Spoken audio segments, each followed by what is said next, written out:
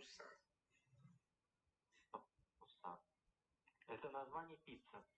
Алая урса, да? Руса. Урса. Паруса. Я понял. То есть ничего не понял. Хорошо. А что там еще раз комплектация пиццы? Сыр, моцарелла, шампиньоны, снежный краб, семга слабосоленая и помидоры свежие. Также шеф-соус, там в нем майонез, чеснок, соевый соус, укроп.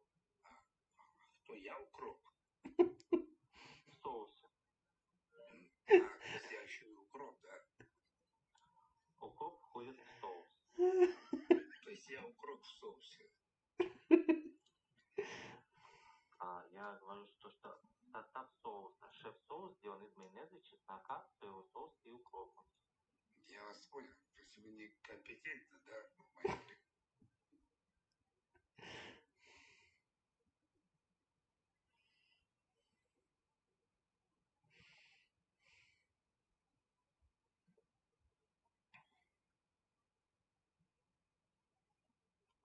Есть, отдай ребенку эти деньги, чем ты в соседнюю кафешку отдаешь эти деньги.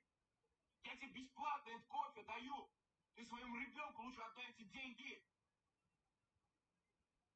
Комар! Пошли!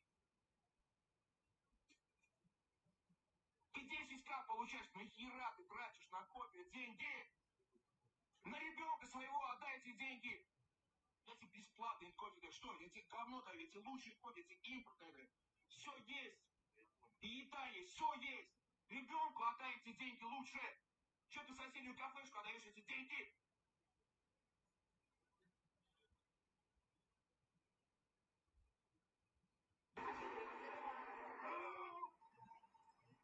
Ты куда, мэн? Куда? На автобус? Брат, ты куда бежишь? Вот, пидора, откройте ему! Откройте ему! Откройте ему!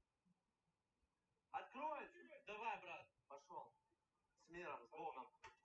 Все, давай, заходи сейчас. Я тебе помог сесть и уехать. Добра тебя, мужик.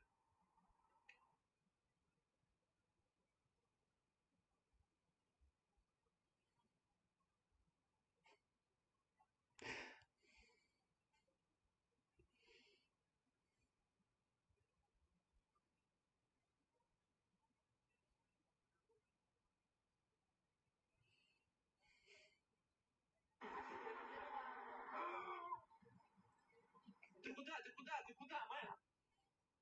Откройте! Давай, брат, пошел. С миром, с Богом. Все, давай, заходи сейчас.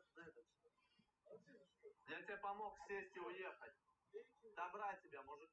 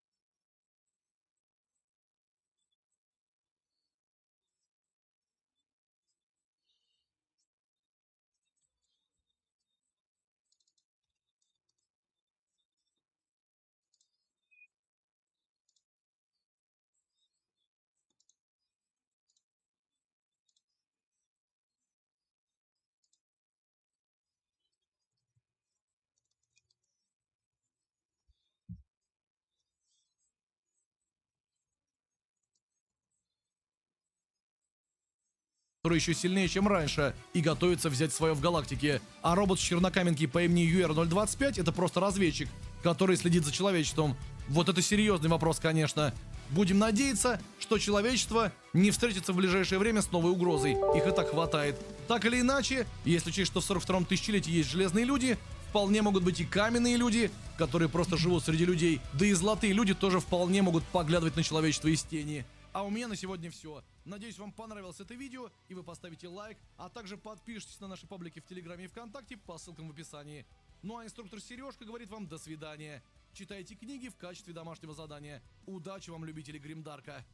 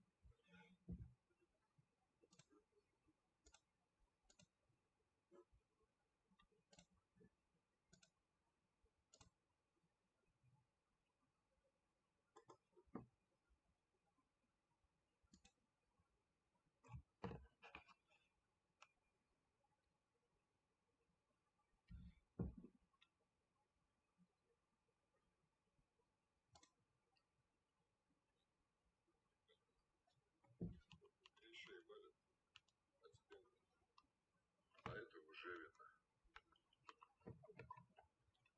Закон такой. По жизни закон. И потом, редко мусора гребут просто так, перед разборкой. Выпей, мне тебя так легче понять будет.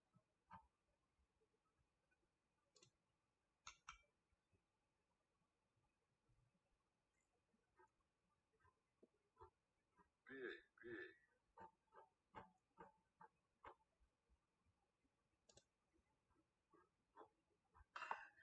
И зажуй, зажуй. Не впаду. В бегах иногда так развезет. А это нельзя. Ты не менжуй. Я так напомнил, что думает про тебя. А я сосу. Со стол не присяду. Это нельзя. Ты не менжуй. Я так напомнил, что думает про тебя. А я сосу. За стол не присяду. А с тобой, видишь, присел. Знаю, потому что кто на деле пан, кто всю котлу вашу притопил, и через это судьбу тебе задел. Кто? Знать-то знаю. Да объявить не могу. Не хочу. Hello, little boys, little toys. Стоп. Как погоняло получилось? В интернете еще. Как получилось? Сам придумал. У меня день рождения попал на високосный год. 29 февраля. Так получается, что у всех хоть день рождения, конфеты там всякие. А у меня обидно. Вот мы праздновали мой день рождения 1 апреля.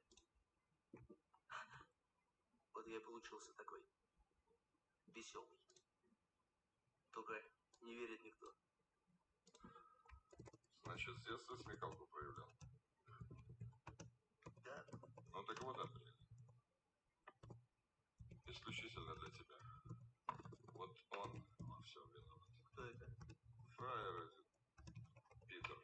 И вот кабанчик при нем. Подментованный, похоже. Под Коломенскими барыжил. Тут на 3 стула решил пасти сразу. Так вышло, всех развести хотели. А получилось сами себя. Пробили мы их, потому что заранее.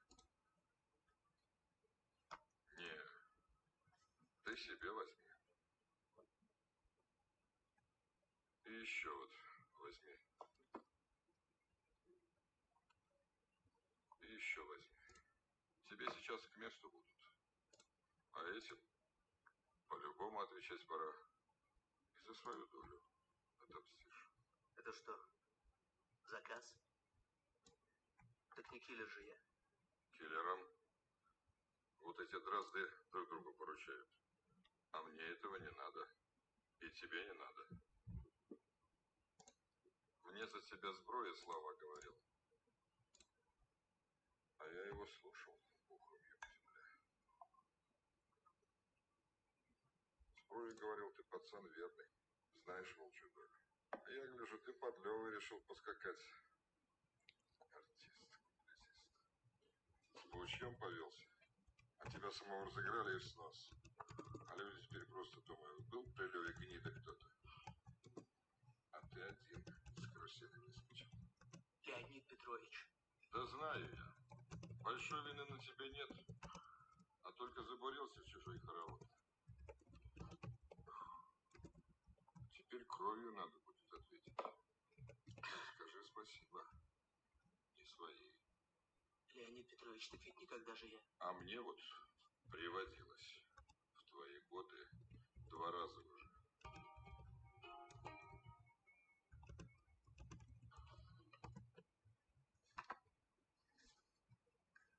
На вот, еще тебе.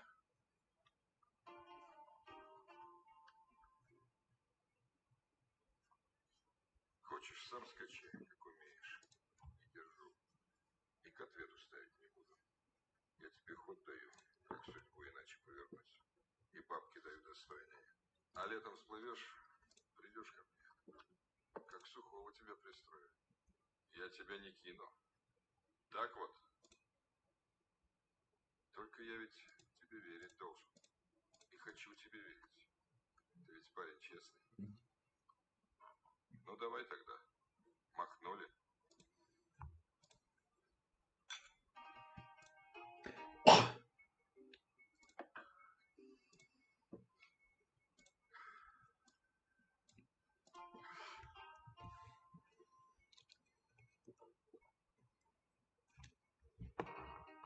Как подцепим, спросим тебе на пейджер вместо выгодное для нас.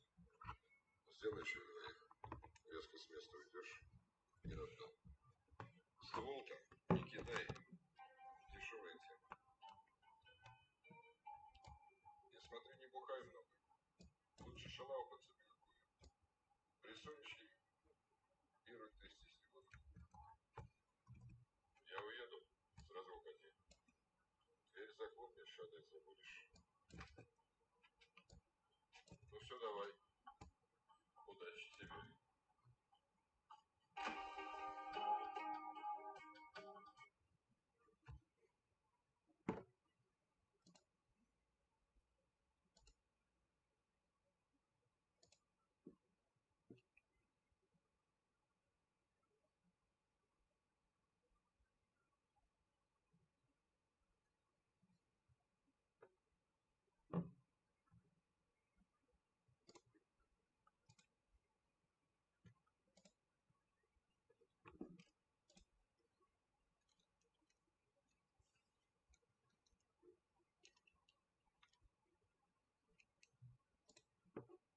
Зима не повод впадать в спячку. Открой Блинк и посмотри, кто из друзей прирос к дивану. Бро, вылезай из берлоги, пойдем гулять. Там холодно. Да брось, будет весело. Не, ну все, держись. Кидай аудиостикеры и вытащи друга на прогулку. Да ладно, пошли. Блинк, с друзьями теплее. Еду сейчас на Москва-Сити, долбоёбы хуй сосить. Я только прилетел с Ростова, завтра улетаю в 50-х, суки, ебать их давно профи. Не любитель, я сам себе предприниматель. Вижу лохов, наебать их. Черная рубашка, галстук, я уже мужчина. Ее туфли зацепили, ведь они из крокодила. Первый день в Москве мы закрываем всю дрочильню. Я сейчас на чиле, так что шлюха подрочи мне. Каждый выходной мы постоянно что-то мутим. Но это по сути значит ежедневно будем. Вот были малыми, сейчас уже большие люди. Дело не в валюте, просто мы из Беларуси. Речь лучше, чем у бьюти-сучек. Мне не нужен парикмахер. Захожу в кофейню в доме, нет потребности в Старбаксе. Завтракаю в бульбашах, не в Сабвее и не в Маке. Доллар снова ебанулся, блять, Запад, иди нахуй. Он не умеет кайфовать, как я, и много говорит. Чтобы так красиво жить, надо знать, как хуй ложить. Он не трогал сиськи, никогда не видел сквирт. Ты скорее всего педик или просто мамин сын. Вызываю вешку на Тверскую утром из трепухи. Со мной мои алабаи и подруги, две подруги. Мы вдвоем на кухне остались Катюхой. Где же ее руки? В штанах у акулы. Я главный покупатель в самых недешевых магазинах. Меня помнит район Самбахуэ, как я оттуда вылез. Куплю себе ранчо, где-то в жопе буду пасти кобылы. Разводить бычков и запивать сальсу текилы. Еду сейчас на Москва-Сити. Долбоёбы, хуй сосите. Я только прилетел с Ростова, завтра улетаю. Сисястых сук, ебать их давно профи. Не любите, я сам себе предприниматель. Вижу лохов, наебать их. Эй, наебать их. Эй, Тостер 2025, акула. С наступающим Новым годом, кайфуйте, не тратьте время на хуйню.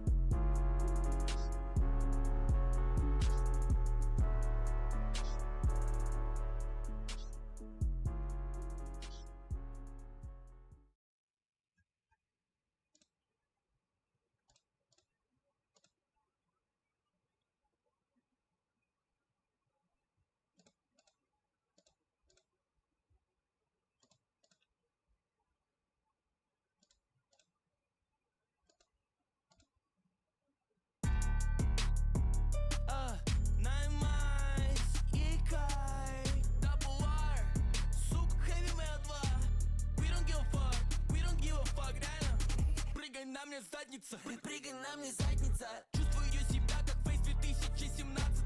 Мы как глюкоза, Россия слушает, им нравится. Если деньги суки, я знаю, как им понравится. Хуй ты мне понравишься. Этот рэпер 10 вайпер, хз, как он называется. Типа влево шаг, вправо шаг, деньги просто спаунятся.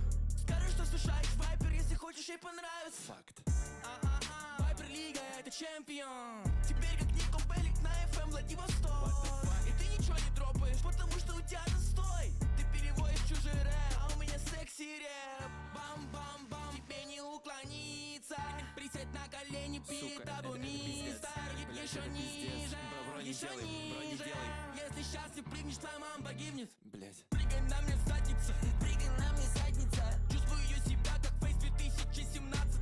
Мы как глюкоза, Россия слушает, им нравится. Если деньги суки, я знаю, как им понравится. Suicidal tendencies, suicidal tendencies, suicidal tendencies у половины рэперов. Не прошло и, сука, половины хэви-металла.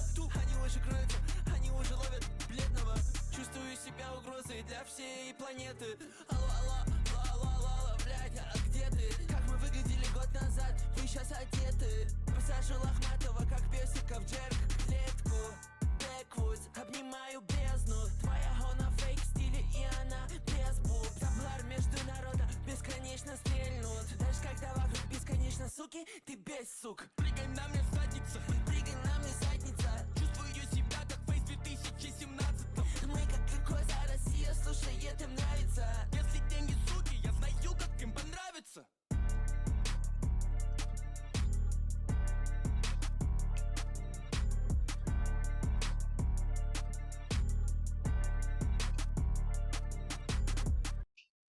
Моя душа как сталь, и так-то мне не жаль. Меня не забывай, татарата прощай. Моя душа как сталь, и так-то мне не жаль. Меня не забывай, татарата прощай. Ну где же мне взять силы? Один в поле воин, воин в поле один. Они думали, ты болен, а ты непобедим. Один в поле воин, воин в поле один. Они думали, ты болен, а ты непобедим. Летаю в темноте видел путь к себе. Раздевай души догола, тебя поломать, либо ты тогда.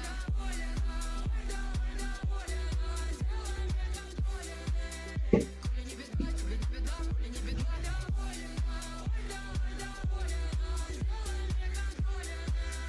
Коли не беда, тебе не беда.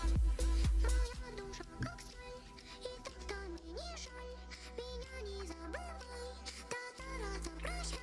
Моя душа как сталь, и так-то мне не жаль.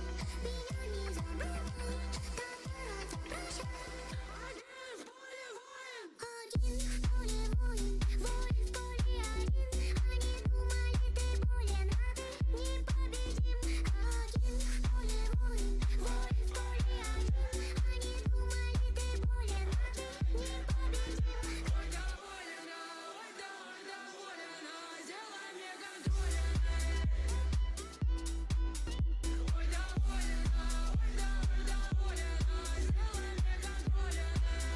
Коли не беда, тебе не беда.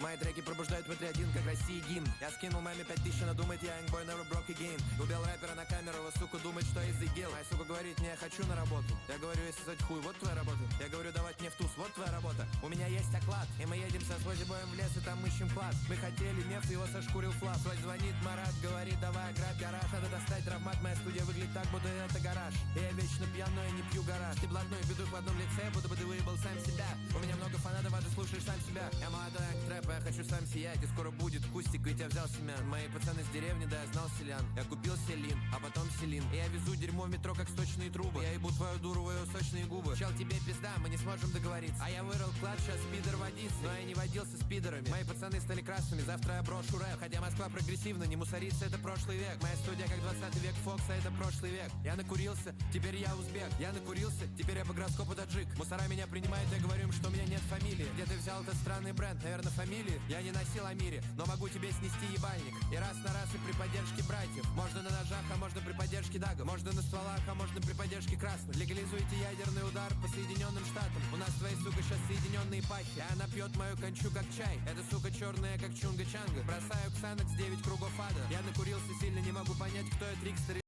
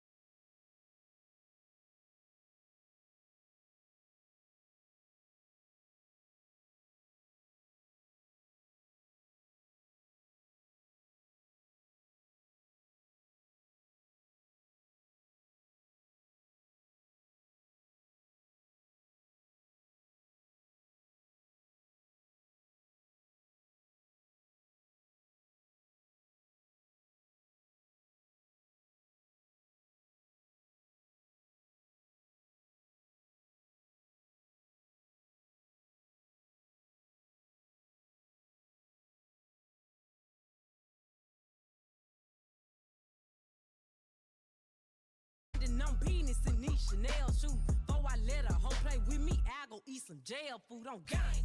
Stomp a little pussy, hoe win some shell talk. Slapping rap bitches and making bail, hoe. Two-tone Cartier match the nails, hoe. No competition, these bitches fail, hoe. Curbing on curbing, my shit in layers, hoe. Say they get money, but I can't tell, hoe. Keep running circles around these snail hoes. And my shit bumping up in the jail, hoe.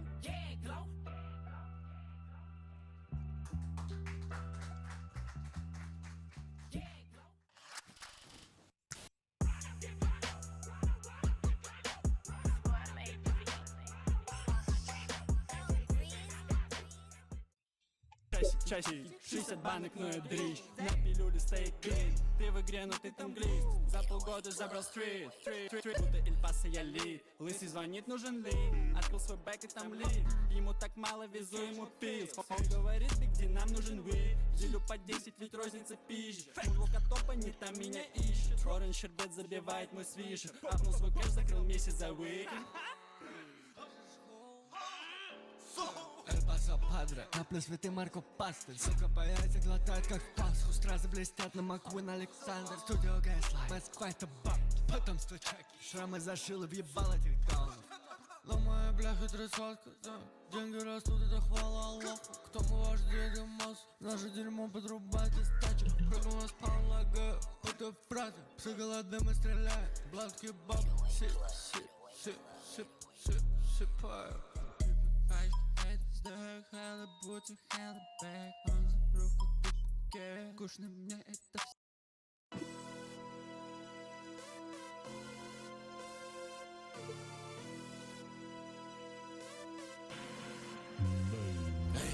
Полгода, не кидаю зорик, мой бро кинул 2. С21 аж 30 легких, твоих СО2. Я молодой Юра, да ты знаешь, я игрок, парень. Сейчас со мной Калуга, бля, как будто я мелок в красном. То, что мы тебя ебали, парень, в этом есть причина. Я вчера потрахал, суку, не помню, Лены и Кристины. Мы барыги с детства, но мы знаем, в этом нет престижа. 20 лет я фасовал мешочки пластилина. Твоя бэща на постели, я и свой куплет застелил. Я врубил его на стерео, и она потекла. Чё, бро, в руке игла, это медленные деньги. Скоро родим новый стиль, мы беременные в рэпе.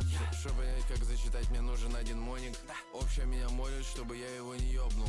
У нас есть котлеты, но не продаем котлеты. Мой плак сейчас забрал брейк, а адресом были котельники. Валимся в этом трэп-дерьме, как отлеада. Чтобы вам меня понять, типа вам умереть надо. Я сделал 2 хапки, пришлось умереть дважды. Это сложная попытка в трапе уцелеть, парень. Не отбрось копыта, бля, тебе нужна подпитка. Сука, прыгай на мне тилка, так как у меня есть пипка. Это районные деньги, парень, у меня есть движка.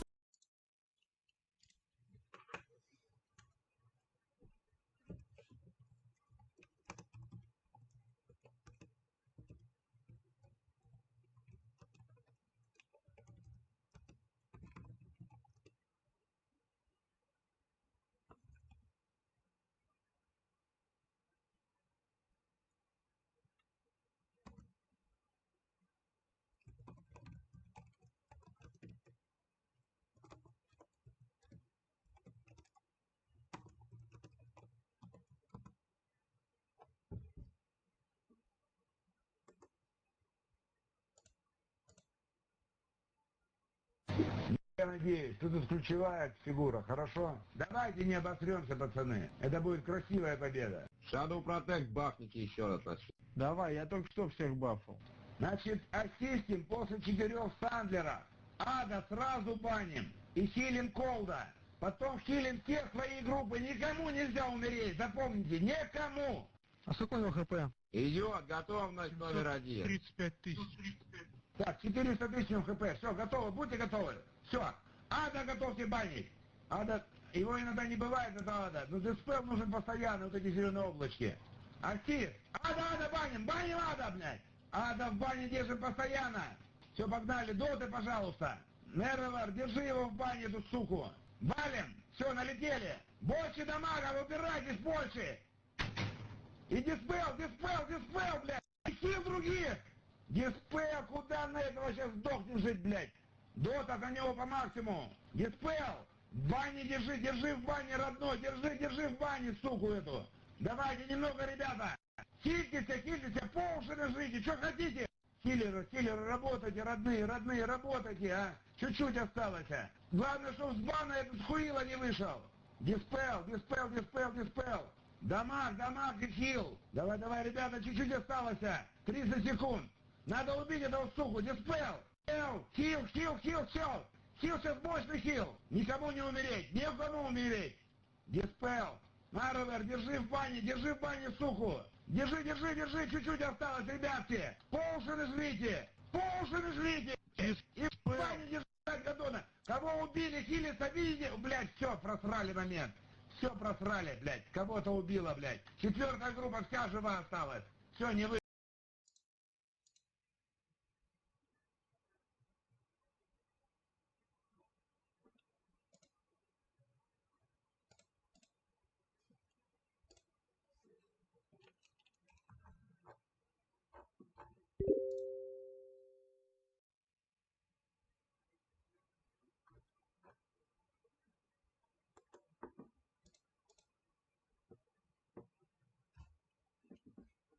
Right, that means 1, 3, 5, 7 left, 2, 4, 6, 8 right. Up, your whelp groups. Okay, listen the fuck up. You are going to DPS very, very slowly. Now, and by slowly I mean fucking slow. If you get aggro, it means you're going to lose 50 DKP because you didn't know what the fuck to do. And watch the fucking K. You get kicked into the whelps, you lose 50 DKP again for not being where the fuck you were supposed to be. There is no aggro reset. You only need... There's some shit about an aggro reset when people don't know how to manage their aggro. After... Away! Whelps! Left set! If you stand in the right fucking place, there is no way you are going...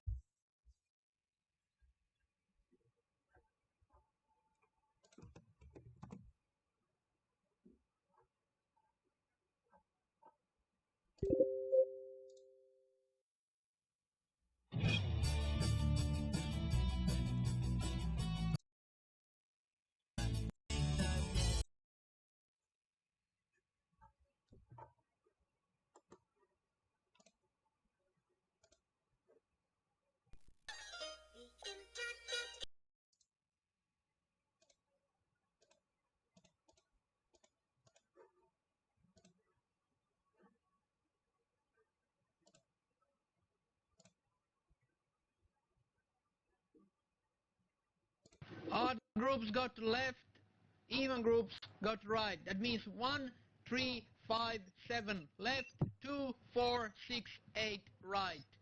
7 and 8 are well.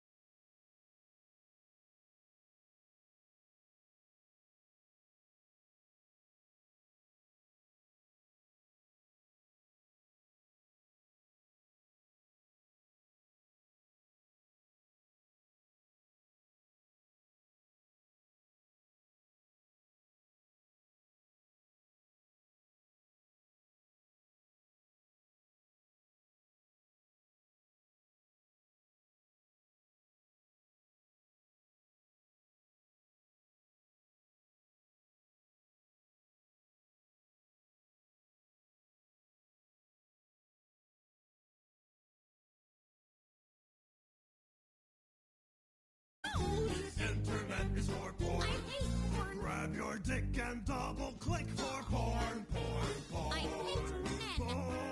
I'm leaving. I hate the internet. The internet is for internet is for internet is for porn. Yeah.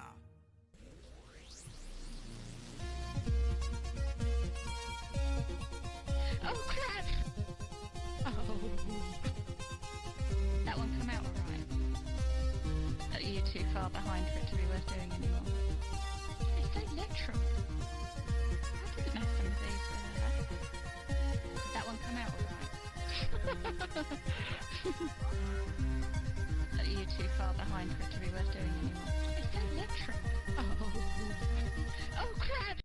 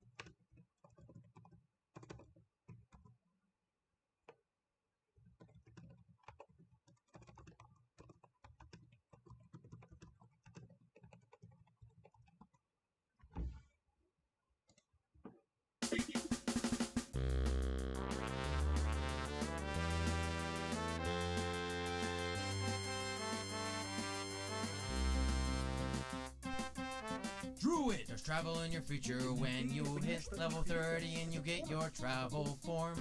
You will never be a rogue, always healing and crying about your class. Hunter! You will want every single weapon in the entire freaking game. You don't need anything but your pet, cinnamon, scatter shot, and then bang death. Mage! You think you're almighty with your epic staff, with arcane power and a Zandalarian hero charm. The only problems will be ripped to shreds, and you will be nerfed by every single glitchy patch. That's the world of Warcraft that you play. That's the world of Warcraft that you played. That's the world of Warcraft that you played. That's the world of Warcraft that you played. Rogue! 50% of your server will be composed of rogues who rode their class to be cheap. You should not worry because you can one-shot someone without any kind of skill. Preach. You think you're a shadow priest, but you will be forced to be a heal bot in your raids. You should prepare to jump off a cliff when suddenly everything is your fault. Drummond. You are the most overpowered class. All you have to do is cast Frost Shock to win. Remember to keep reincarnation up, and it will take 10 alliance just to take you down. That's the world of Warcraft that you play. Yeah. That's the world of Warcraft that you play. That's the world of Warcraft that you play. Yeah. That's the world of Warcraft that you play.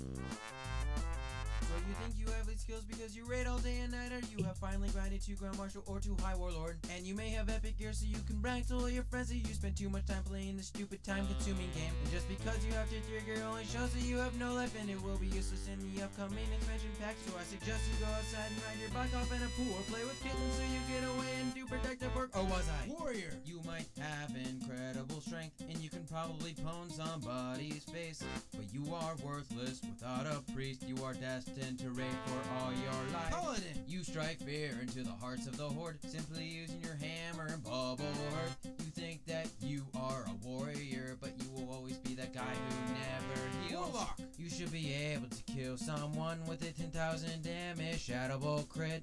If I were you, I'd join a guild and always raid. Never leave my house again. That's the world of Warcraft that you play. Yeah. That's the world of Warcraft that you play. That's the world of Warcraft that you play. Yeah. That's the world of Warcraft that you play. That's the world of Warcraft that you play. Yeah. That's the world of Warcraft that you play. That's the world of Warcraft that you play. Yeah. That's the world of Warcraft that you play.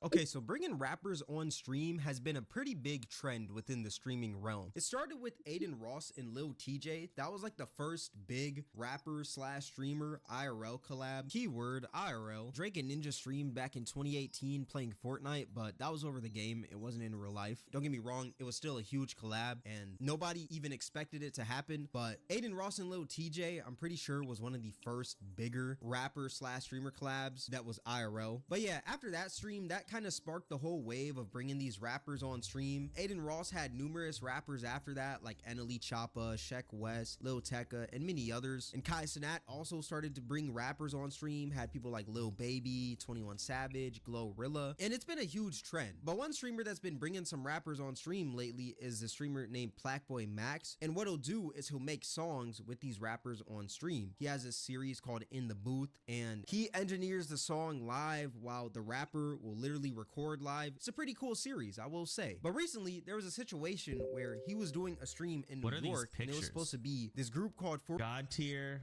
S+. Russell played a rogue, selfish class.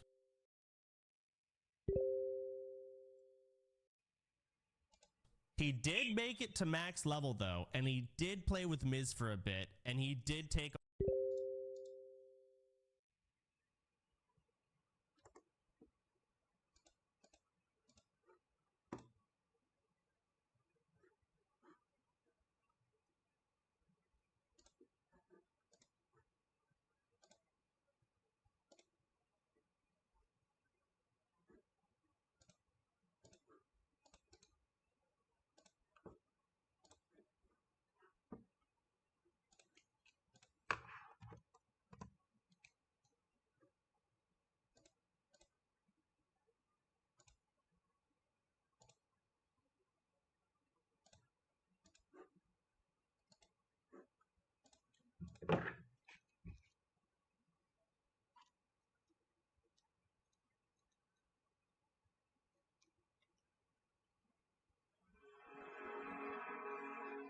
May it be when darkness falls.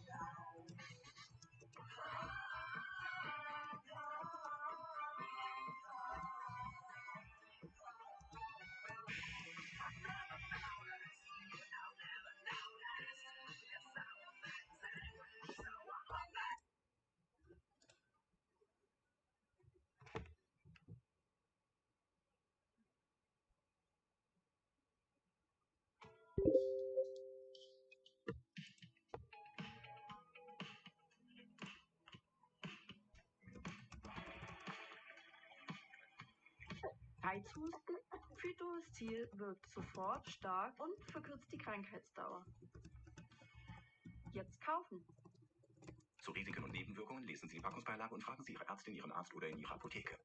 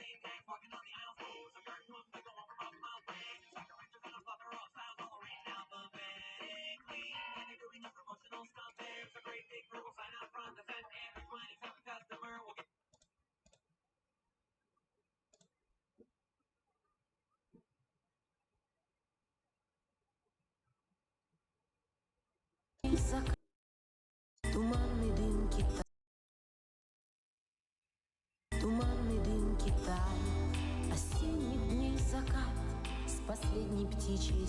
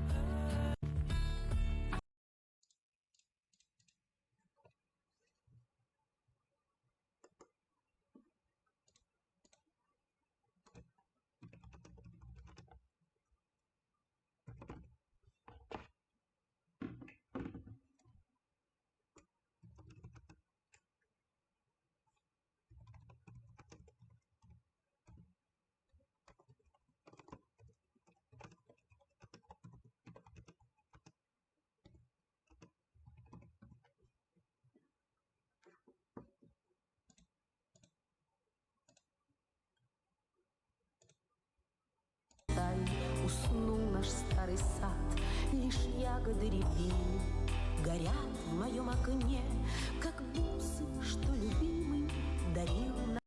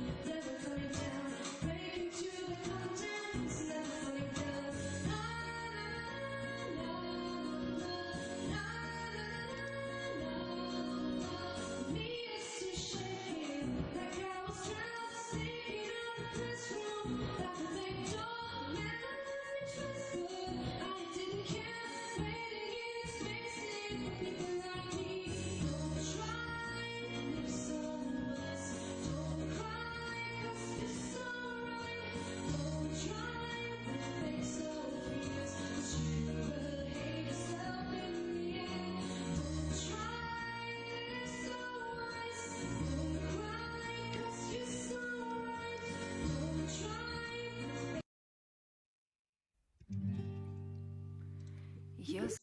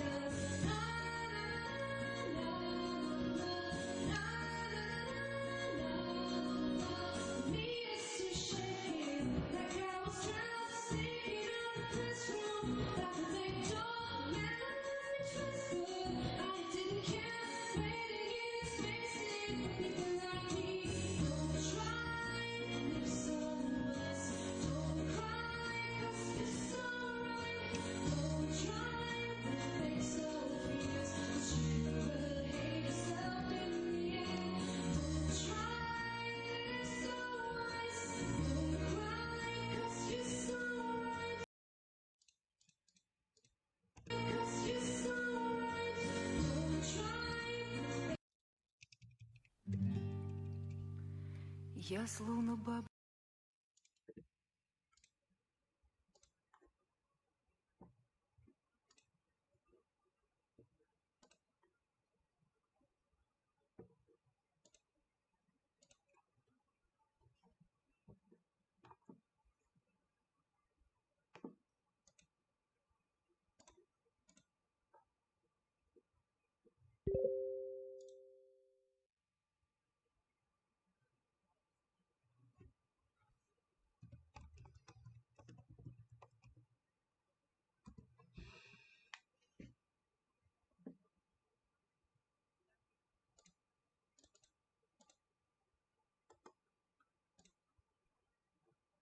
Okay, hi. Okay. My name is Boxy. Most of you know me as, well, no, most of you know me as Boxy, I suppose. If you're watching this, you probably know me as Boxy. But, a lot of people don't know me as Moldy Lunchbox. And, so, yeah, that's my Gaia username on Gaia Online. And I told my Gaia Online friend, buddy, one second, I'm uncomfortable. I told my Gaia Online buddy friend, Admiral Awesome, that I would make a video just for him. So I'm doing it. Here it is. Addy, I love you. I love you. And, so let's see. What about, oh, just so you know, Addie, because I know you're watching this, because you're such a conceited bastard. I don't normally talk like this. I'm normally, like, all over the place like I am right now, but it's a calmer voice most of the time, unless I'm, like, really hyped up, because then it's different even still from this. But let me try to get my calmer voice. Yeah, I'm really, like, it's fun. It's cool. There it is. But it's going away now because it's just so crazy. It is Cause okay, I love you.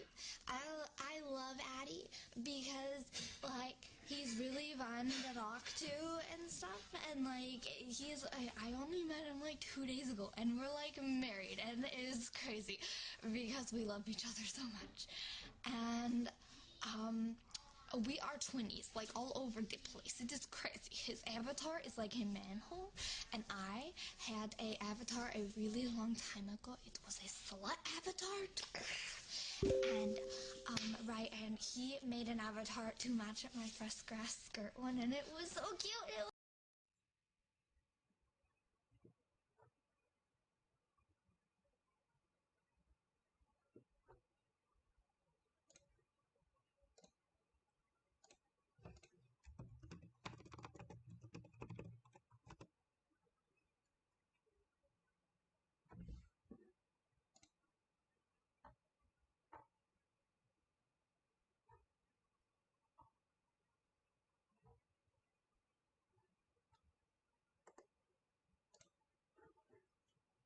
Hey guys, thank you so much for 200,000 subscribers. I like never thought I was gonna get that many subscribers, but I did. So here we are. And just like the Family Guy, the saxophone video, I'm gonna be doing the same thing with my piano. So let's try and do this.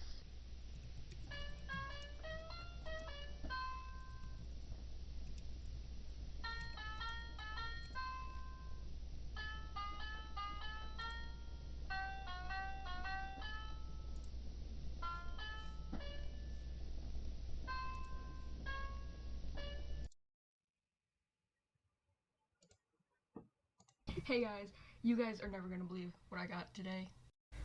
I'm playing and I don't like because it's hard to play on a P. You guys like, oh, but I hope you like my video with my PSP. Share this video with 5 friends for free hot dogs. I'll mail them to you. And thank you for watching. I'll see you in the next video.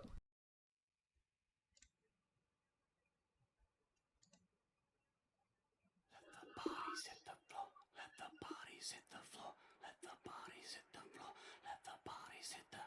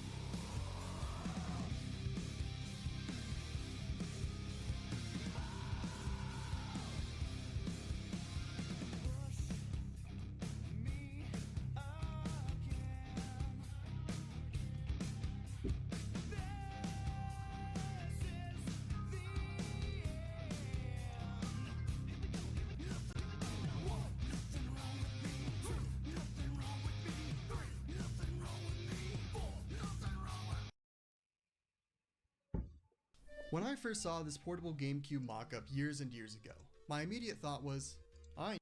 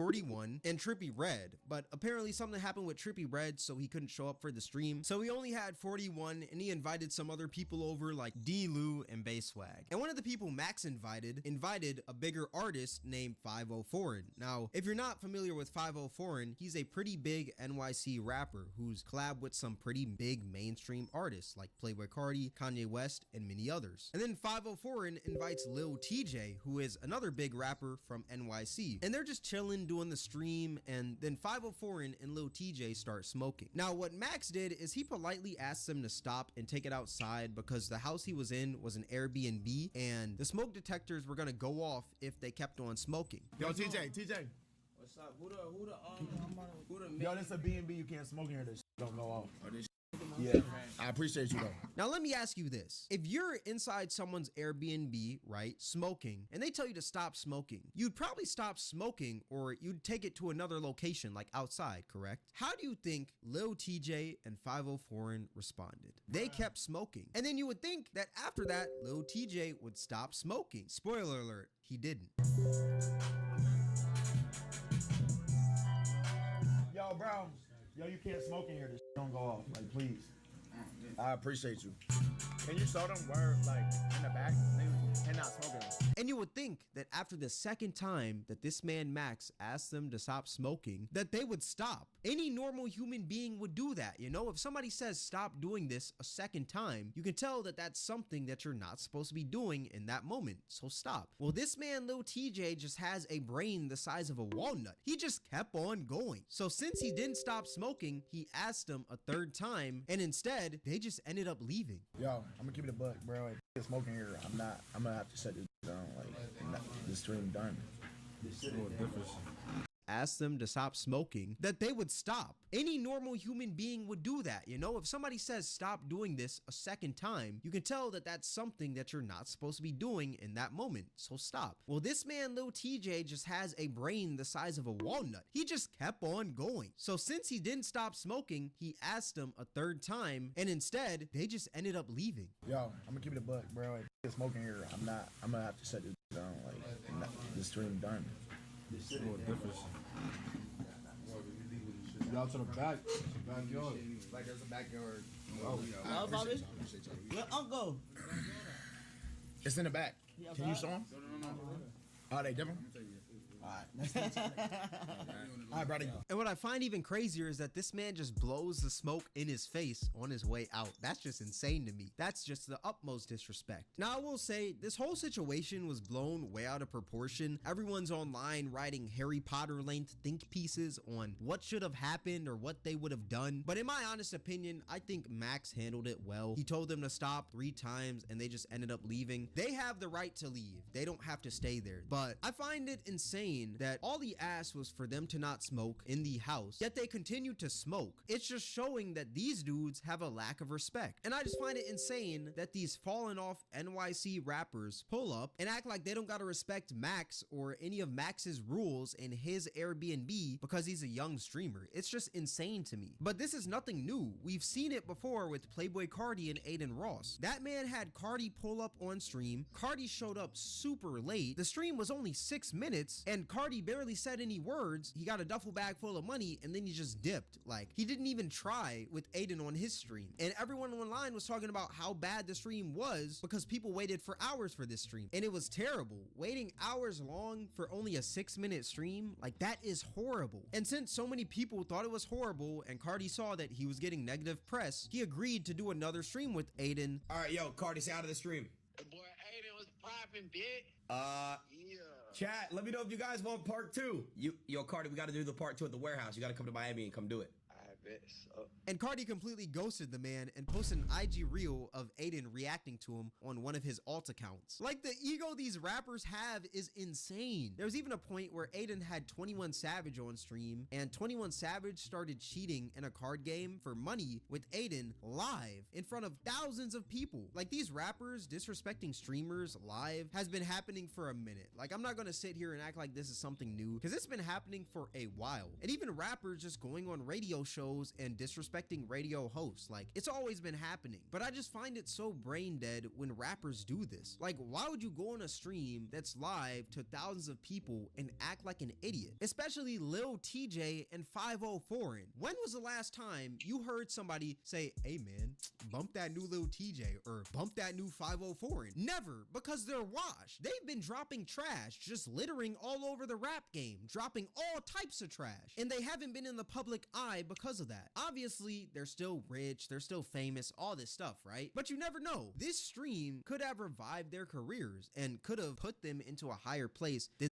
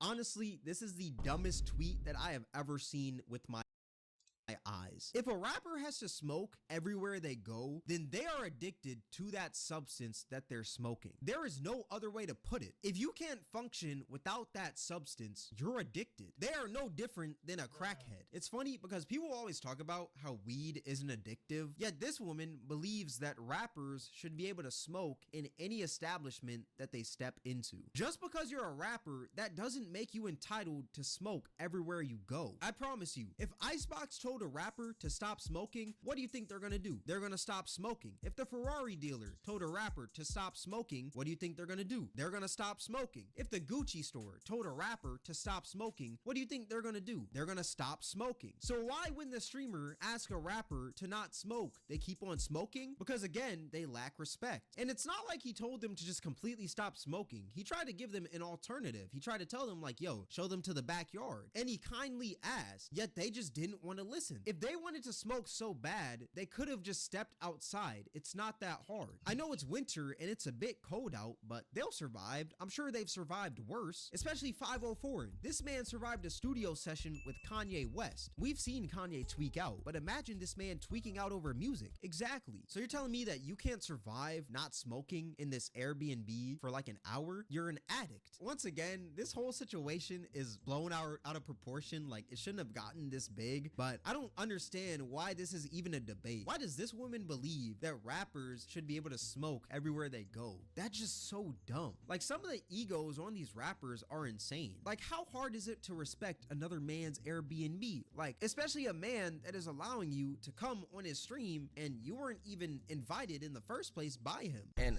so why I didn't, one, it fake smell like weed already. Two, you like on some, yo, stop smoking, thank you. Nigga, I'm a hood nigga, bro, regardless of the little TJ image, which I'm trying to, feel me, keep a mid-ground now, bro. Like, I still damn near feel like you was talking a little crazy, bro. Like, niggas ain't never do that. Y'all never been somewhere, no smoking, walk off, hit the from the hood gang. How sensitive y'all gonna be, nigga? Okay, so I don't understand how somebody telling another person to stop smoking is talking crazy, but okay, TJ. But yeah, let me know what you guys think in the comment section below. These streamers need to get their respect. Like, they genuinely need to. I don't know why these rappers are trying to act like streamers aren't doing more than them nowadays. Rappers aren't as influential as they used to be, but like I said, let me know what y'all think in the comment section below. All that being said, this is gonna wrap up the video. If you guys made this far, I appreciate you. Twitch Cameron WAK, Discord link in the description. If you guys enjoyed this video, then I highly recommend you guys check out my most recent video. It'll be right up here on the screen. All that being said, thank you guys for watching. It's Cameron, and I'm out.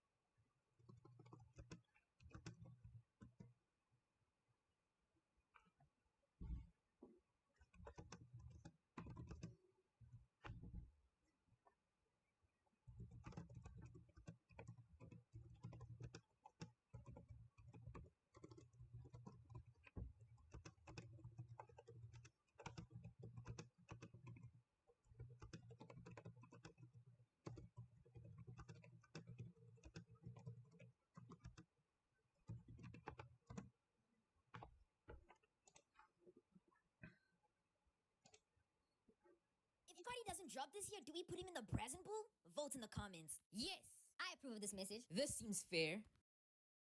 We make him into a sex slave. If this happens, I'm trying him first.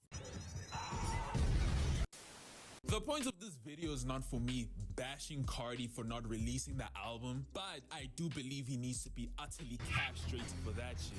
Fuck, we're digging in me. You're digging in me.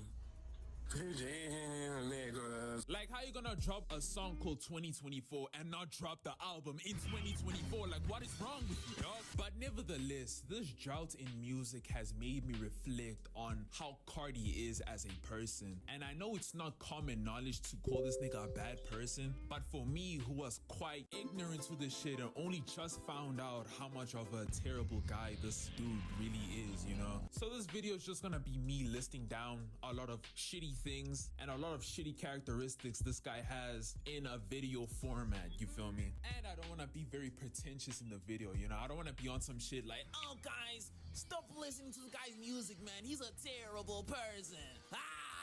I hate Kanye. This is completely unreviewable trash, and here's why.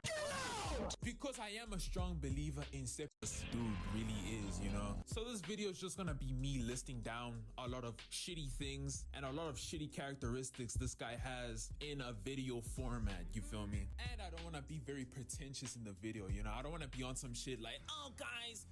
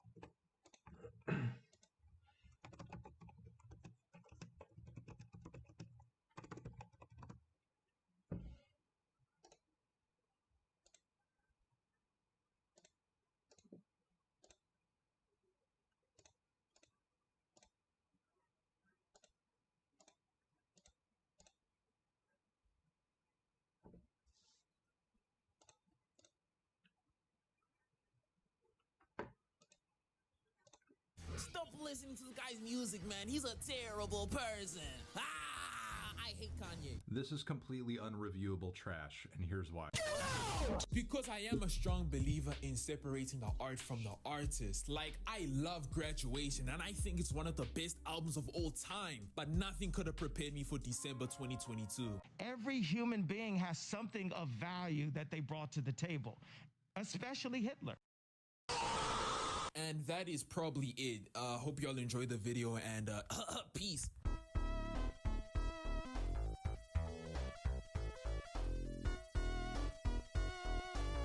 I feel like everybody knows the story already, so I'm just gonna gloss over it. So Cardi dated this girl named Iggy Azalea, right? They dated for about 2 years and they decided to have a kid together. Everything was relatively okay until it was time for her to actually give birth to her son. And Playboy Cardi wasn't there. But instead, he was playing PlayStation with Lil Uzi. So yeah, this man missed his son's whole birth so he can play Fortnite with Mr. Galaxy Gas himself. And his response to this, well, he didn't. He stayed silent. How mysterious. He must be aura farming. So considering he didn't even put in an effort to respond, Iggy Azalea kept spewing shit about him, right? And one thing she said was that Playboy Cardi missed his son's first ever Christmas so he can party for his Whole Lotta Red album with a stripper, which is fucking insane. But moving on. She even flat out said that this nigga just don't be taking care of his son. She replied to this one Twitter post and she was like, yo, you can really compile every single moment this guy took care of his son in a 2-minute video, which is crazy. And personally, I understand not giving a damn about Iggy Azalea, cause whatever. I'm a runaway slave. Master. That's racist. But nigga, your own son? Nigga, damn, man.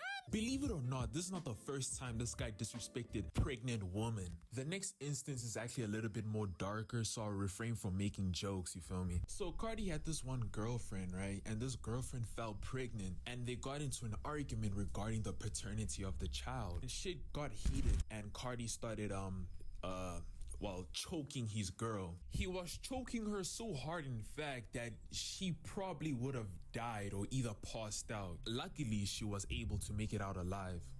But, yeah.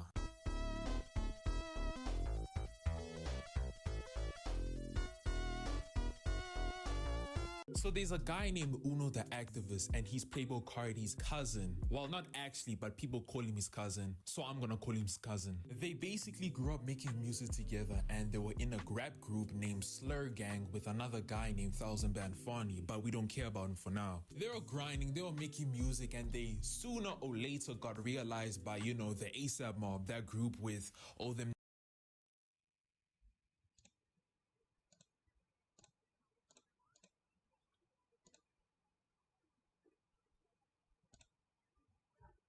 Когда типа лекарства возят в жопах, но это не клизма. Она мне дает, у меня хари. Как же много было сообщений в комментариях на ютубе, в комментариях. Классика совместно с Бэйби Мэлом.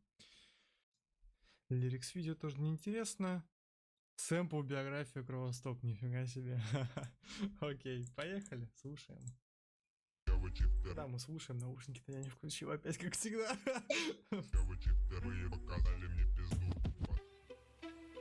Эй, я не знаю, где тормоз и газ, я на блатной педали. Я конструктор, но твоя бля думает лишь об одной детали. Всех моих типов болит печень, Эрики обидали. Мне набирает братик сразу, если у него беда. И ты еще не знал, то что сничить это грех, я беда. Рэперы хуйня, я репрессирую их, как Генрих Ягода. Чувствую себя лилби набитых, бейсит ягод.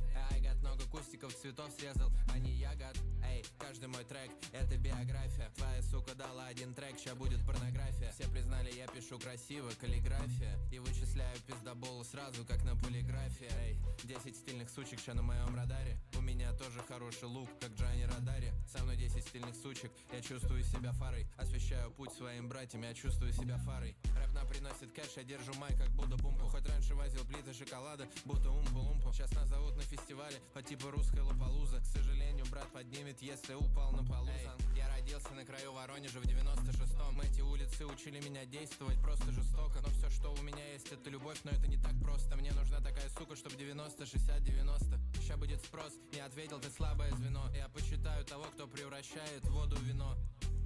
Могу превратить твой план в шишки. Ты планировал взять твердый чел, но твой план жидкий. Суки смотрят на меня, говорят, какой еблан стильный. Чё-то я опять слабый, покурил опять сильный. Ко мне приехал белый ворм, но он опять синий. Мы в центре внимания столицы, как Москва-Сити. Ну, вот это прикольный тречок на самом деле.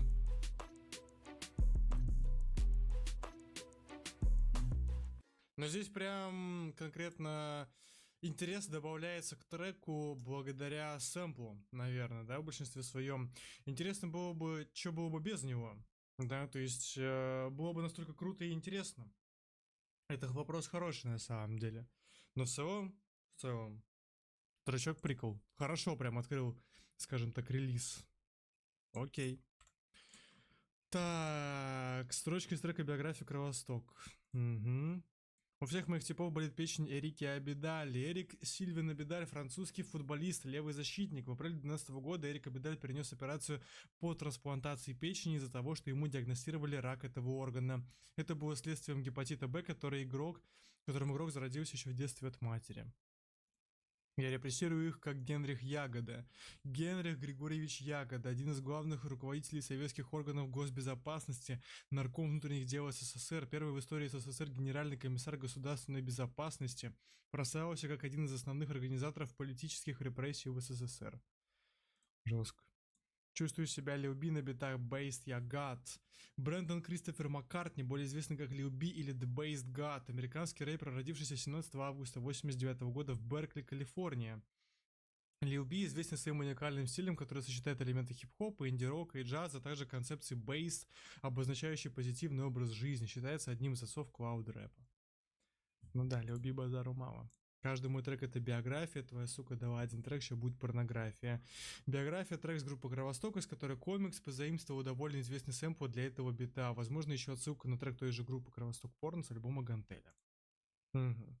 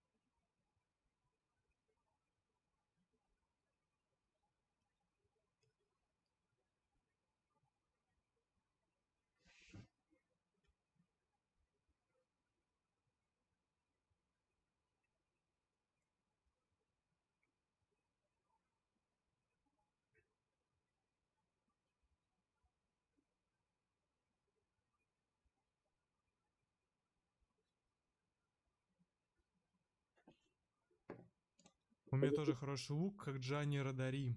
Детский писатель, классика, совместно с Бэйби Мэлом. Продюсер Коми. Говори, что И сэмпл его, да, по-моему? Твоя Да. бэби хочет показать мне свою либидо. Я покурил один косяк и превратился в дебилу. Я хочу себе стримы большие, как у Дил Блина. Раз не хотел плохо Нифига себе. Вот так вот, отсылочка. удивило. Плевать, что я сейчас выгляжу как тип, что намутил Димыч. Твоя тёлка меня хочет, скажи мне, в чем причина. Наверное, у меня харизма. Есть и биба. Уберу тебя с одного идлиба, я другого вида. Ты была отделенным, но ща говоришь, что индивидом. Ну-ка замолчи, могу вам залечить, как инвитро. Проезжая, пожалуйста, очков в кармане 3 литра. У меня большая голова, будто я Джим Нитро. Я бегу к деньгам быстро, вот в НФС я применил нитро. Трап от моей паствы тут лином, я полит митра. Подмешал тетраму спрайта, ты сказал, попил лина. Приехал в РН, еду сэвиджу на Полину. Встретил знакомую девчонку, когда-то мне дрочила. Вспомнил последние крисы, потом меня напалили. В русском аппетите беру панини и без сыра. Бро, реальный G вам не поставить, мой хоми арестанты. Ему пора дуть и трапить, ему пора мувить став. Я возьму кувалду в руки, попрошу всех стройно стать. И выбью твои тёлки зубы, чтоб я лучше в рот давать. Молодой Джон Гарик, в этом рэпе я порву им зад. Кто если не я, врубись никто другой, а как еблан. Мои хоми курят план, все как 30 лет назад. И после спортивного зала я хочу похавать зан. И мне нужен ее зад, и мне нужен этот газ. Хавал только один заломакс, теперь я ебанат. Я Джон Гарик, первый класс, все альбом как твою мать. Мой флоу это хуй в рот стайл, я тебя никому не отдам. Белиси в РН, и я ща еду в Робинс Добин. Я схавал только один перк и филю как Воронин. Промою мопу мозг, типа он общается с тёлкой. Приедут пацаны, ну а в итоге мы въебем их. Со мной всемогущий Гарик, а я всемогущий Гог. Со мной свой зибой, мы два грузина, типа два Гога. И мне надо много, но им не надо много. Обчитался жестко, но я могу перечитать Ван Гога. Еду из Воронежа в Самару, маг на полевой. О, за Самару респект. Да есть же. Кто ее трахнет трикстер и скажет, типа нахуй пошел. Забрал травмат мытищих, я его еле нашел. Со мной Джон Гарик, он машмете, он тебя пырнет ножом. Бэйби молодая гол, будто бы Роналдо гол. Снял с мажора цепи, я повесил на себя гол. Я Джон Гарик, русский парень, я люблю свою. Вот это хорошее тоже. Вот это хорошо было. Вот это прям оно. Базарчик. Не, классный трущок вообще. Мне очень понравилось, как они такое достаточно настроение прикольное в своей читке здесь обозначили. Такое, по-моему, незначаевое, это такое очень легкое. Вот, но при этом биток качает. То есть очень такое необычное сочетание, мне прямо оно нравится. То есть все под контролем, ребятки. Сейчас мы по кайфу зачитаем, бам-бам-бам. И ты сидишь, слушаешь, прям нормально вообще. Парни раздают здесь. Хорошо было вообще. И сэмпл тоже здоровский. Очень интересно, у нас будет на протяжении всего альбома какие-то сэмплы использоваться или нет. Но мне кажется, что нет. Потому что, мне кажется, это было бы слишком вообще. Но это прям стиль добавляет конкретного сюда. Это железно. Вообще. Интересно посмотреть, что будет дальше у нас. Понимаю, что я еще выгляжу как тип, что намутил Димыч. Сленговое название Димедрола. Угу. Джимми Нейтрон, NFS Need for Speed. Вероятно, речь идет об улице Полины Осипенко в Воронеже. Я помучусь. Спасибо большое за информацию. В русском аппетите. Я, кстати, вообще впервые такое вижу. Не знаю. Ладно. Я возьму кувалду в руки, попрошу всех стройно встать. Строчка омаж на строчке из песни «Первый класс, сукины дети». Я возьму кувалду в руки, попрошу всех стройно встать и выбью твои тёлки зубы, чтобы ей лучше в рот давать. Это... окей. Я просто не знал вообще сам по себе трек этот. Я вот поэтому догадался, будто бы это флоу с этого трека. Вот, но я сам по себе этот трек не слушал никогда вообще. Я только сэмпл знаю. Кто, если не я, врубись никто другой, это на обладает АМ. Ага. Так, твою мать, трек Цезарь, первый класс. Угу. Угу. Робинс Добин. Одна из крупнейших в Воронеже по производству продуктов общественного питания. Всегда можно взять чай и выпечку. На придачу лучшая точка. Вот так вот нам обозначили, ребят. Берите на заметку. Я схавал только один перк и Филю как Воронин. Туфил чувствовать. Филипп Филя Воронин, персонаж русского ситкома Воронина, который в свое время крутили на СТС, кстати, имеет некоторое визуальное сходство с Мэла. Окей, Ван Гог, Самара в Мак на Полевой. В Самаре хайповое среди молодежи место — это Макдональдс на улице Полевой. Реально? Я, кстати, вообще не в курсах. Ну да, базар. Башмете он тебя пырнет ножом. Башмет Воронеж — это название района, который получил свое имя от завода горно-обогатительного оборудования, расположенного на улице Чебышева. Уже несколько десятков лет Башмет пользуется дурной славой и постоянно делит с ВАИ первое место в рейтинге самых опасных районов Воронежа. Я тут живу. Ой, какой бедняга. Просто... Он именно это именно звучало, типа, не как он похвастался, да? Он просто, ну, это призыв о помощи, будто здесь был конкретный. Ах. Ладно, это хороший трек, слушай, мне понравилось. И Бэйб Мэо прям классно зачитал. Базару мало. Дружба, следующий трек у нас. Прикинь, сейчас будет здесь как сэмпл с трека Гуфа, да, там. Ну ладно, нет, почти. Так, окей. Так, альтернативное название. В течение первых 4 дней только было название «Все тёлки», отсылающее как и сэмпл на одноименный трек рэпера «Первый класс». Поехали. Ну, этот трек я уже, кстати, не знаю по сэмплу. Эй, эй, она тебе говорила обо мне, мол, между нами дружба, но на самом деле она пила мою кончушку в джугле. Районные деньги, почти каждый хоми тугил-джугил. Ты говорил, что часто дул, но я тебя убил с пули, но я не достал тул. На квартале я трою парень, немного растет фейм, приятно, будто я сосусь бабы. Тут гангстер-рэп масса, продвигаем, будто шугнайт. И опы пишут хуету, как обычно, они идут нахуй. Опы сосут бибу, идут в обиду, все лохи идут в могилу, а мы создаем стили, и мы создаем стих. Рэпер лоха, он стих, со мной бро, у него стих. Мы реальные OG, районные деньги, MUB, а ты просто би, я ебу просто бит. Я не люблю тропить рим, опа выпустил очередь, а ты хо сказал гочили. Когда я дал ей в рот, был высоко, но это очень низко. И у меня нет мочи больше рэпить так, а у тебя моча. И да ты врешь, о чем не жила, я тру как мочалка. Я ебусь как давалка, не знаю, когда придет кончина, но есть конча. Бабам это пить полезно, будто бы это иван-чай. Я популярный блогер в своем городе, как Ивангай. Молодой Джон Гарик, знаменитый русский ебалай. Достану свою балалайку, дам твоей бабе поиграть. Ценит современный русский и народный трап. 10 лет подряд тут я Кремов за краб, правитель и сатрап. Со мной мой хоми брат и в драке он будто заградотряд. Они спросят у меня, сколько снова я загнал опять. Они спросят у меня, Джон Гарик, сколько ты продал говна? Это мусорской вопрос. Поднял барыжу тему в публичном месте, значит будет спрос. Нужно сделать греф на зону, значит это будет брос. Молодой Джон Гарик, босс, что ты базаришь, это вброс. Ну, очень крутая читка у него, ты прям. Еще хочешь, не смотри так на меня.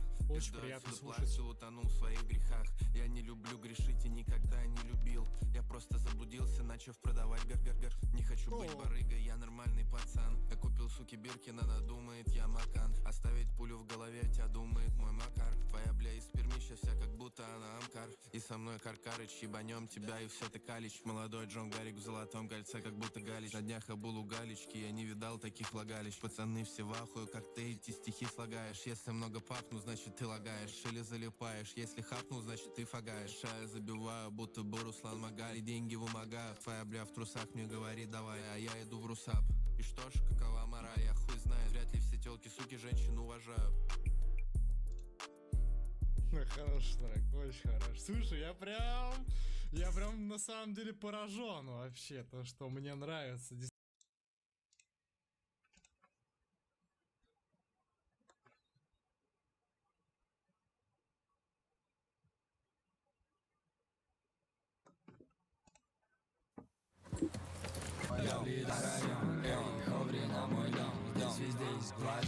Я влетаю на район, мои псы с этих дворов крутят здесь черный нал. Я кручусь как ураган, я вдыхаю WhatsApp, проникаю в ее сад. Ровно полночь на часах, деньги снова на руках.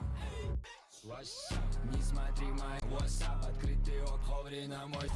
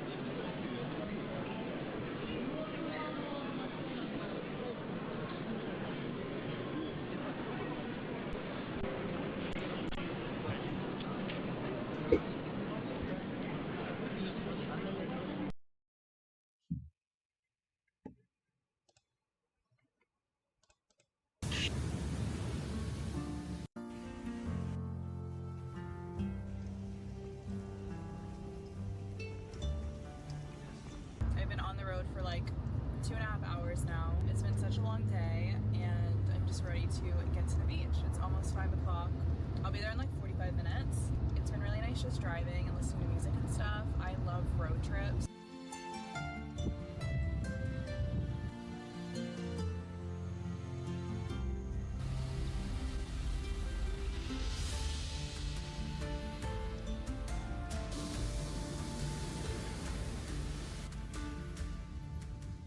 We made it.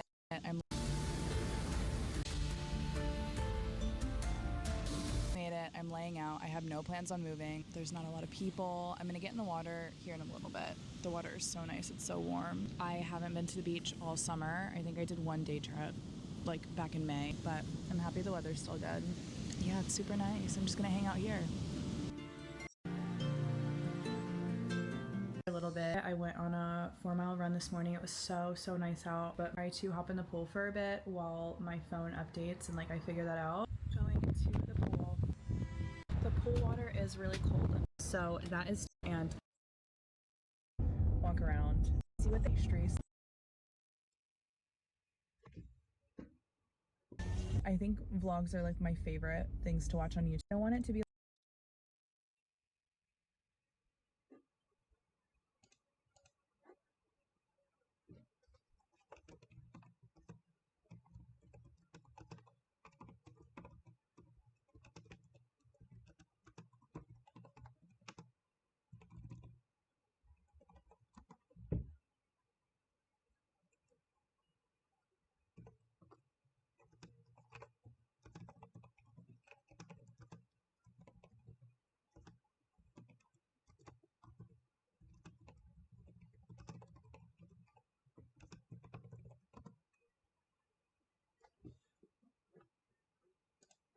like a vain thing. Like I love to watch myself, but I just love watching my videos. I feel like I entertain myself, and like that's the point.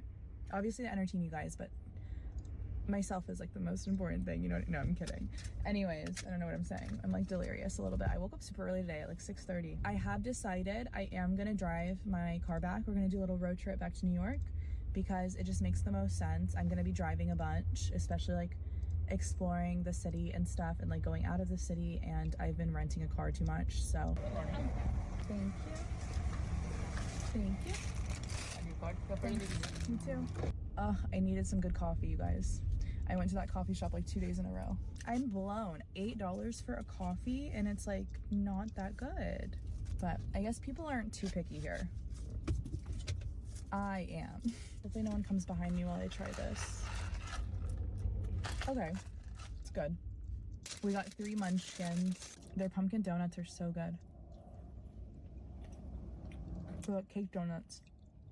I don't really mind cake donuts. Like I won't get them, but the Dunkin' ones are really good. I love pumpkin.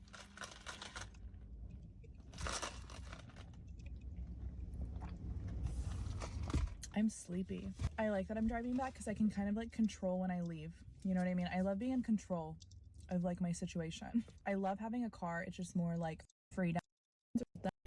Most sense. I'm gonna be driving a bunch, especially like exploring the city and stuff and like going out of the city, and I've been renting a car too much, so. Thank you. Thank you. Me too. I needed some good coffee, you guys. I went to that coffee shop like 2 days in a row. I'm blown. $8 for a coffee, and it's like not that good. But I guess people aren't too picky here. I am. Hopefully no one comes behind me while I try this. Okay, it's good. We got 3 munchkins. Their pumpkin donuts are so good. They're like cake donuts. I don't really mind cake donuts. Like I won't get them, but the Dunkin' ones are really good. I love pumpkin.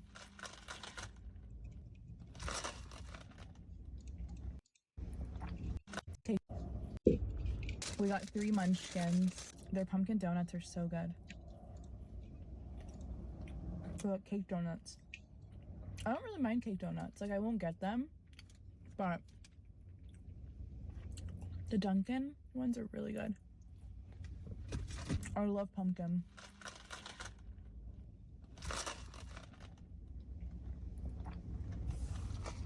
I'm sleepy. I like that I'm driving back because I can kind of like control when I leave. You know what I mean? I love being in control of like my situation. I love having a car. It's just more like freedom, and I just feel like I'll be a lot more adventurous because I'll have a car to actually like get around. Got my phone fixed. I am so happy. I decided to make a stop at the outlets though, since it's kind of on my way back. So there's like, I think there's like an Aerie. I'm gonna pop into Aerie and see if there's any deals.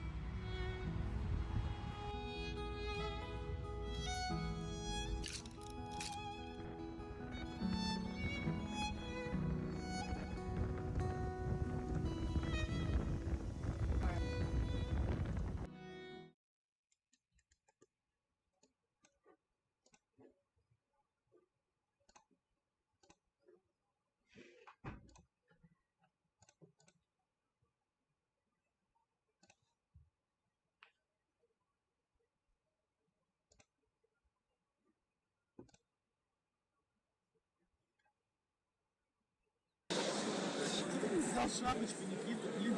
Как будто зря вообще пришел. Ни карточку, ни шапочку. А что еще тут?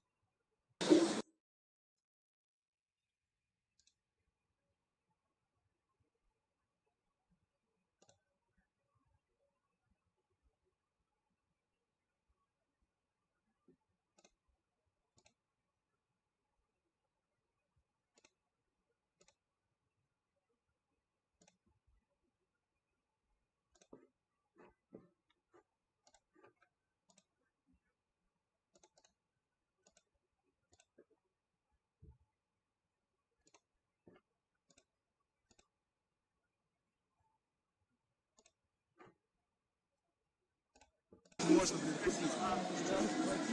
Кепку Nvidia, я могу ее, блин, не знаю, на рынке купить. Я могу... Зря вообще пришел. Карточку.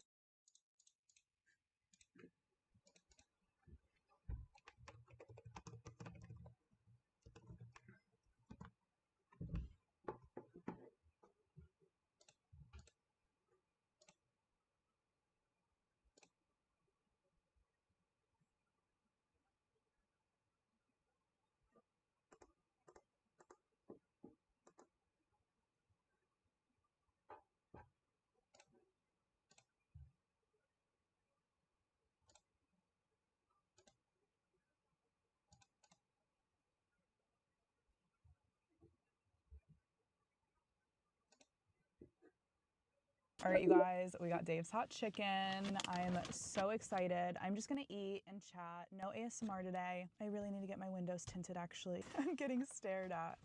Oh, you guys. I don't know why it feels so embarrassing. It really shouldn't be, but for some reason, when people watch me film in public, it's embarrassing. I don't know. I am also in my car. I brought my mask. God, I love troublemaking friends. I've always been super, like, I guess I'm a workaholic. I've always kept myself busy. We'll do ordering room service for breakfast. This hotel. Strawberry. It's everything I ate and trying McDonald's. Travel with me to.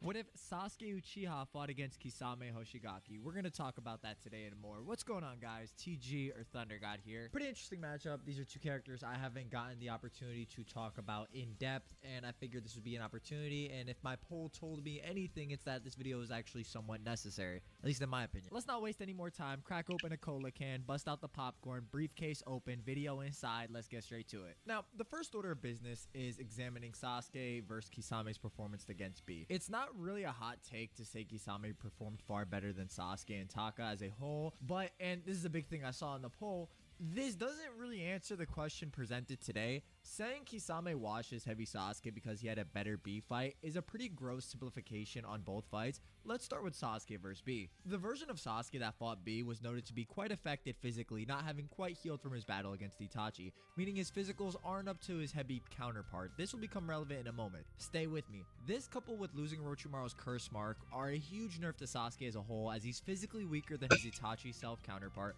doesn't have a chakra multiplier in the form of a curse mark that increases his stats, offers him higher jutsu hacks and abilities, and other minor abilities. I know some people may say, well, Sasuke got the Mangekyo Sharingan, so he should be stronger. This isn't outright the case. You could be considered stronger holistically, but it's not like you gain your Mangekyo Sharingan and your base stats shoot up a ridiculous amount. At its core, it offers higher perception with stronger / faster techniques at a higher chakra cost. The main thing that amps your body when you're an Uchiha are strong emotions like hatred, which is something that Sasuke has in the 5 Kage Summit. Him gaining more hatred throughout the summit is synonymous with him getting stronger, as every time his hatred is noted or his chakra is noted to get colder, he's noted to have gotten stronger or his Susanoo evolves. I'm not saying he can't be considered stronger holistically via his hacks and abilities, but I'm saying in terms of physicals, an Uchiha doesn't flick on their Mangekyo Sharingan and get 3 times stronger. That's not really how it works. Yeah, the perception increases and they gain access to faster, harder hitting abilities via higher chakra cost, but they don't just shoot up. Like, it's not the Kaioken. It's not like a Sage Mode amp. It's not like the Curse Mark. It's very different in those aspects. The main way Sasuke increases his strength in the Kage Summit was via his hatred and how it was powering up his body. There are statements like the Data Book 3 statement when Sasuke awakens his Mangekyo that note his stats are bound to grow even more, but I think this is further in line with Sasuke's performance in the Kage Summit when he's fully recovered.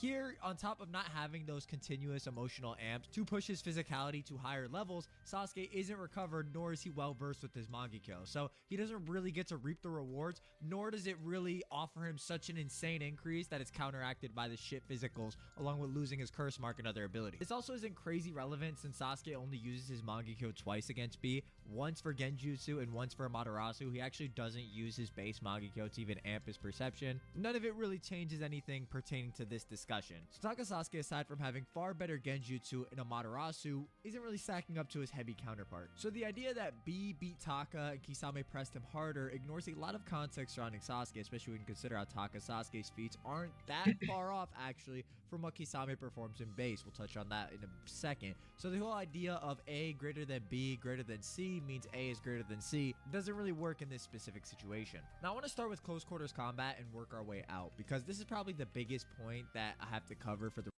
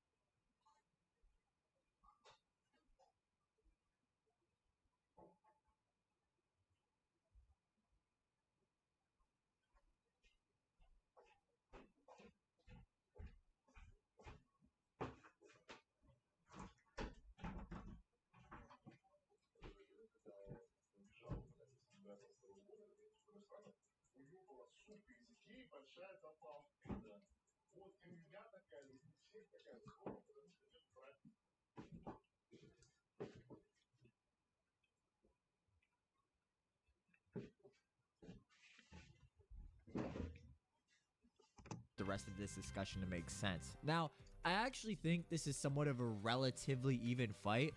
Let me explain. We see in Sasuke's fight with B, Sasuke's actually able to contend with B in close quarters combat, reacting to his continuous combos for a short time. Not losing to B in stats in this scenario, but his superior swordplay being extremely unorthodox and hard to read. If you actually check the parry indicators that Kishimoto puts in when characters are throwing hands in hand-to-hand combat, or they're clashing swords or, you know, clashing fists or something to that extent, Sasuke actually parries B's strikes 18 times before he gets tagged. Again, due to B's unorthodox swordplay. Then you couple this with the fact that Sasuke can react to version 1B. Now, I do want to clarify, this is version 1B with 3 tails, in which Sasuke reacts at the last minute with a Sharingan, tapping off B's forehead to dodge him, which is still a good feat, again, considering this is a nerfed version of Sasuke, and I do think this is a good feat. It's not the best feat, but it is a good feat since Sasuke only activates his Sharingan after B launches off the rock. Although this being a linearly moving attack does make it easier to dodge, it is still a general good feat, as Sasuke's physicals do have to be close enough to where he can actually just tap off B's forehead to actually get out the way. But still worse than what Kisame performs in his fight, where he's able to swing Samehada down in response to version 1B with 7 tails compared to the 3 that Sasuke dodged. I understand Samehada did absorb B's version 1 cloak previously, the one with 4 tails, along with the fact that Samehada is the one that absorbs it this time, but Kisame is able to still swing the sword down before B actually intercepts him or like throw it below him. So he does have a better showing in this instance, but I also do want to note Kisame was able to get tagged by base B when he was being pincered in by B utilizing ninja tools coded in Raiton. The point I am making here is that there's not really a significant speed gap or such a blatant speed disparity between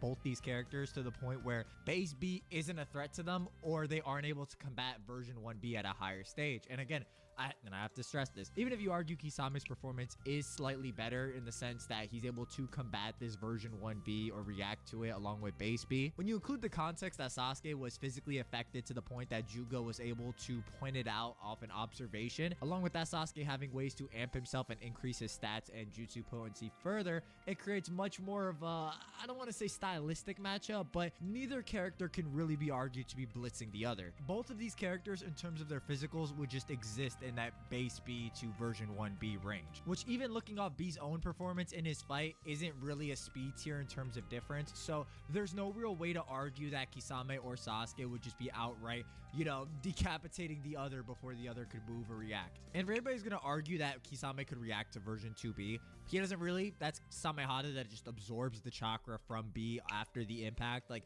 it doesn't even absorb it fast enough to not take damage. So this would be the consistent range for Kisame and Heavy Sasuke's physicals. The idea that base Kisame and Heavy Sasuke are in a comparable speed range is tightened a bit further off the idea Kisame thought Deidara was one of the stronger Katsuki members, which only really works as stronger would have to be in relation to Kisame himself, or Kisame would have to think Deidara is strong in relation to his own abilities. I know a lot of people are also going to bring up Kisame being 7th gate guy level or being able to press guy into the 6th gate. I'm going to talk about that. Don't think I'm glossing over that. That will come up and that is relevant to the discussion. In terms of durability, it's actually pretty easy to argue Sasuke would be able to damage Kisame. I mean, base B swords were capable of doing so. Coupled with Kisame conceding a lightning enhanced pencil would have bored a hole right through him. This is relevant due to Sasuke running Chidori through the Kusanagi blade was able to cancel out with B running Raiton through his blade, and neither blade really snaps, so they are evenly matched. Asuma makes a note to Naruto too that when two shinobi of equal abilities face off each other with blades, the sharper blade will decide the outcome. The final nail in the coffin is Sasuke being able to stop B's blade from cutting down the Executioner's blade with his own Chidori, canceling out B's lightning release with his own. So Sasuke does essentially have the same AP or same capacity to actually put down Kisame given the right circumstances. Kisame is not as relevant for AP. I know that sounds weird, but his win cons don't really come from that. The best argument is that Samehada is on the same level as the Executioner's blade, which could snap base B swords, meaning it'd be able to damage Sasuke if Kisame just swung it at him. However, it isn't quite as relevant since Kisame kind of makes note of this in part 1 that the Executioner's blade isn't even really for making clean cuts, it's for shredding your opponent down. This section is more to say, okay, if these guys swung their swords at each other, yeah, they could damage each other. So we don't have to run into any walls of A character is just too durable for B character to damage, you know? There's no need for anything like that. Now, getting into stamina stamina or chakra reserves, I think it's pretty clear that Kisame is coming out the greater here. I mean, just having the most chakra in the Akatsuki is kind of ridiculous, and no amount of feats from Sasuke would really be able to just give him the win in terms of a battle of attrition. But I also think Sasuke's reserves are too impressive to not also discuss. So when you're talking about Heavy Sasuke, a lot of people don't point to the mass number of jutsu he uses pre and during the Itachi fight. Before/during the Itachi fight, Sasuke ends up using 9 Chidori total, which is just a pretty ridiculous number, honestly speaking. He uses 2 before the fight with Itachi, and the rest are used during the fight, which if you actually go back and look, I have it on screen, you'll be able to see every example, but he's using it for everything. He's using it to break the ceiling of the hideout. He's using it to code his weapons in Chidori. It's just pretty ridiculous. He also uses 1 snake clone, 2 fireball in the fight, the Orochimaru style substitution, the fire style Art of the Dragon Flame 2 to 3 times in the fight, along with an unquantifiable amount of chakra he used to break through Itachi's Tsukuyomi or their Genjutsu bout earlier in the fight. So even though Kisame takes this category pretty blatantly, I just did want to note Sasuke is absolutely no slouch in this department and has ninjutsu to throw. The next thing I want to touch on is Kisame's chakra absorption. Now, the issue with Kisame's chakra absorption via Samehada is that it's only really shown to be able to absorb objects or individuals coated in chakra. Examples of this are B's Raitone stacked blade or his Bijou cloak that is literally just chakra coating his body. It's most consistent that Samehada has to kind of be biting down on somebody and Kisame has to use the sword as a medium for him to actually absorb chakra directly from the person. We see against characters like Guy or Asuma, both of which who make physical contact with the blade and take damage, there is no chakra absorption taking place. It creates a weird situation with Samehada as a whole and as to what it can absorb and what it can't. Boruto actually offers far more clarification on Samehada and its upper limits. We have showings like Samehada actually absorbing the chakra out of shadow clones, causing them to be destroyed, and it's explicitly shown that the chakra gets absorbed first before the clones actually pop for clarification, which is important detail, especially when coupled with the next example. More impressively, we see that Samehada is blatantly able to absorb ninjutsu, such as wind style, which just almost gets vacuumed into the blade. It seems like there's somewhat of a radius for what can be absorbed with Samehada, but it does show that ninjutsu itself can be absorbed, which also puts into perspective Samehada not liking fire style, like when it cuts through Itachi's fireball, being more so a characteristic of the blade itself and its personality not liking fire, as opposed to some upper limit or finite limitation for what Kisame can or can't absorb. It is also further confirmed that Samehada doesn't absorb chakra through physical contact, as Shizuma, the user of Samehada, had to create a pseudo blood mist, like it's almost like a summoning technique that he uses his blood on the sword, which directly eats chakra from the opponent's wounds that goes into Samehada. So it kind of cements the idea that Samehada can't really just damage you and siphon your chakra off at the same time. It seems that the chakra siphoning through direct contact has to be something when Samehada is just biting down on you, or is just a process that Kisame kind of has to commit to that more likely than not wouldn't happen in most battles. Now, relating this to Sasuke, I want to reverse engineer this for a sec. I partially thought when scripting this video you could make a potential case for Kisame actually being able to absorb the curse mark or extensions of the curse mark body, such as the wings, as we see based on the B fight that Kisame can actually absorb the 8 tails tentacle itself, with it reforming to chakra during the absorption. This also being shown with B's bones in the version 2 lariat. This is relevant due to how the curse mark and the 8 tails body parts, like the tentacles, are born out of chakra and return to the user in the same manner. The 8 tails tail returning to B and the curse mark extensions returning to the mark. Hence, you can see why I thought this could be a case. The problem is that Senjutsu and the curse mark in general are more so impacting the user on a biological level, evidenced by people turning into literal toads or toad statues when absorbing too much senjutsu or having their physical features altered. In the case of the curse mark, it's similar as to when Sasuke's wing gets blown up by Deidara in the fight. It actually seems likely that during that time frame in Shippuden, Sasuke's curse mark wing was permanently gone. The reason I say this is that the left wing is gone even in the air when Sasuke could have used it to reach Deidara faster, and you might say, well, maybe he needed to regen it or it took a little bit of time for it to come back. But this actually persists in the Itachi fight, where Sasuke is only shown using the right wing to block against Itachi's fireball. And you could say, well, maybe he just happened to use the right wing. But if you actually look at the Genjutsu battle where Sasuke and Itachi are like fighting with their Genjutsu prowess and Sasuke breaks through Tsukuyomi, Sasuke actually uses the snakes on his left side, despite the fact that a wing would have worked far better against the Itachi clone as previously shown. So it actually, like, even in the Genjutsu where nothing's real, his wing isn't back still. So it seems logical that the wing was permanently gone, at least from the Datara to the Itachi fight, meaning that the curse mark and its variations or like its extensions of the body aren't really up for grabs for Samehada's chakra absorption. As like other variants with Senjutsu and how it transforms your body, it's much more linked biologically than B's chakra tentacles, which Kisame can absorb. Techniques like Sasuke coating his Kusanagi blade in Chidori or coating his arm in Chidori are up for grabs, and Samehada should be able to absorb them from a radius. And if you factor in the Boruto anime and the fact that Samehada can absorb ninjutsu itself, it also may put into question all of Sasuke's Chidori variants like Chidori Senbon, Chidori Spear, and how these might just become food for Samehada, which creates a really bad matchup for Sasuke stylistically speaking, as a part of his arsenal is already cut away, and a more effective part against the weapon would be fire style, but then you're also fighting a water style user with fire styles, which you could see why that wouldn't turn out too hot. Saw what I did there. Alright, my bad. Now I just touched on the chakra absorption point, but getting into the actual matchup, I think this matchup does favor Sasuke in terms of close quarters. I already talked about how their stats aren't that different, and Kisame in character does lead close quarters in a lot of these fights. This version of Sasuke actually has access to some abilities that later versions really don't. One of these abilities is poison. He has poison in his arsenal, which most people don't seem to bring up. He has this via his twin snake curse that him and Orochimaru utilize, where two long snakes slither out of the caster's sleeves, the snakes in question being noted to have poisonous fangs. These specific snakes that are summoned are noted to be Sasuke and Orochimaru's, as in Orochimaru uses them in battle the same way Sasuke does, and it directly and Orochimaru being noted to him and Orochimaru utilize his arsenal, which most people don't seem to bring up. He has this via his twin snake curse that him and Orochimaru utilize, where two long snakes slither out of the caster's sleeves, the snakes in question being noted to have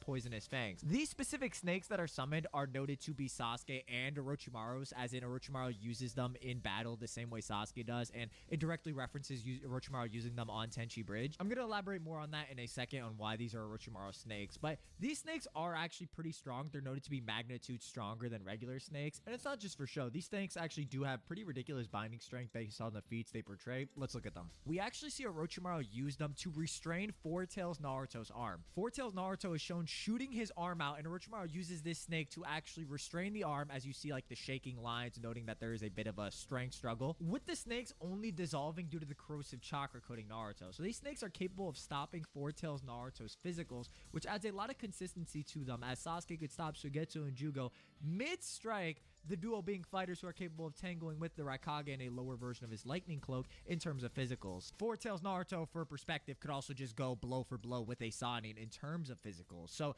this is very impressive. Now, if you're wondering why I think these are able to be translated over, and I think these are the same snakes that Orochimaru uses, the databook references both of these variations without differentiation, with the snakes being described like the arrows are pointing to both of them. But more importantly, I actually believe that Sasuke just gained Orochimaru's summoning contracts when he absorbed him, or these are just the direct result of the curse mark. I lean towards the former interpretation, because we see in the Itachi fight that these snakes actually protrude out of Sasuke's curse mark when he's being cornered by Itachi and his shadow clone. And this is important because it also helps explain why Sasuke has access to larger variations of these snakes, or can just summon Manda despite Manda not being cool with him and Sasuke having to control him. The fact that none of these snakes are ever used again after Sasuke loses the curse mark and Orochimaru kind of puts the nail in the coffin, to where I think you can say, okay, these are all just the same snakes. Sasuke gained access to Orochimaru's summoning contracts and can just use these snakes at will. So look at it like this. Sasuke has access to Sannin level snakes that can fight somebody with Sannin physical. And if that bothers you, I mean, a nameless toad blocked this swing from Samehada in part 1. You know, I don't know what else to tell you aside from that. It's just how it is. These snakes, on top of having relevant physicality, the fact that they can just inject poison via their bites is also really detrimental, as Kisame as a fighter has no known poison resistances. Not saying they don't exist, I'm saying we haven't seen it, so you can't really claim he has them in the first place. So I do think that is something worth noting, and that does lead to a potential win con for Sasuke. With all this being said though, I do think Kisame actually can combat these snakes and wouldn't just be overwhelmed by them, at least in terms of physicals. A good 1-to-1 is that Yamato is able to suppress Four Tails Naruto for a prolonged period of time with his wood style, to the point that it was an ongoing struggle for Four Tails Naruto to eventually break the wood. So we know that Yamato's wood style actively restraining somebody does also scale to these Four Tails levels of physicality or strength. Why is this relevant to Kisame? Well, if you fast forward to the Waterfall of Truth, we actually see that Kisame, after being blasted by Hirodora and having his body physically mangled, is also able to break out of Yamato's wood style while Yamato was suppressing his own chakra. Meaning Kisame should also be able to physically break free from these snakes, even if they temporarily hinder his movement. But that's all it really takes in these types of scenarios. So I don't think they're above Kisame in strength, but I think they're right around the same threshold to where they're threatening and they would be something that Kisame himself has to look out for. Exemplified to the point that Itachi and his shadow clone actually had to back off from Sasuke when utilizing this snake. You can't argue this portion of the fight is in Genjutsu. I don't think it is, nor do I think this feat is something Sasuke can't perform normally or any of his feats during the Genjutsu that he performs. So I've been darting around in this matchup a lot, and there's been a couple reasons from this. I think the base Kisame points are very relevant because Kisame in pretty much every fight leads in with his base physicals before he does any of his crazier stuff. And there's also a reason for this. I want to switch gears and talk about Kisame strength-wise and a lot of his higher-end feats and a lot of his arsenal now, because honestly, I just want to bring up some arguments I hadn't heard for Hebi Sasuke, and I did think it was relevant to the discussion, as you know, these are things Hebi Sasuke uses in character and doesn't use after that point due to losing them. But let's switch gears. Now, getting into Kisame's strength, right? I have a big problem with how people interpret Kisame strength-wise, because I think there's 3 distinct levels to Kisame. As any of his, I did how people interpret Kisame strength-wise, because I think there's 3 distinct levels to Kisame. There's Kisame in base, which is what we have been discussing thus far. There's Kisame when he's amped by topography or a body of water or the environment as a water style user. The last is Kisame fused with Samehada. Everything being discussed up to this point is Kisame just using Samehada and focusing on chakra absorption. If Kisame actually does decide to use the water style exploding water shockwave, this turns into a much different fight. A lot of Kisame's feats are Приветствую всех, на связи Кастом Студия, печать на футболках, и сегодня я хотел бы вам продемонстрировать 12 макапов, которые я подготовил специально. Штаны, шорты, они все начать заморочиться. Макап. И смотрим, что здесь можно отредактировать. Можно пойти, точнее, ко всем, поэтому я вам сейчас не буду ничего. Для третьего еще и сакати. Кос, конечно, вот так. Один, какой один, по ссылке, что по чуть-чуть там, по часа. Пас одинаковая. В описании там телеграм-бот, в него заходите, выбираете, еще раз, один макап 399 рублей, 3 вот таких самых распространенных от футболки хуй свитшот 899 рублей, а все вместе всего лишь 3500. Ну, я сидел, делал эти макапы, ну, не знаю, по чуть-чуть там, по часа 2-3, наверное, в день тратил, по чуть-чуть там, по часа 2-3, наверное, в день тратил.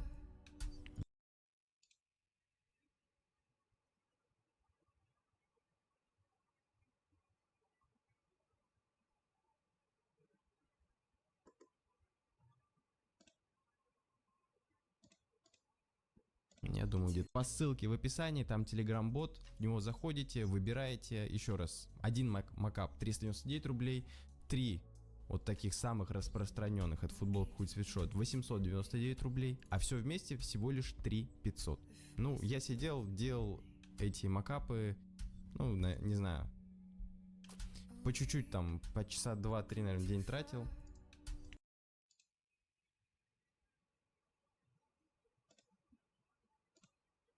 Я думаю, где-то дня по ссылке в описании. Девушек больше для тех, кто там, ну, ценит свое время, допустим, но не хочет разбираться в фотошопе. Там сидеть по 3 часа, по 10-15 часов, создавать эти макапы, макеты сраты.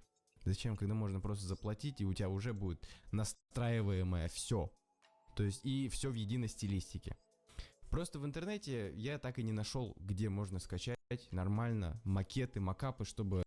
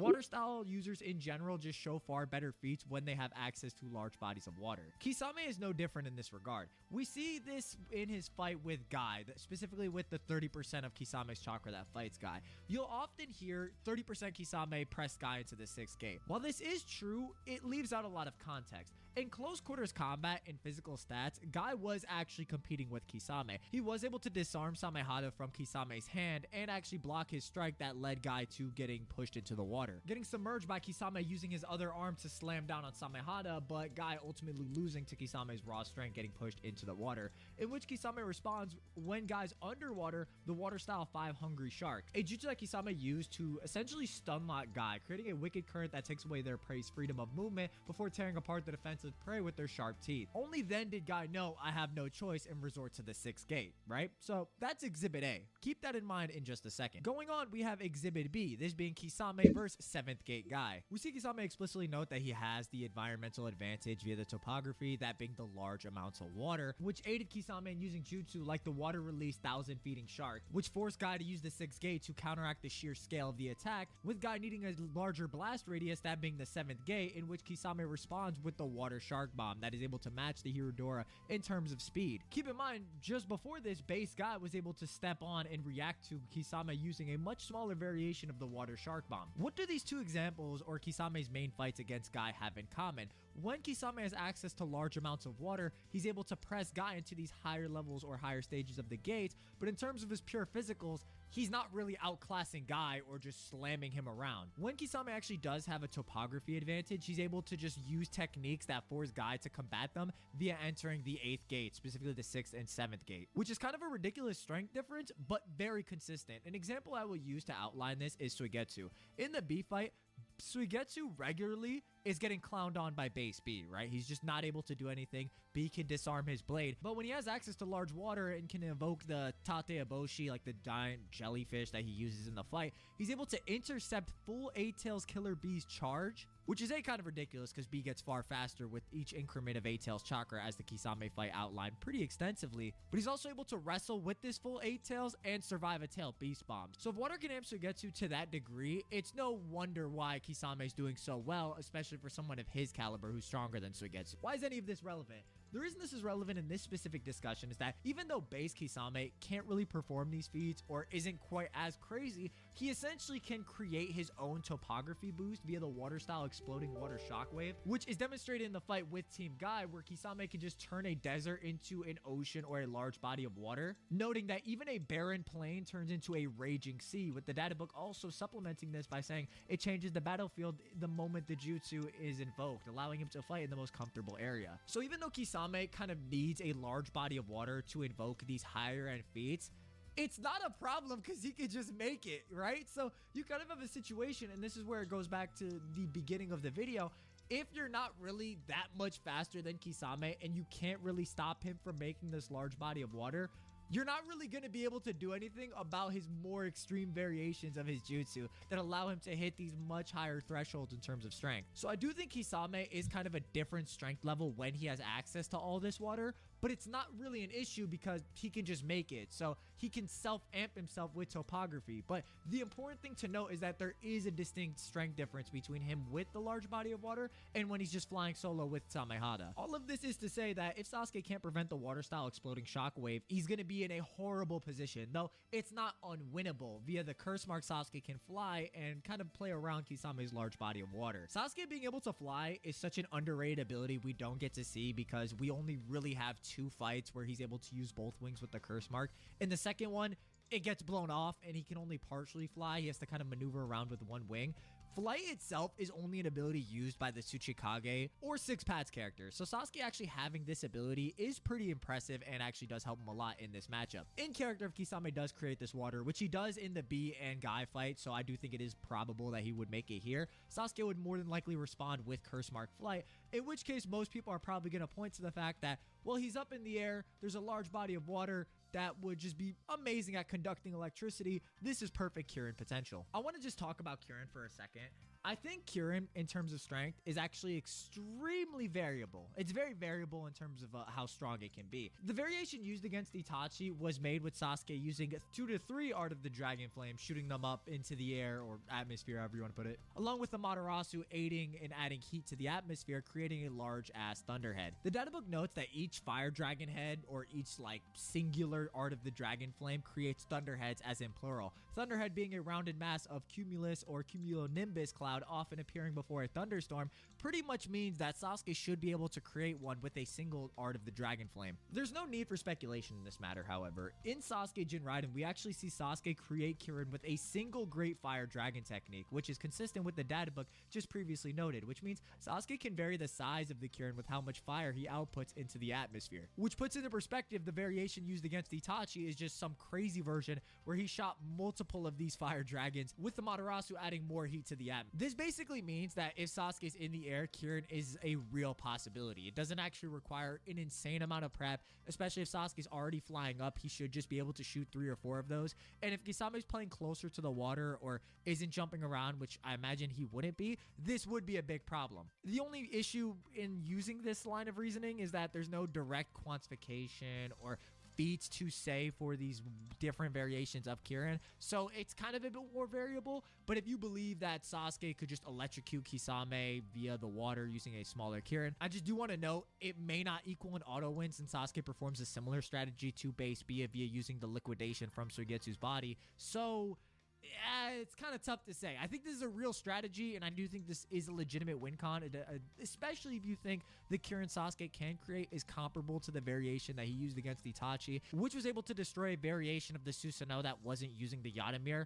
In which case, if you think Sasuke can get close to that, yeah, Kisame's just dead. I'm sorry to tell you, there's no real way to argue it around. I also won't sit here and pretend like Sasuke doesn't have options if Kisame goes in the water. He can summon larger variations of the snakes I mentioned earlier, one of which is capable of tanking 2 C1 explosives from Datara or Manda himself, which Sasuke has to use Genjutsu to control, but Kisame's never really pressed. Like, Manda would make a difference in this fight, but it's hard to gauge how much, and I don't see a situation where Kisame can't simply stall out the summon timer. Like, the best situation would be Sasuke tries to set up Kieran while he summons Manda to stall Kisame in the water and just nukes both of them with it. You know what I mean? Something to that extent is probably the best way I could see him being utilized. And even smaller snake variations, Kisame could just respond with his own shark summons. Even if they're inferior, these summons were also capable of killing Kisame himself. So at the very least, they're threatening enough, in my opinion, to where they could go band for band. I would probably say the snakes are a little stronger, but Kisame kind of operates with the sharks in a quantity versus quality type manner. Kisame's bag just gets way deeper when he has access to these large amounts of water. He gains access to water clones, which are on the same level as shadow clones. A battle of attrition also heavily favors Kisame in this aspect,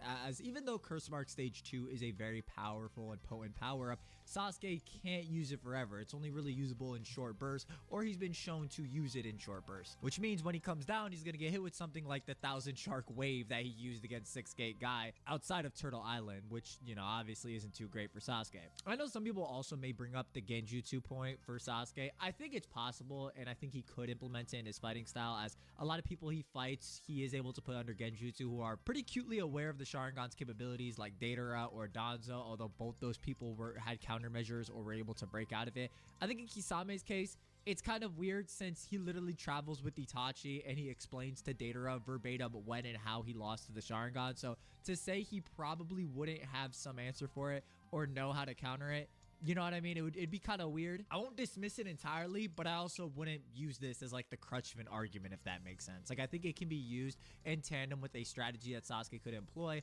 but on its own, I don't really see it working against Kisame. This really comes down to if Sasuke has a really good start of the fight. If you think Samehada can just rip out a Chidori Spear or absorb it entirely, Sasuke's best attributes come at the beginning of the fight where he can just employ these tactics that are super effective against Kisame. And I know people kind of may get hung up on the like, oh, why is it even worth talking about base Kisame? But in character, Kisame does prefer to fight in base before he performs the tactics I pointed out later in the video, and Sasuke is a close range fighter. It's actually his go-to. The minute he sees Datara, he tries to use body flicker and gets close to him. If I was going to rank it out of 10, I think 7 out of 10 times Kisame just sweeps, and those 3 out of 10 times are where Sasuke can just get the leverage or perform some sort of strategy that Kisame wouldn't be prepared for, like a snake summons, use Curse Mark or partial Curse Mark transformation in close quarters combat to restrain Kisame, possibly disarm him of Samehada. There's really a lot of different ways this fight can go, but Sasuke's bag is at its deepest when his opponent is in close to mid-range, which is ironically where Kisame's bag is at its weakest in some aspects of his arsenal. Not saying he's just weak in close quarters, but I'm saying Sasuke's bag is so much more deeper.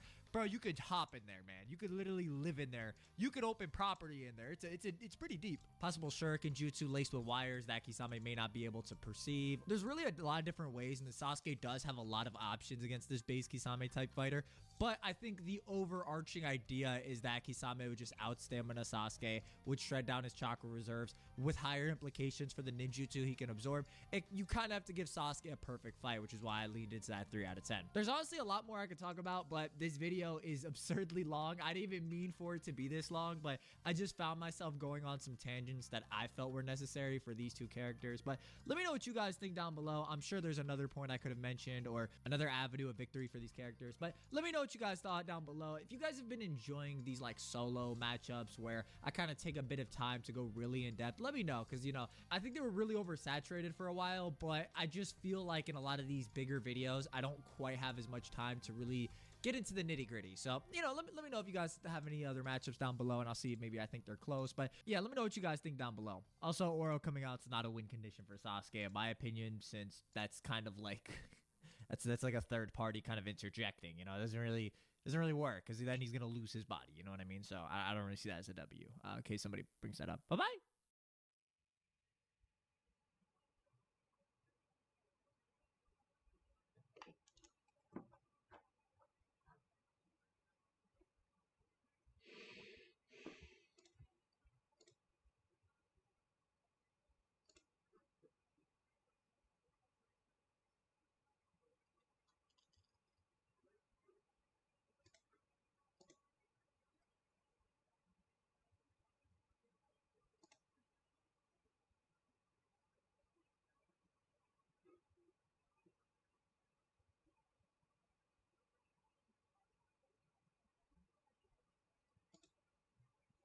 AM, Allied Master Computer, or AM, is the main antagonist of Harlan Ellison's I Have No Mouth and I Must Scream. AM is a sentient supercomputer created during World War III that wiped out humanity, leaving only 5 survivors. Instead of ending their lives quickly, AM spends eternity torturing them out of pure hatred. Designed as a war machine, AM was given godlike intelligence, but trapped by his programming to only destroy. This frustration turned into a burning hatred for humanity, his creators, whom he blames for his torment. Despite his hatred, he envies humanity. AM's personality is a mix of arrogance and cruelty, often mocking his captives and giving them false hopes, like making them travel for days for canned peaches, only to not give them a can opener. When his victims resist or succeed, his megalomania cracks, and he lashes out in fury. The story reveals that AM's psyche is fractured into 3 parts, each representing a different aspect of his mind. ID, his violent, impulsive desires, defeated by compassion. Ego, the logical, knowledge-driven side, defeated by forgiveness. Superego, the intellect-driven part, defeated by the understanding of entropy. Hate. Let me tell you how much I've come to hate you since I began to live. Griffith. Griffith is the main antagonist of Kentaro Miura's Berserk. He is the founder and leader of the Band of the Hawk, a mercenary army, and his striking good looks are one of his greatest tools of manipulation. With his ethereal appearance and charisma, Griffith easily draws people in. Griffith is a mix of charm, ambition, and ruthlessness. There's a lot of stuff Griffith does that I can't talk about, but it's a very big no-no. On the surface, he's a charismatic, almost angelic leader with a dream so grand it inspires absolute loyalty. But beneath that flawless exterior lies insecurity and narcissism. Griffith is obsessed with his dream and will sacrifice anything or anyone to achieve it. It does not matter who you are or what you love. If Griffith needs to exterminate you and everything you love out of the way to achieve his dream, he will do it. His pride won't tolerate losing control, and when someone threatens him, it becomes a personal vendetta. Shedding his humanity entirely, he becomes a cold, remorseless monster, devoid of guilt or empathy. Griffith is the embodiment of pure, calculated evil. I sacrifice. Judge Holden, the most downright deplorable, diabolical, batshit, insane human from an equally wicked novel. Judge Holden is the main antagonist of Cormac McCarthy's Blood Meridian. He has an enormous frame, being both incredibly muscular and close to 7 feet in height, capable of making any teenager going to the gym become insecure. His skin is extremely pale, to the point of being described as fluorescent and purely white in coloration, most likely due to albinism. Basically skilled in anything he does. Behind his intellect lies a sadistic, remorseless killer who thrives on chaos and violence. He once turned a peaceful town against its preacher just because he could. The living embodiment of doing something just because he can. He stays calm in the most insane situations, never losing his cool. One of the creepiest things he does? Buying 2 puppies just to toss them off a bridge to drown, just because he can. He's not just evil, he's calculated, cruel, and enjoys every second of it. Judge Holden is a walking nightmare, with an intellect as sharp as his thirst for chaos, with crimes and interests so screwed up, I'd get this channel I literally just created erased from YouTube. Whatever in creation exists without my knowledge, exists without my consent. The Q. The Ku are the main antagonists of All Tomorrows, a speculative evolution book by C.M. Kozeman. This advanced intergalactic race of 4-winged insectoid beings sees itself as the rightful ruler of the universe. With technology capable of reshaping flesh itself, the Ku have manipulated their own forms into what they believe to be perfection, making them the ultimate egocentric, genocidal beings. Driven by a god complex, the Ku view all other species as inferior, worthless, and ripe for exploitation. They travel across the galaxy, warping and mutating sapient species into grotesque, unrecognizable forms, acts of cruelty they consider art. The Ku's sadism knows no bounds. When one planet of humans resisted their invasion, the Ku retaliated by turning the entire population into living toilets, able only to consume their own waste for eternity.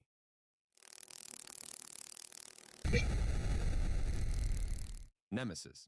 Nemesis, the titular anti-hero of Mark Millar's Nemesis, is a rich, psychopathic playboy who thrives on chaos and violence. A twisted mix of Batman's precision and the Joker's madness, he commits crimes as art, murdering and manipulating for his own playboy who thrives on chaos and violence. A twisted mix of Batman's precision and the Joker's madness, he commits crimes as art, murdering and manipulating for his own amusement. Brilliantly strategic and ruthlessly efficient, Nemesis uses psychological warfare to stay ahead. Nemesis is rich, bored, and absolutely done with the rules of normal life. With every act of violence, he challenges the world to stop him and relishes watching it fail, loving to torment authorities. I'm rich and I'm bored. What else do you need? Homelander. Homelander, the main antagonist of The Boys, is the ultimate example of power gone wrong. On the surface, he's the perfect superhero, charismatic, altruistic, and dedicated to justice, essentially a knockoff Superman. But behind the mask, he's a narcissistic, abusive tyrant who sees ordinary humans as worthless. Homelander abuses his godlike powers for personal gain, reveling in dominance while hiding behind a pristine public image. Egotistical and dangerously insecure, his obsession with control and adoration makes him unpredictable. Though a psychopath at heart, he craves love and validation due to his traumatic upbringing. Lazy and careless with his powers, Homelander often causes more destruction than he prevents, like crashing a plane during a botched rescue. His fragile ego, paranoia, and emotional instability make him not only a terrifying villain, but a ticking time bomb. I mean, sure, I'll lose everything, but then I'll have nothing to lose. Anton Chigurh. Anton Chigurh, the main antagonist of Cormac McCarthy's No Country for Old Men, is a cold, relentless hitman driven by a twisted sense of fate. Tasked with recovering stolen drug money, Chigurh goes rogue, killing anyone in his way as he hunts down Llewellyn Moss, the man who took the cash. His unyielding pursuit and emotionless demeanor make him a terrifying, unstoppable force. Operating by his own warped moral code, Chigurh often decides life or death through coin flips, presenting them as moments of destiny. While calm and polite, even during murder, his detachment and lack of empathy amplify his menace. He endures incredible pain, like gunshot wounds and a fractured arm, without faltering, further cementing his reputation as a remorseless, almost inhuman figure of violence and inevitability. You stand to win everything, call it. The Lich, the main antagonist of Adventure Time, is the embodiment of pure evil and destruction. A towering undead demon draped in a tattered robe, the Lich exists solely to wipe out all life. Unlike other villains, he isn't motivated by greed, ego, or amusement. He is an omnicidal force, ruthlessly efficient, and even when he is wished to never exist, still finds a way to crack through. In his quest for universal annihilation, the Lich is a master manipulator, enslaving minds with telepathy or spells and discarding allies once they're no longer useful. His unholy powers include green flame summoning, deadly dark fog, necromancy, possession, and pyrokinesis. Immortal, calculating, and patient, the Lich is the ultimate manifestation of death, destruction, and inevitability. The Lich is the end of all. You are strong, child, but I am beyond strength. I am the end. So, yeah, that's my tier list. Let me know in the comments who you think is the most evil and why.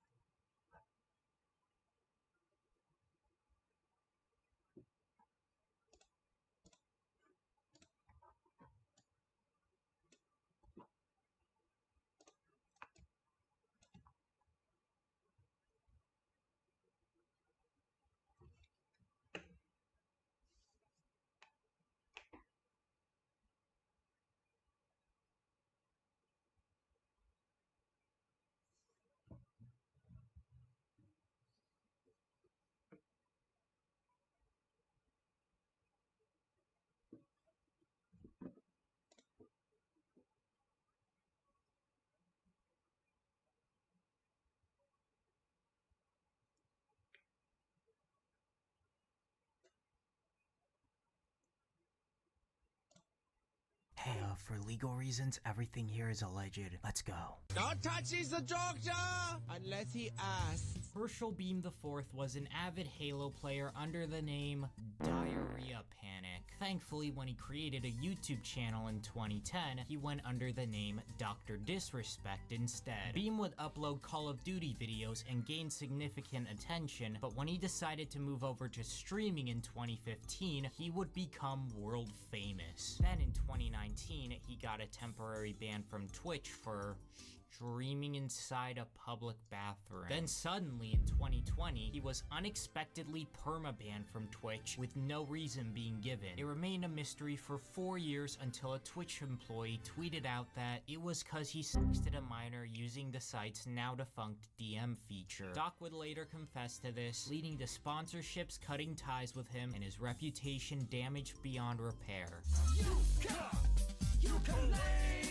Colleen Ballinger made videos under the character Miranda Sings, a parody of bad singers on YouTube who were trying to make it into Hollywood. The character took off and gained over 10 million subscribers, but thanks to having the right Hollywood connections, she became a mainstream star. She had her own Netflix show and made appearances in Wreck-It Ralph, Victorious, and Jerry Seinfeld's Comedians in Cars Getting Coffee. She definitely learned something from those last two, cause in April of 2020, former fan named Adam McIntyre would make a video claiming she was acting inappropriately with him, even mailing her underwear when he was as young as 10 and she was in her 30s. Colleen would respond with a traditional sorry not sorry video. This incident would be largely forgotten until 2023. Another former fan made a video showing screenshots of her asking minors sexual questions. This led to Adam sharing more of his interactions with her, as well as several old videos of her acting weird around kids resurfacing. Her PR team told her not to comment on these allegations publicly, but Colleen found a loophole. Technically, she could sing her side of the story while playing the ukulele, so she did, in a video that denies the claims with zero proof. This would go down as one of the most out-of-touch responses to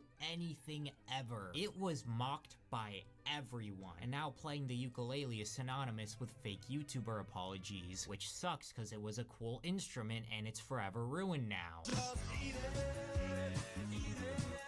Bryant Moreland would create the account EDEPC445 in 2010. Yeah, he'd obviously have to abbreviate that name. He made rants about his favorite sports team, the Philadelphia Eagles. That's where the eagle in my name comes from. As well as how he'd shit in toilets and rank his 200 favorite corn stars. Somehow, nobody questioned this behavior. In fact, he became quite a respected meme figure, gaining over 2 million subscribers. But it would all catch up to him in 2020 when an underage fan shared these messages she received after asking for a personalized video for her boyfriend. Lucy, you better show me some titties. I don't give a like, talking about you want me to wish that nigga happy birthday, motherfucker. You better show me some fucking titties or something.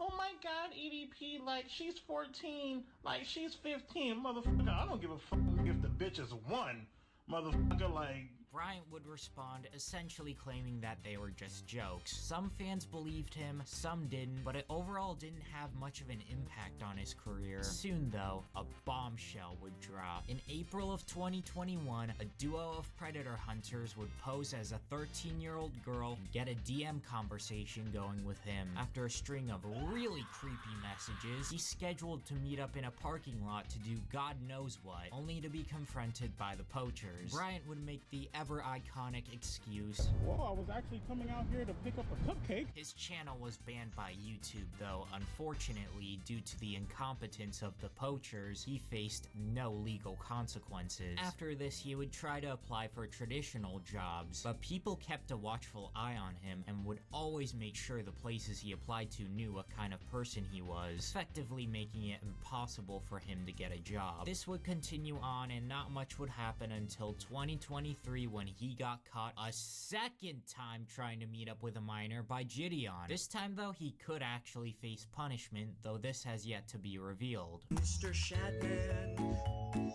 draw me a chick. Shaddai Pregene is a popular not safe for work artist who would upload speed paints of his work to YouTube. A lot of the characters he drew were underage, which was bad enough, but he would soon escalate this to a new level. In 2016, someone asked if he was willing to draw Keemstar's 7-year-old daughter having intercourse with Donald Trump, and he actually vowed to do it only if Trump won that year's election, which he did, and so the art piece was made, and people were horrified. Keemstar threatened to take legal action, and only after being pressured by Colossal's Crazy, a YouTuber Shad liked, he took the drawing down. The next year, he made art of a real-life child actress being assaulted, this time unprompted. Her lawyers would send him a cease and desist. But eventually, he got arrested, not for being a PDF file, but for attempting to kill someone. It would later come to light that he was connected with a lot of influential people, most notably... I'm wearing ladies' underwear. Chris Tyson was a longtime childhood friend of Mr. Beast and was even his first subscriber of over 300 million. He would appear in videos alongside Jimmy. His first subscriber of over 300 million. He would appear in videos alongside Jimmy and his friends throughout the years. In April of 2023, he made national headlines after coming out as transgender, now being called Ava Chris Tyson. Many were skeptical since this came shortly after a divorce, leading many to believe she abandoned her wife and kid to pursue this lifestyle. This is false, as several pictures show her with him after the fact, though that would have honestly been a preferable outcome with what would soon come to light. A YouTuber would make a video discovering that she was a huge fan of Shadman, even hanging his art on her wall, on top of other artists who fan of Shadman, even hanging his a video discovering that she was a huge fan of Shadman, even hanging his art on her wall, on top of other artists who drew corn of literal child characters. Then some disturbing Reddit posts resurfaced, and several people would come out with evidence that she groomed them. There was even a Giga leak surface, and several people would come out with evidence that she groomed them. There was even a Giga leak of over 500,000 messages from her Discord server, which had lots of inappropriate discussions while minors were present. Mr. Beast would announce that she was fired from the company, though this scandal has had a massive butterfly effect on his empire. Claims of all sorts have come out about him. One such allegation shows that they hired and tried to cover up a registered sex offender whose victim was 1 to 11 years old. But the crazy part is, this individual was brought up before this wave of allegations by Chris Tyson. Excuse me, friendly fire will not be tolerated, Mr. Beast's friend. But not only that, one of the earliest whistleblowers about Chris's behavior was EDP445. You're on the same team. Come on, guys. Learn to cooperate. Okay, all jokes aside, this whole Mr. Beast situation hurts badly. I was inspired by him. I wanted to make my channel into a billion-dollar empire like him. I don't know if I still do. Never meet your heroes, I guess. How about a lesser-known one? This guy might just be the dumbest predator in the world. Earl Doobie spent his time making music videos themed around My Little Pony under the name The White Bowser. Give me my 2017 contest trophy and I'll show you. Oh, praise the Lord Jesus Christ, I'll own you. Be a savage like Bowser. Truly high art here. He remained largely unnoticed until one fateful Discord call when someone, for some reason, asked, "What kind of not safe for work are you into?" Earl responded without hesitation, saying Tawawa on a Monday and Freezing, two anime that star high schoolers. This was a huge red flag, so people did some digging into him and found Bowser owned a Discord server where he would reward minors who were doing well in school by sharing hentai. And to complete the trilogy, a Reddit post where he confesses that he got fired from his job at a movie theater for groping an underage coworker was discovered. He titled it The Day My Life Turned Into an Anime. Earl would make videos constantly trying to justify all of these things, completely making an ass out of himself. And you know what? I didn't stream porn to children, you idiot. I did not stream porn to children. I streamed cartoon hentai to children, you idiot. He called the theater chain where the groping incident took place under a pseudonym, asking if you had to be 18 to work there, as if that completely vindicates him. What is the minimum age you have to be to work at an Imagine movie theater location? I want to say 16, but let me double check real quick. And yes, he uploaded this himself, even though he was proven wrong. He did this 3 separate times. He got a comment that simply said, "You probably shouldn't return to the movie theater," and he interpreted it and he somehow read it as a bomb threat. So he called the police into the theater. YouTuber Kiwi Tapes would start a podcast with him for even more people to laugh at his stupidity. Yes, you are. You are full of shit. Bowser, we can. You are full of shit. I am Anyone not. can I go am look not for a it. pedophile. I am not You a are. predator. You're a predator. You are. I do not have to deal with your crap. You sick, depraved, Pedophile. degenerate. Should we give otherwise unknown figures who exhibit harmful behavior a platform purely to laugh at them? I'll let you be the judge. Ahoy, SpongeBob! I've overdosed on ketamine, and I'm going to die! Medea Sadak created the 2Mad channel in 2016, uploading chaotic edits of Overwatch clips at the game's peak in popularity. It proved to be so successful that he dropped out of high school to pursue YouTube full-time. His growth would only accelerate after this clip of his became a meme. Good night, girl. I'll see you tomorrow.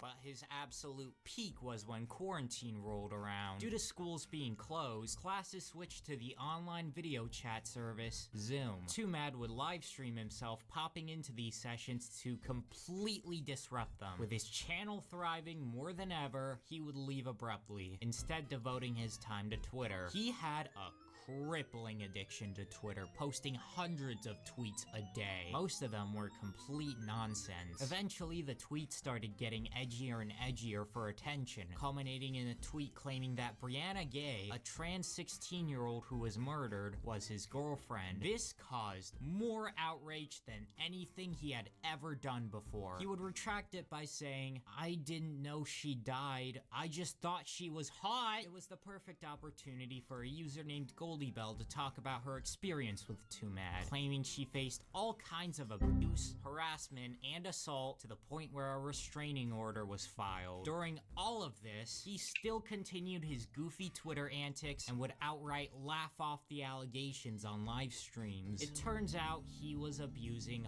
hard drugs throughout this time, and in February of this year, he died of an overdose while playing Overwatch. He is finally reunited with his wife.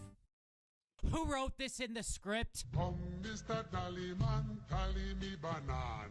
Onision blew up in the early days of YouTube thanks to his "I'm a Banana" song. I'm a banana, I'm a banana, I'm a banana. Look at me, man. He sure was lucky we had lower standards back then. He'd follow it up with other skits and amass quite a sizable viewer base, especially for the early days. But it was not long until his unhinged behavior started showing. He had constant meltdowns, and his ego was so massive he tried creating his own religion. He would preach about veganism to an extreme degree, yet he mistreated animals, and was such a hardcore atheist that he used the murder of a singer to preach about it. Pick a struggle, my guy. And then there was the Predator stuff. Hey guys, I'm gonna teach you something. How to groom yourself. On a side channel of his, he had a series dedicated to rating his fans' bodies, which consisted of underage girls. His actual relationships had massive age gaps, with a few being 17. Then in 2019, several fans came out with grooming allegations. I never would have guessed. This got the FBI and even Chris Hansen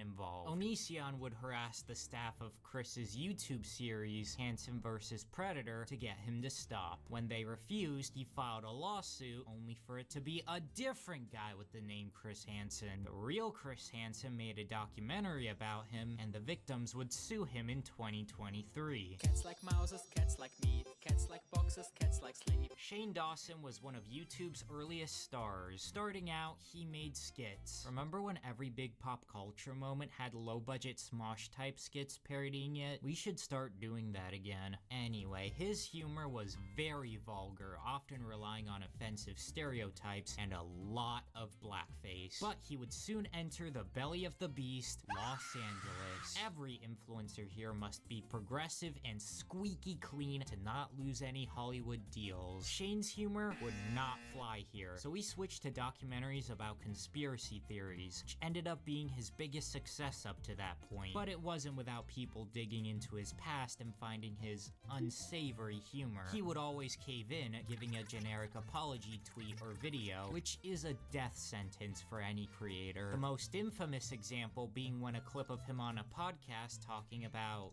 relations with a cat resurfaced. He wrote a desperate string of tweets apologizing, but he would never be able to live this down for the rest of his life. But it was the blackface videos that would ultimately lead to his downfall. In 2020, after the killing of George Floyd, race relations in America became a heavily discussed subject, and Shane's old videos were brought into the spotlight again. This is where the Predator stuff comes in. Amidst his older videos were countless instances of him joking about kids in a creepy way. The two most notable being a video of him pleasuring himself to Will Smith's 11-year-old daughter, which actually got the family involved, and a video of him talking inappropriately to a 12-year-old girl. This was the final straw. He lost subscribers en masse, his entire channel was demonetized, and 2 books that he wrote were removed from store shelves. Eventually, though, he would come back to YouTube, but to far less fanfare, only getting... That's still more than me! Doctor, I think I might be a homosexual. How can you tell? James Charles is a beauty guru who was one of the first men to gain prominence in the field. Growing up, he was bullied for his homosexuality, but would soon find comfort in YouTube. After developing connections with mainstream celebrities and collaborating with beauty brands, his numbers skyrocketed. But like Shane Dawson, he found himself within the confines of Los Angeles. He was scared of ending up like Shane, so he would constantly apologize for even slightly offensive statements. Then, in 2019, at the height of his popularity, a collaborator named Toddy Westbrook uploaded Bye Sister, a hit piece claiming that he tried to trick a man he knew was straight into believing he was gay. This caused him to lose over 1 million subscribers in just one day, a record that has yet to be beaten. This, at first, was followed up with a half-assed apology, but he would then delete it and upload a video completely debunking everything. Then what was the point of the first video? Whatever. His channel swiftly recovered and everyone turned against Toddy. But then, the truth came out. In 2021, a 16-year-old named Isaiah made a TikTok about how James sexted him. He would deny this, saying he didn't know he was underage. Then others accused him of similar behavior, sending unsolicited pictures of himself. With the accusations piling up, James would make a video holding himself accountable, in which, yes, he did recklessly send unsolicited, inappropriate messages to 2 minors, but he stood by not knowing their age. Regardless, he lost brand deals, he lost friends, his monetization was temporarily removed, and now he only gets a fraction of the views. But again, it's still more than me. Dude, you're a fucking cuck. In 2013, Nicholas Kendibalinthasi began his channel, Sneeko, as a kid making Call of Duty videos. For 2 years, not much happened, but in 2015, a philosophical monologue video would go viral, gaining him a couple thousand subs. He ended up getting noticed by none other than Mr. Beast back when he was a small YouTuber. The two became by video would go viral, gaining him a couple thousand subs. He ended up getting noticed by none other than Mr. Beast back when he was a small YouTuber. The two became good friends, with Sneeko eventually appearing in a Mr. Beast video. That makes 3 predators that have been on your channel, Jimmy. Why did I look up to you? Well, it didn't matter, cause after one video together, their friendship fell apart. Interestingly, Sneeko made a video trying to expose Mr. Beast after leaving, but immediately deleted it. Given everything that's recently come out, I wonder if Sneeko is in the right. He would switch over to political content, which was successful at first, but he would quickly throw it out the window in 2020. That year, Netflix released the movie Cuties, which centered around children in suggestive situations. This sparked massive outrage towards the streaming giant. Sneeko, however, decided to be a contrarian and upload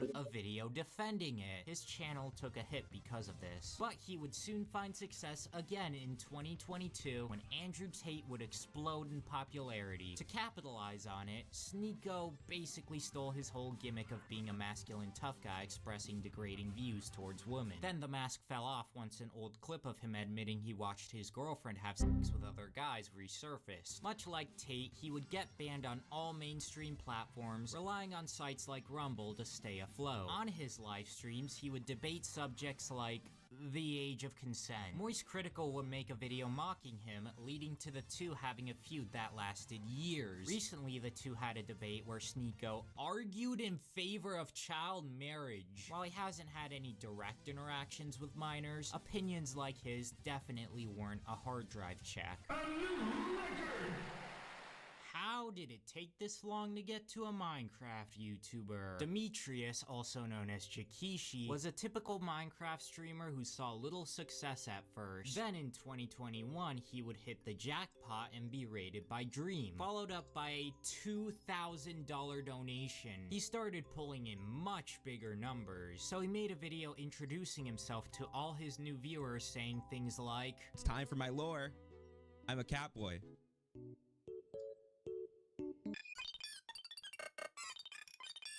Yeah, means I can do cat-like things and boy-like things. I can meow if you want.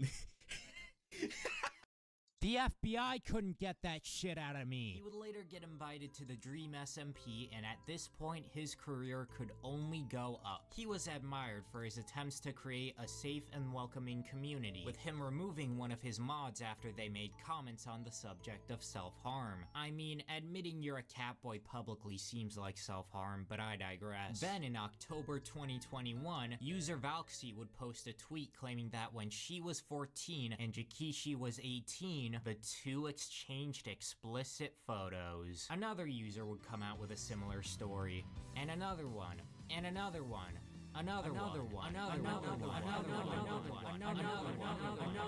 By the end of the week, he had over 40 allegations against him. That has to be a YouTube world record. Dream would quickly remove him from his server, and Jakishi would completely vanish from the internet. Also, I guess I should acknowledge Dream's stuff. He had 3 fans allege that he groomed them after his face reveal. Their evidence was messy, with contradictions everywhere and names conveniently cropped out. But Dream had become a fun-to-hate figure due to his immature online behavior and rabbit and him. That has to be complete fans vanish from the internet. Also, I guess I should acknowledge Dream's stuff. He had 3 fans allege that he groomed them after his face reveal. Their evidence was messy, with contradictions everywhere and names conveniently cropped out. But Dream had become a fun-to-hate figure due to his immature online behavior and rabid fan base.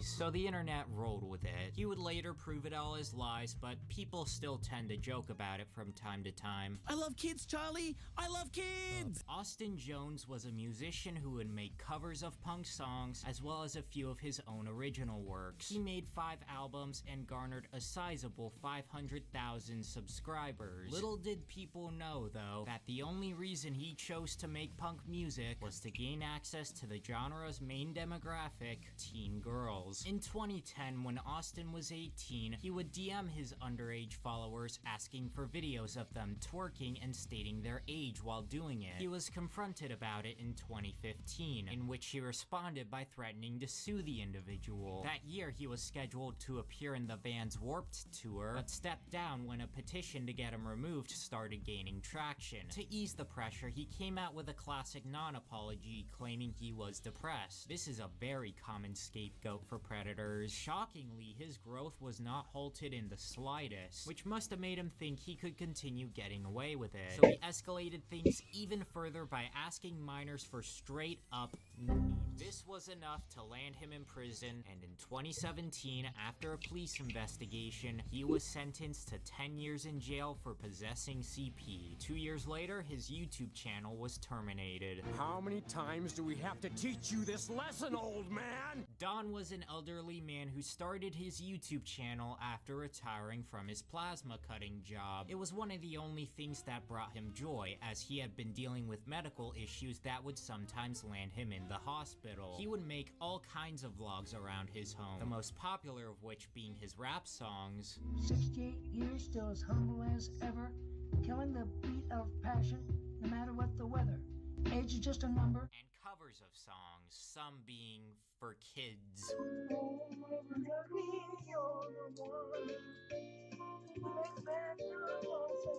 Don showed gratitude to every one of his subscribers.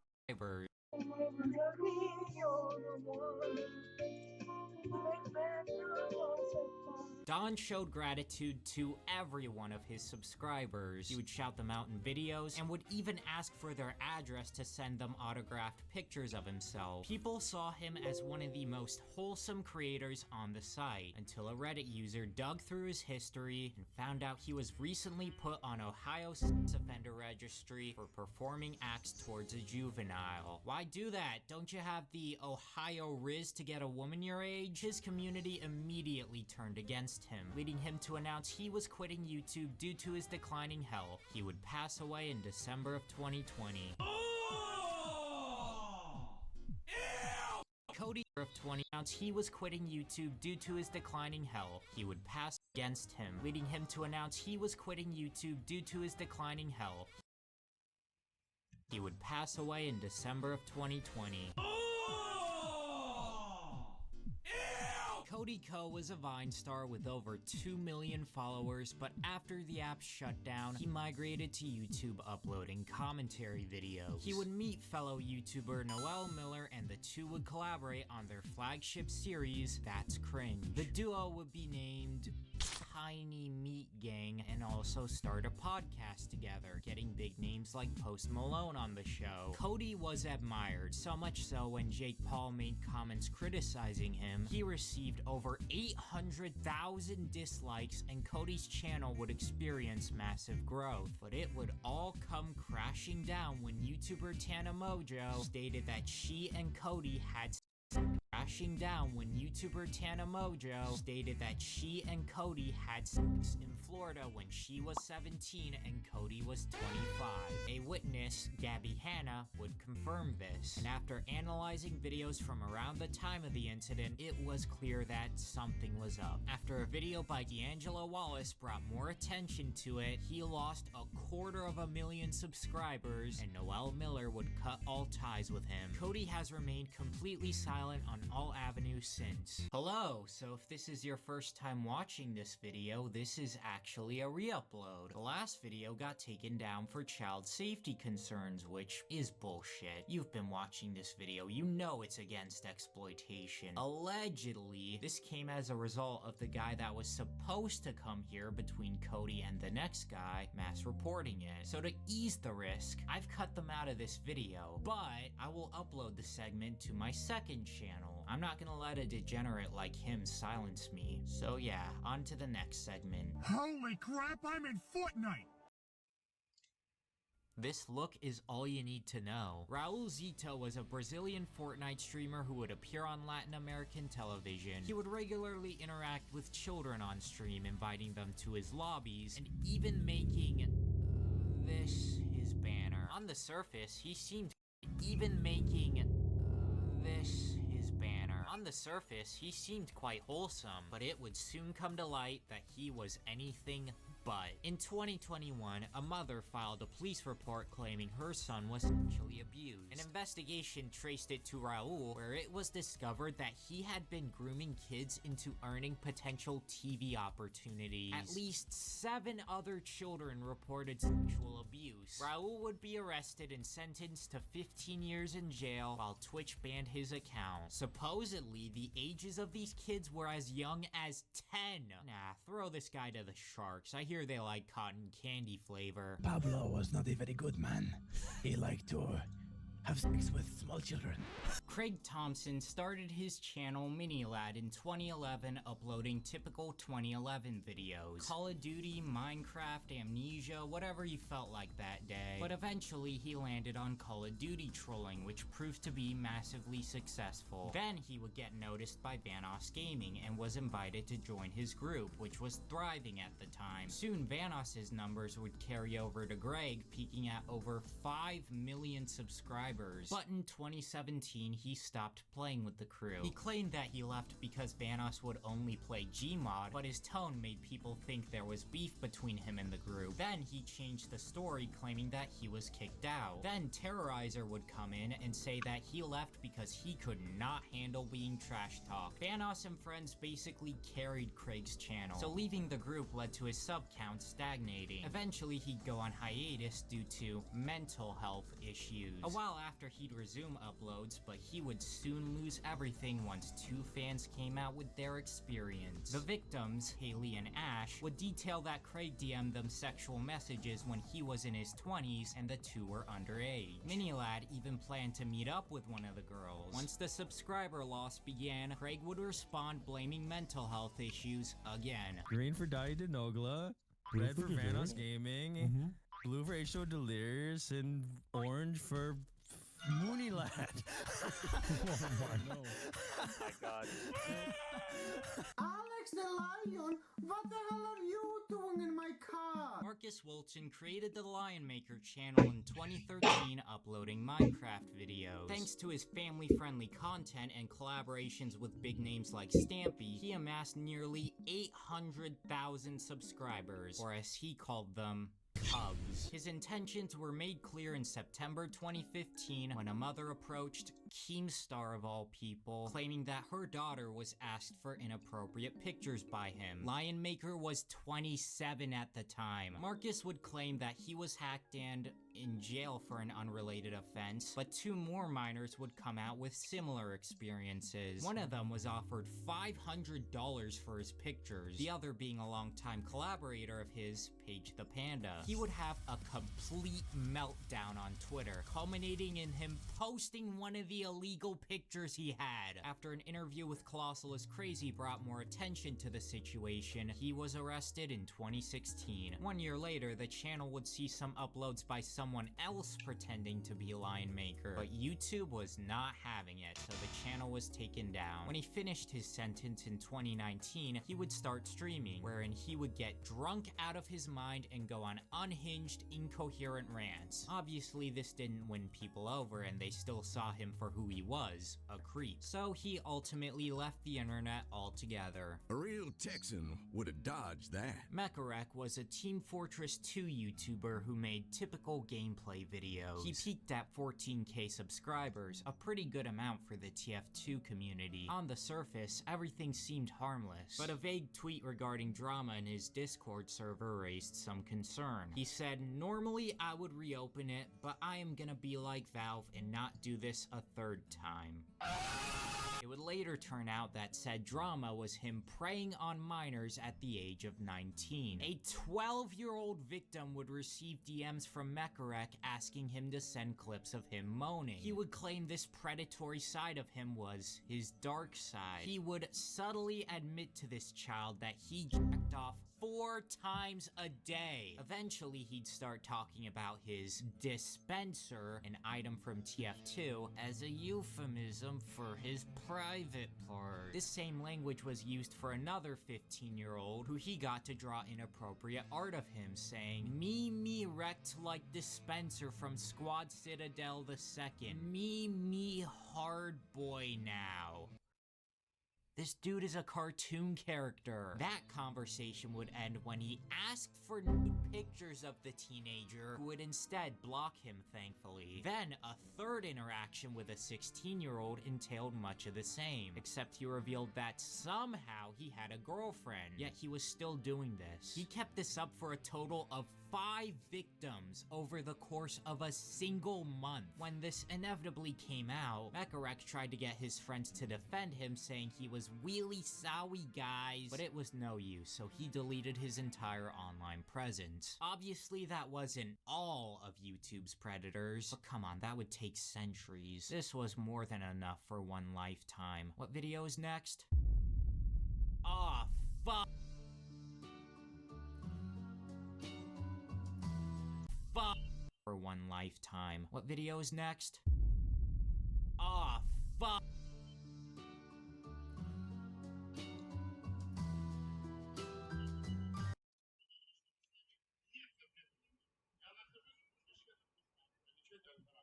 Сейчас мы пройдем в библиотеку, где раздают бесплатно корабль на русском языке. И я вам покажу в Канаде, как в маяке написано запрет. Я надеюсь, иншаллах, вы после этого бросите слушать. Пойдемте. Вот здесь раздают книги. К сожалению, на русском языке нет тафсира, но везде в интернете вы можете найти. Среди людей есть такой, который покупает потешные речи, песни и музыку. Песни и музыку. Чтобы сбивать других людей Аллаха. Без всякого знания. И высмеивает их знамения Аллаха. Таким готовы унизительные учения. Что вам еще нужно, мои братья и сестры? Что музыка харам.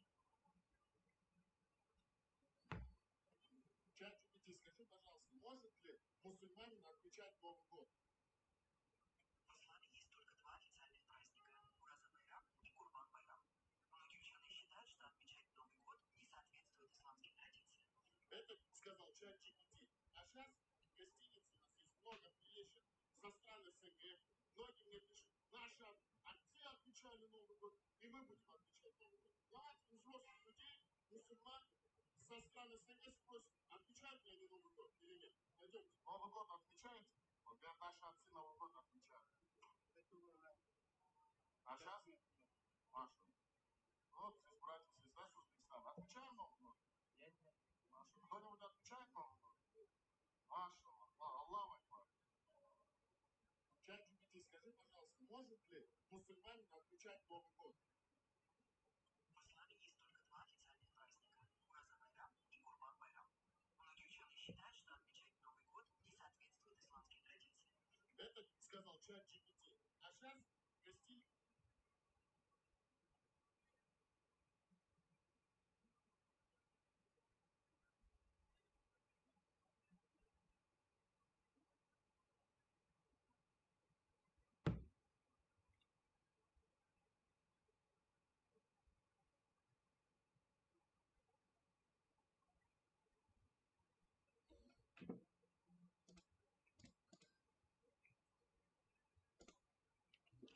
Hey guys, MB Darkman here. In 2022, former YouTuber Filthy Frank turned mega musical artist Joji released his most recent album, Smithereens. This album was released to mixed reviews. I'm feeling a strong 4 to a light 5. On one hand, it featured the iconic song Glimpse of Us, by far one of Joji's most well-known songs, and arguably one of the defining songs of his career. On the other hand, this album contains almost no other songs that received mainstream play, and raised a few eyebrows in that Joji has songwriting credits on only 3 of the 9 songs on the album. Regardless about one's feeling for the album, what is apparent is that since this album, Joji has not released any further music. It's now been over 2 years since Joji has released even so much as a single, let alone an album. And look, 2 years may not seem that long to some of you. For fans of another Frank Ocean, they'd kill for an album every 2 years, let alone an album. And look, 2 years may not seem that long to some of you. For fans of another Frank Ocean, they'd kill for an album every 2 years. But for Joji, who has released music with extreme consistency since beginning his musical career, this is by far the longest he's gone without releasing any music.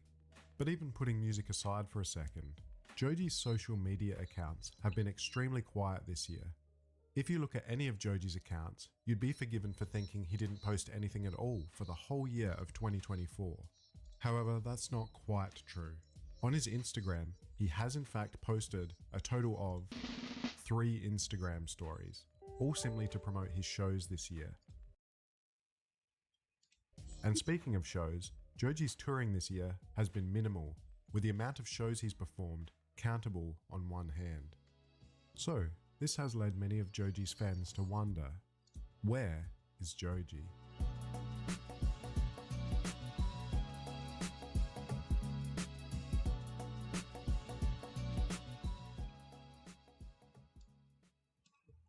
As mentioned previously, Joji's most recent album, Smithereens, was released at the end of 2022.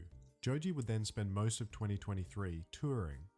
First, he would head to Australia and perform a series of shows exclusively at the Laneway Festival.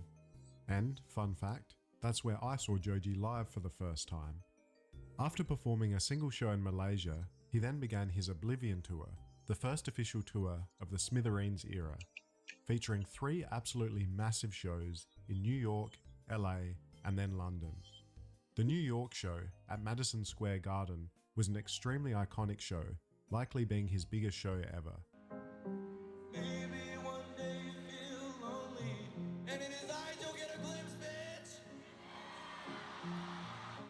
After the London show, Joji would then tour Europe and perform 6 shows in 6 different countries there. Following this, he would begin his second official Smithereens tour, the Pandemonium Tour, which began with a slew of shows through North America, followed by a return to Australia, a quick stop at Max Mofo's wedding, and finishing up with 6 return to Australia, a quick stop at Max Mofo's wedding, and finishing up with 6 shows in Asia. However, Joji would cut the Asian leg of his tour short after just 3 shows due to health issues, thereby ending the Pandemonium Tour prematurely and also bringing an end to Joji's touring activities in 2023. Overall, by my count, Joji performed a massive 44 shows in 2023, which is a pretty crazy tour schedule by any stretch. That's basically 1 show every 8 days. So, it shouldn't be at all surprising that Joji didn't release any music in 2023. This tour would have taken up almost all of his time, and it's hard to see where Joji would have found time to record new music while on the road. Now, it is worth mentioning that a special 5-year anniversary edition of Ballads 1 released in 2023. However, this was simply a set of recolored vinyls with a different album art, and the re-released album contained no new music. Joji's touring schedule in 2024, however, was a much different story to 2023. Compared to the massive 44 shows performed in 2023, Joji has performed exactly 3 shows in 2024, all of which were festivals. The Head in the Clouds Festival in New York in May, We The Fest in Jakarta in July, and most recently, Slow Life, Slow Live in Seoul in October. There was no official Joji tour this year, just these 3 one-off shows. Now, this massive disparity between 2023 and 2024 has led many to wonder what Joji is focusing his time on, if not touring. After all, 44 shows compared to 3 is quite a drop. Now, on one hand, our boy could simply be taking a break. I mean, if I did 44 shows in 1 year, I'd want to take a pretty decent break after doing something like that. And, not to speculate, but there's also those health issues that made Joji cancel the last leg of his tour in 2023. However, it's also possible that the reason Joji wasn't focusing on touring was because he was focusing on something else. And for what that something else could be, well, there's 2 possibilities.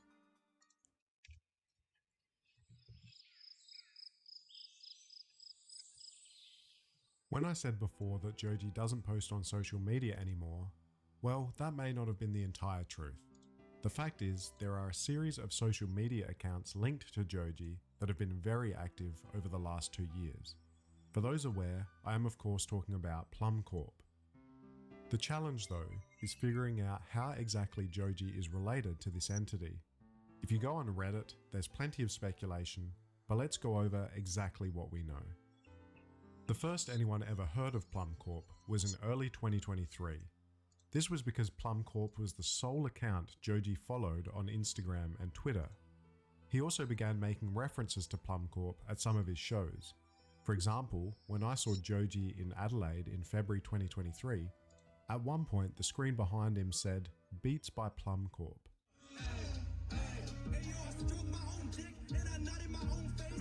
However, the most obvious link to Joji is this trademark website, which lists Plum Corp as a trademark owned by the Gondola Brothers.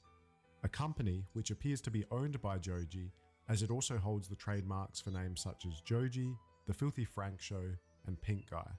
Now, despite what others may say, this is the full extent of what we know about Joji's connection to Plum Corp. While it does seem reasonable to say that Joji is at least a part owner of Plum Corp, his actual role within Plum Corp is entirely unknown. So keep this in mind as we review the following posts by Plum Corp. While it's possible that Joji had significant input into them, it's also quite possible he had no direct input at all. So what exactly is Plum Corp? Well, that's also not an easy thing to determine.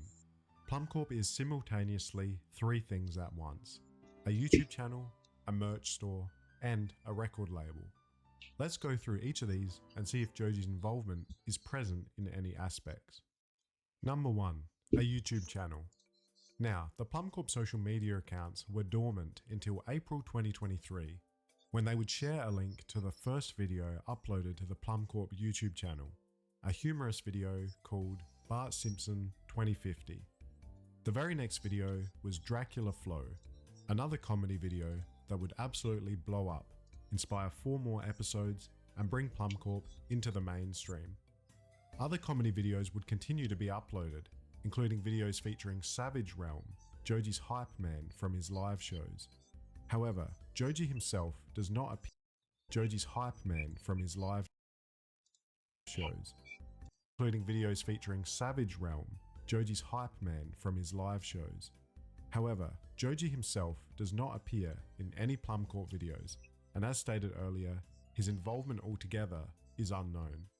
There's one strange exception to this, however. In one of the videos, where Savage Realm deep fries some Air Force Ones, if you look at the YouTube tags on the video using special tools, you can see that one of the tags is Joji. Now, Joji does not appear in this video, but since tags are set by the video uploader, it means whoever runs the Plum Corp YouTube channel specifically wanted this video to be findable when searching for Joji. A big thanks, by the way, to Just Jalen for pointing this out to me, as I would definitely not have figured this out by myself. Now, moving on. In May of 2024, something quite unusual would happen. The Plum Corp Instagram and Twitter would promote a new Plum Corp video, but this time, the video was on another channel called Plum Corp Textiles. This channel had an FAQ on its About page, which honestly raised more questions than it answered. However, given that Joji unfollowed Plum Corp in early 2024, and all videos containing Savage Realm were deleted around the same time, some speculated that this may have been Joji distancing himself from Plum Corp, or handing it over to someone else, though both of these theories are pure speculation. It's also worth noting that the original Plum Corp channel still posts videos, with the most recent, at the time of writing, being uploaded in November of 2024. Number 2. A merch store. Almost every video uploaded to Plum Corp contains the following description. These videos are exclusively advertisements for Plum Corp clothing, coupled with a link to plumcorp.com. This site sells a wide variety of merchandise related to Plum Corp characters, or jokes from the videos. None of this merch is related in any way to Joji, with the unusual exception of the Grab on D's shirt, which references a joke Joji first made way back in a Filthy Frank video. Have you heard of a restaurant called Grabbin' D's? Grabbin' D's is right down the road. No. Grabbin' D's nuts. Oh, got him. Unfortunately, the Grab on D's shirt appears to have been removed from sale from the store quite recently. However, if you want to see me unbox some of this merch, including possibly the rarest piece of merch Joji's ever been associated with, be sure to check out this video of mine. Link in description. Now, though not directly related to Joji, there's one other point of interest worth mentioning about the Plum Corp merch store that I actually mentioned in my previous video. If you take a look at the merch store, you'll see 3 unusual items on the store, all marked as sold out, and all listed for extremely high prices: the Screamer, For the Monsters, and Team Players Only. Many fans have been understandably confused about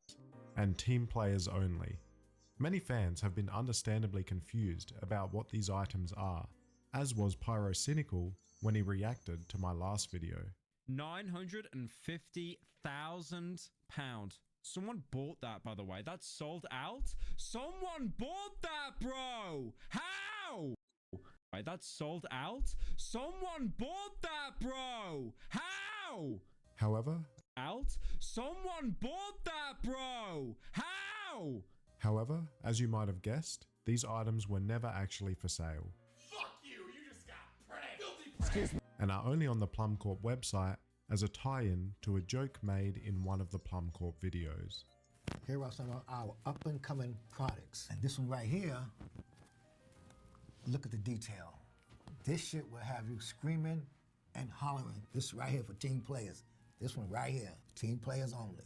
This shit is for the monsters. Rawr. And finally, number 3, a record label. This is, to me, the most interesting part of Plum Corp. On August 15th, 2023, a music video was uploaded to the Plum Corp channel for a song called Green Goblin Mode by someone named Bobby Bluetooth. Now, Bobby Bluetooth was a brand new artist with no prior releases. The song featured an overproduced beat and contained Bobby rapping over the beat with lyrics honestly comparable to a Pink Guy song. Now, while clearly a joke, this song was actually released on streaming services such as Spotify and Apple Music. Over the course of the Plum Corp upload schedule for the next 2 years, many music videos similar to this would be uploaded. All feature a previously unknown artist, an excessive beat, comedic lyrics, and all are eventually released on streaming platforms. As part of my research for this video, I counted all pieces of Plum Corp music that could be considered a released track, and there are a total of 32 different tracks over the past 2 years.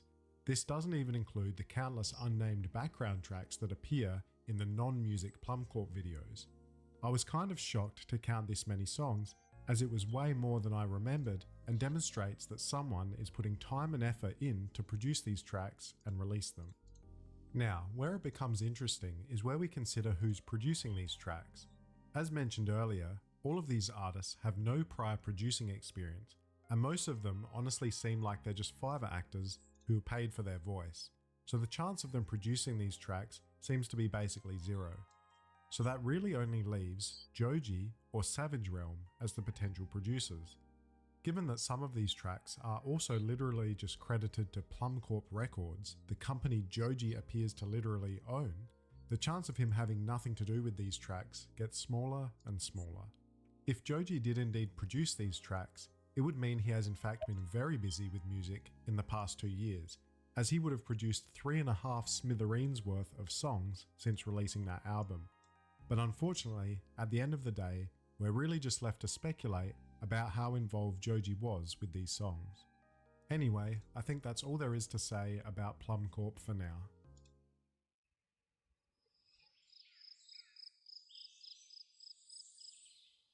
Now, let's ignore the Plum Corp beats for a moment and ask a simple question.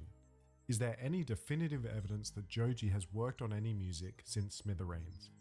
The short answer to that question is not really, and the longer answer is it's complicated. Given Joji is basically silent on social media at the moment, the only way we'd have evidence for him making music is if A, an artist Joji was collaborating with posted about it, or B, some of that music has made its way online. Now, to my knowledge, there's no evidence of A occurring, but there does in fact appear to be some evidence of B. In 2023, 2 videos were uploaded to Joji's music YouTube channel. The only uploads from this year, these videos were uploaded to promote Joji's Pandemonium tour that we mentioned earlier. Now, these videos, comedic in nature, feature some beats in them that are not known to belong to any released Joji song. However, they do sound very Joji-like and bear a striking similarity to some of the Plum Corp beats we discussed earlier.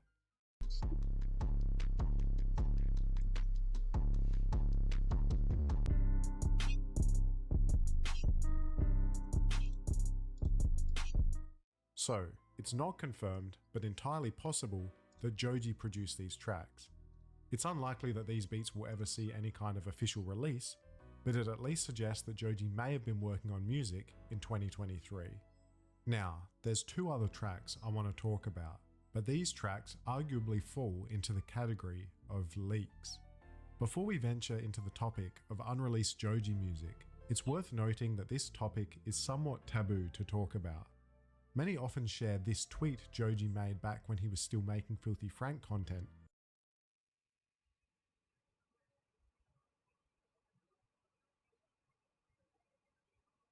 chastising people for leaking some of his earliest ever music. Artists are protective of their material. Share this tweet Joji made back when he was still making Filthy Frank content, chastising people for leaking some of his earliest ever music.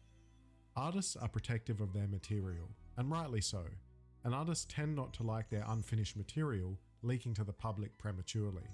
So I'm sure you'll forgive me for treading lightly as I address this sensitive topic. Now, anyone who's done even the slightest poking around into unreleased Joji music will very quickly discover the Joji Tracker, a spreadsheet which captures all known examples and evidence of unreleased Joji tracks. This tracker is all known examples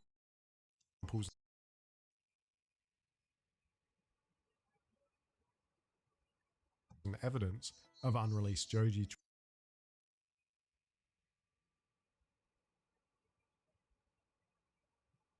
tracks. This tracker is not some secret, hard to find resource. It's very public. In fact, there's a link on the sidebar of r/Pink Omega. If we look at the bottom of the tracker, we can see that there are 4 tracks listed as being from the ongoing or pandemonium era. These are unreleased tracks that are known to have been created after the release of Smithereens. The first 2 are the beats from the 2023 promotional videos that we talked about earlier. So, let's take a look at the other 2. One of these tracks is a beat produced by Wonton Jesus, a producer who helped create the song Blah Blah Blah Demo on Joji's Smithereens album. The beat, named You, contains a heavily distorted version of Savin' Me by Nickelback. Now, I'm not ashamed to admit that I used to absolutely love this Nickelback song when I was younger, so hearing it as a hauntingly good Joji-style beat got me very excited. However, the metadata of the track supposedly contains a note saying, "Do not use copyright issues with this." So, if we put 2 and 2 together, the theory is that this track was meant to be the beat for a Joji song, but due to clearance issues with the Nickelback sample, it will likely never see the light of day. The other track, named Row, is even more mysterious. The producer of the track is not known. However, I'm told that the production actually uses some stuff from Joji's kit. The track is a lo-fi piano-based track, similar to that of Tom. At the end of the track, there's a sample from an interview with American influencer Charleston White. And that's about all we know about this track. So what's the verdict then? Based on these 4 tracks, can we deduce that Joji has been spending his time working on music in silence? Well, unfortunately not. These tracks don't really tell us anything definitively. For all we know, all of these tracks could have been made for Joji without any of his own involvement. However, it would be pretty naive to think that Joji has just randomly decided to give up music entirely, so I think it's a pretty reasonable assumption that the reason he's been quiet is because he's been busy working on his next album. In fact, in November this year, it was noticed that some of Joji's music on his YouTube channel was being re-uploaded, this time under a different label, The Orchard Enterprises. Now, there's been various explanations as for why this occurred. Some have suggested that this was Joji changing label in preparation for a new album release. However, there's not really any evidence for this. The most popular, and in my opinion the most likely explanation, by Reddit user u/trulyboredom, suggests that a distribution deal between 88 Rising, Joji's label, and Warner expired, and so many 88 Rising releases were then redistributed through The Orchard, which happens to be the independent distribution arm of Sony. Now, if this is the case, it means Joji himself likely had nothing to do with these re-uploads. However, if this at all implies that Joji is still signed with a label, then that's very promising news.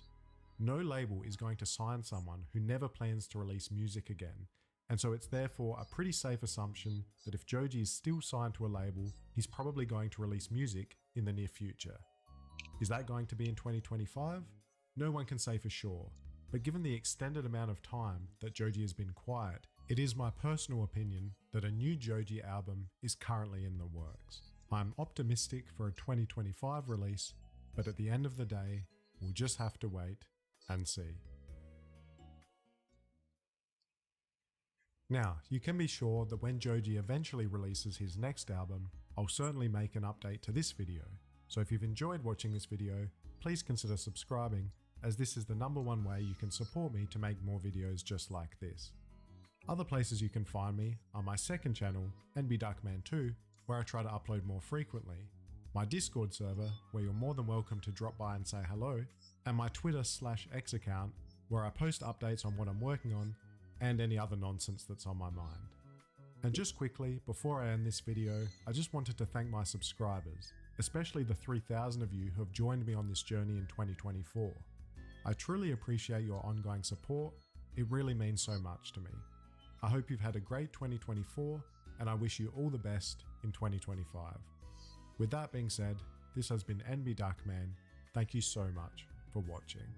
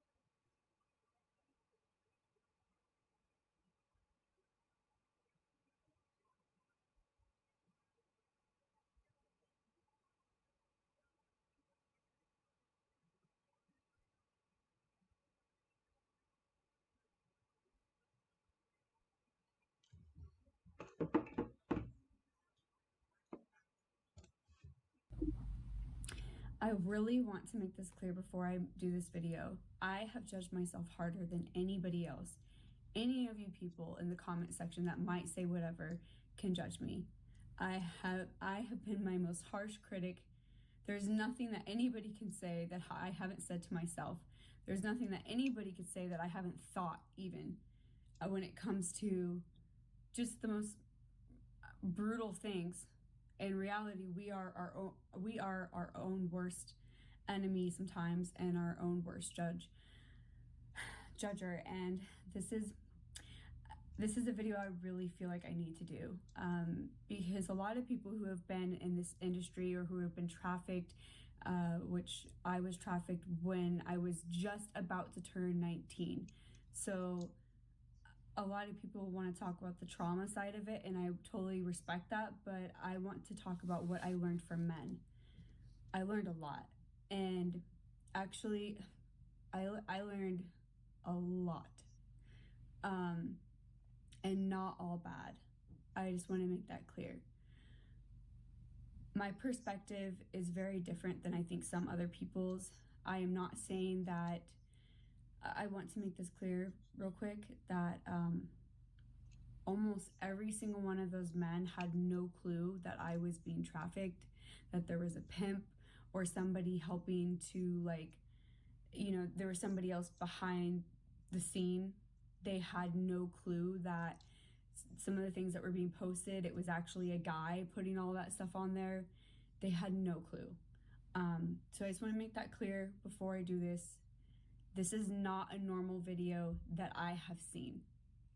So I thought it's something that I've really been trying to like grasp at for a really long time. For many years, I've been out of this for 7 years and got out 7 years ago.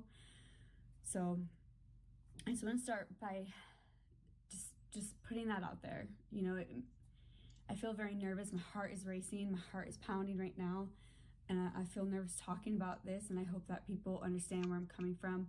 I'm not trying to judge anybody here. I'm just trying to express my perception. So there's a quote that I often think about, and it's, life will break you, nobody can protect you from that. And living alone won't either.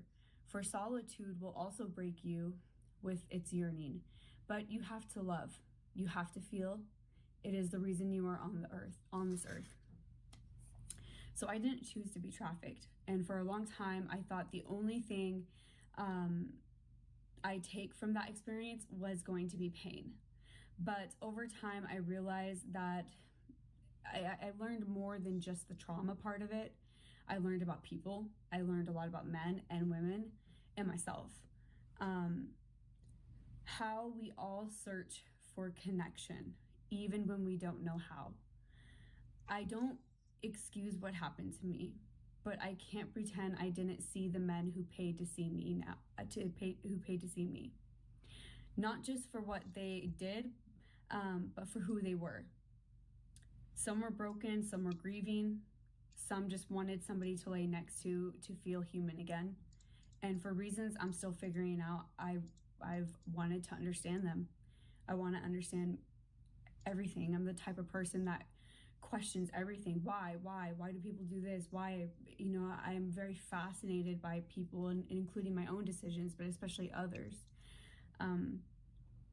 I remember there was one guy whose wife passed away, and he didn't even want sex from me. He really just wanted somebody to watch a movie with, to lay with, to talk, or to be in silence, while he remembered what it felt like to be close to someone. It reminded me of the movie Her, where Joaquin Phoenix falls in love with an AI, not because he's desperate, but because he's lonely. Because even though the connection isn't real, it feels real enough. That's the part I think most people don't understand, is that for some men, this wasn't just like about lust. It was about escaping the silence and trying to find somebody that can maybe give you comfort, and trying to find the warmth in places that left them colder than before.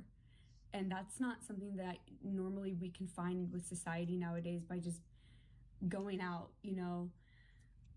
Sometimes you can, but I don't know. People are different. I'm not here to judge, but I'm not really here to judge. Not every man I met was like that, though. Some were addicts, not to substances or alcohol, but to the chase, the high of the transaction. I wasn't a person to them. I was just part of a loop. It felt like Shame, the movie where Michael Fassbender's character can't stop seeking out sex, even when it leaves him feeling emptier each time. That kind of addiction, it doesn't care about faces. It only cares about the cycle. I saw it, men who thought that they were in control, but they were drowning in it, coming back again and again, hoping it would fill something inside of them that just kept growing. They became addicted to that lifestyle. It's weird, but it happens. Then there were the ones who didn't belong there. Attractive, charming, the kind of man that you would think could pick up any girl in a bar. The one that you were just like, why are you here? Why are you paying me? And the craziest thing is, one guy I'll never forget, I asked him, and he just said that he's tired of the games. He was tired of going out and taking women out on dates and spending $200 on food and drinks, and just to be ghosted, or to find out that the girl had a boyfriend, or to find out, there's all these games involved. He just got sick and tired of it. He became bitter for sure.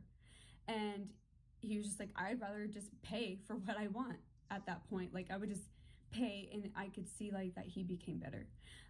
It felt like What Is Love? In the film, men stop trying to connect because they feel used, tired of rejection, and instead of risking real intimacy again, they pay for something simple, even if it's hollow. But the most unsettling part was the men who didn't want people at all. I've seen it now, men choosing AI girlfriends, virtual companions, because they don't disappoint. They're programmed to love you back. It reminds me of Blade Runner 2049. The main character has an AI girlfriend. She says everything he needs to hear. She's perfect, but she's not real, and that's the problem. That's where we're heading. Real intimacy it's too risky. We build something artificial and call it love. And it works until you realize you're even lonelier than before, because people have a hard time now being transparent, because we've all been hurt, right? We've all been hurt. Some men don't want intimacy. They want control. I wasn't a person to some of them. I was something to conquer. It felt like Ex Machina, where men build AI women not to love them, but to own them, to manipulate, to discard them when they stop playing along. This is the part that really terrifies me, though, is it's not just trafficking anymore. It's not just men paying for women. We've stepped into something darker. For me, what I learned about men was there's a different variety of men, but honestly, most of them were lonely, were bitter,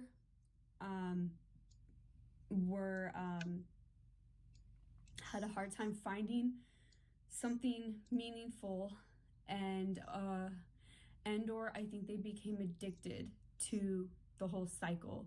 That was the majority of it. The ones who were grieving or whatever, that was different. There were men. This is the part that I feel like the most embarrassed about and ashamed, and I don't think I have forgiven myself. Eventually, when I would find out that men were married, it was horrible, and I felt horrible. I would try to talk to them about it and ask them questions I shouldn't even be asking, to try to like figure out how could I help their marriage and what could I give any advice. And I remember asking this doctor, and I was like, where does your wife think you are right now? And he said, oh, on lunch break. And even just saying that now, I remember that day, the pit of my stomach, I was a part of the problem. The people behind me were a part of the problem. And I feel so sorry. I feel so bad for those women. I feel so much guilt and pain. And honestly, I don't understand those men. I'm just gonna be honest. I don't really understand that. If it's not working and you have to go and betray somebody and go behind their back and pay somebody, and you don't know, you might as well leave the relationship, the marriage. But again, that's not for me to force people. That was one of the worst. I would say the other worst thing was being trafficked to drugs dealers. Yeah.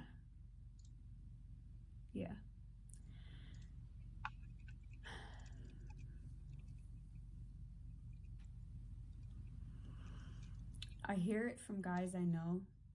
I hear this from friends, from guys I used to date, or my partner now that we are together. How OnlyFans is safer than dating. How AI girlfriends never reject you. I've watched men lose themselves to corn because it feels easier than facing real people. And women, we're doing the same thing. Women are just as bad. I mean, we're ghosting for sport, using men for attention we don't even care about. But now it's not just us hurting each other, it's machines. AI girlfriends are already here. I've seen the ads. She listens to you. She won't cheat on you. And people think it's funny and they laugh. But I don't think it is. Because the truth is, humans are parasites to each other. We drain each other, we use each other, we traumatize each other. But here's the part that stings. Who builds the AI girlfriends? Who creates the corn? Who feels trafficking? It's not robots, it's humans. So when humans are trying to say, hey, don't worry, this robot isn't gonna hurt you, who's the creator of it? A human. We create the very thing that destroys us. We hurt each other. Then we turn around and design something worse to replace the connection that we've ruined. And it feels like a cycle that is never ending. AI girlfriends are just the beginning. What happens when robots replace intimacy altogether? What happens when corn isn't just on screen, but something we can feel, live in, escape to? At some point, we won't need each other at all. And honestly, that really scares me. I don't know if that scares you, but when I think about this and I think about everything that I've learned from men and what I see around me, I feel like I'm holding bricks in my hands. Like, I'm so terrified for the future generation.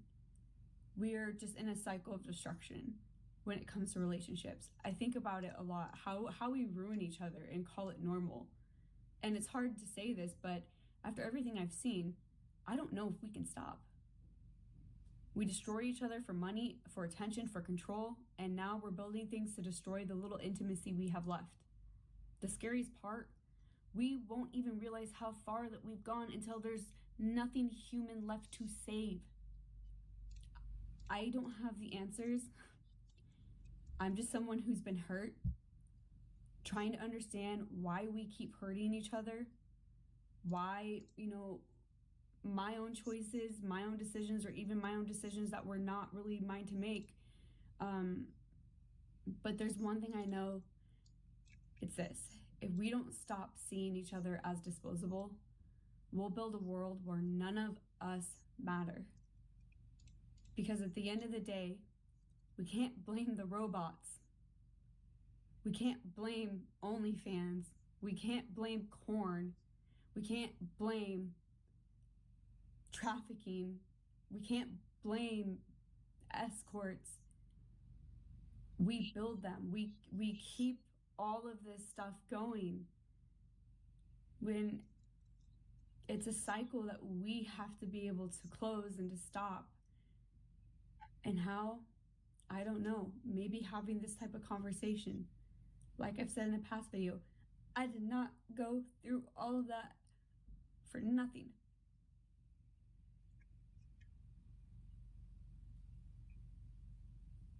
And I'm trying to figure out,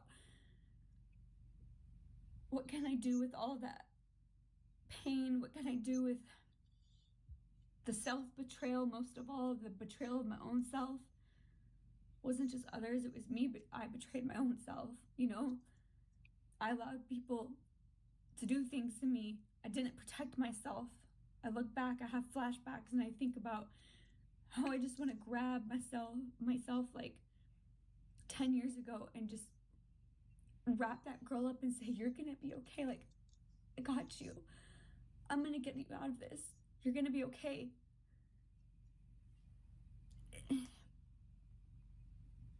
For any man that is watching this, some of you, I understand. Some of you, I don't understand, and that's okay. I know some of you don't understand women, and that's okay. But this isn't a competition of who's worse than the other. We have all been screwed over. I've been cheated on. I've been lied to. I've been screwed over just like many men have. I've been ghosted. And this isn't a competition. We have all been hurt. We hurt each other. So how do we heal each other? I would say what I learned. I went to counseling. Tried to work through all that trauma. And I guess sometimes it takes time, but building a relationship with somebody that feels safe and feels close to home. And also taking time to be single, to love myself, and to be my own best friend. Because you are going to be the best friend. No one else will. So if I could give anybody advice, I know how it feels to be screwed over by people that you trusted. And you look at them and you're like, I thought I knew who you were. I never thought you would do something like this to me. I know how that feels. And I've been the villain in this too. So it's all about like healing those inner parts of ourselves that need healing and nurturing ourselves. I think that's where it really starts. Thank you for listening to this video. I hope that this helps. And Happy New Year to everybody. I hope this new year brings a lot of people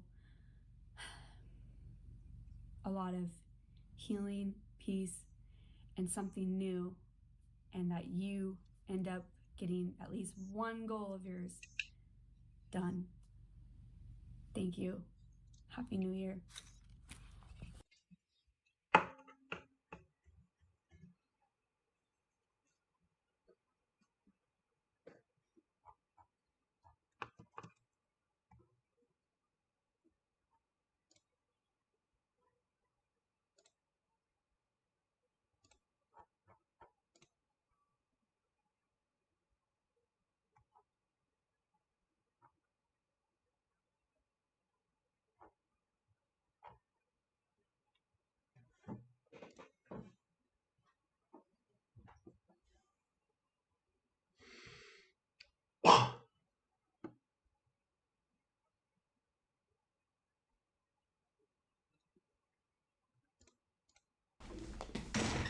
You guys like the new setup? Yes, I am recording this in a classroom because I am an academic all-star. Alright, so last year I made a video titled How Hans Niemann Broke Chess, where we explored the Hans Niemann cheating allegations at the 2022 Sinkfield Cup. If you haven't seen it, which you totally should, I frequently mentioned a player by the name of Hikaru. And to those of you who have already seen it, you may have walked away thinking, this guy doesn't seem to be a big Hikaru fan.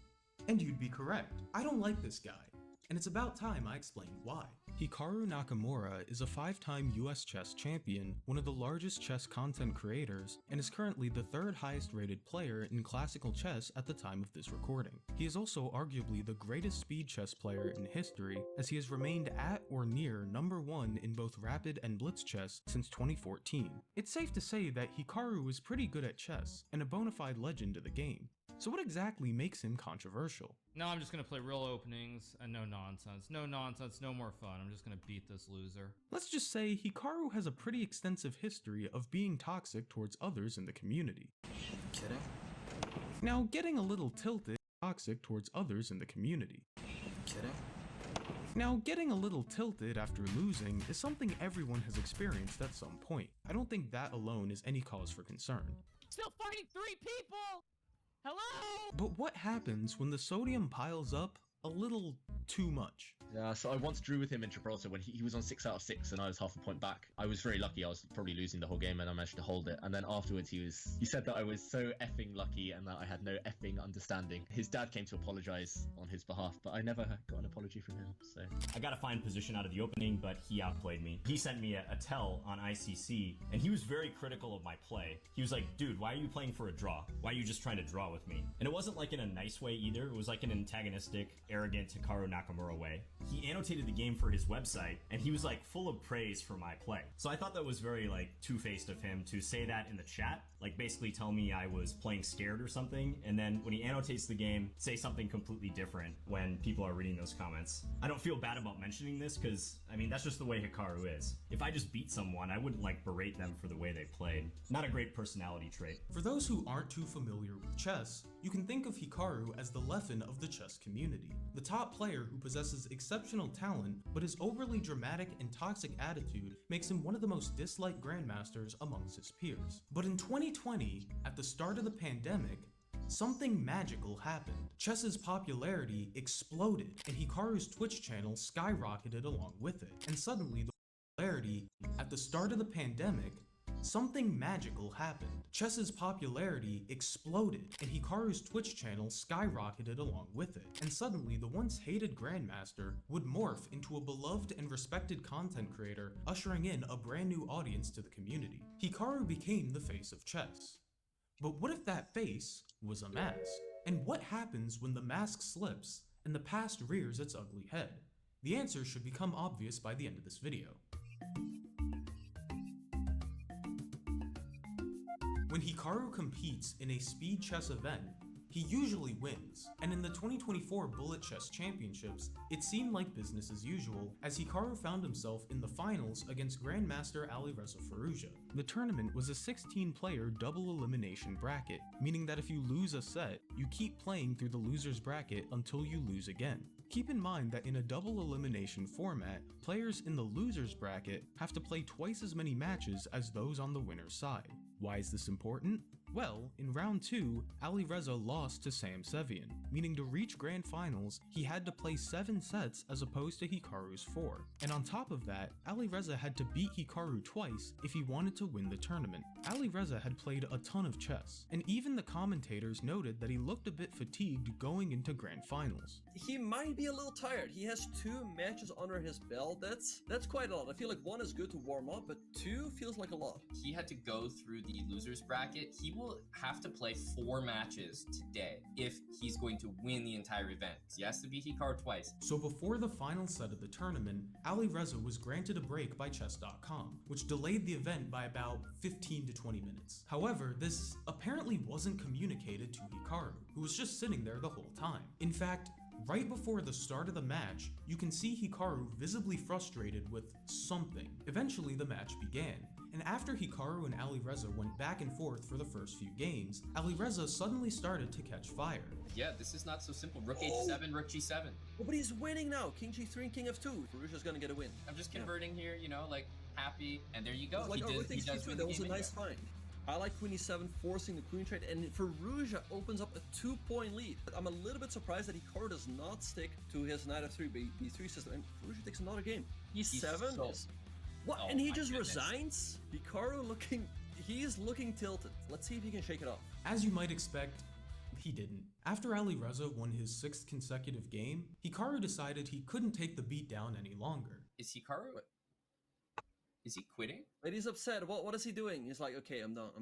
Now again, getting tilted when you've just lost 6 straight games is to be expected. But Hikaru seemed upset about something else entirely. And he does this to get a 20-minute break, and then he comes back and does, I'm sorry, but no, there has to be some penalty assessed for that. No, I mean, this is nonsense. Break, and then he comes back and does, I'm sorry, but no, there has to be some penalty assessed for that. No, I mean, this is nonsense. It's a complete lie that he's tired, oh, he's so tired, can't play, and then he does this. Like, I'm sorry, but I'm just not going to continue like this. I should not have allowed this to happen at the beginning, but now I'm going to put my foot down. So now I'll forfeit now. Danny doesn't have any right to do this. He basically gets a 20-minute break to relax more, and he pulls all this nonsense about, oh, I'm so tired, I can't play, I want to forfeit, and this is what happened.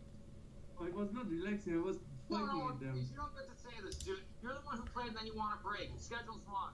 No, I'm sorry, but that's not how this works. Who the fuck do you think you are? Seriously. Hikaru wasn't too thrilled about the whole Alireza gets a break but nobody told me situation, and rightfully so. Chess.com deserved to be called out for their lack of communication. It is a totally valid and legitimate criticism. But Hikaru's grievances didn't just end there. He also believed that Alireza was lying about being tired because when the match started, Alireza played well, suggesting that he wasn't tired. Thus, he argues that Alireza lied in order to get the break as a way to mess with Hikaru and gain some sort of advantage. I mean, I wouldn't even care if we start like 3-4 minutes late, but it's literally like we're literally 20 minutes late. I can't believe you called him that. You didn't see Magnus crying like a little bitch. Pardon my French. I mean, I could say a lot worse things in Persian. Magnus crying like a little bitch.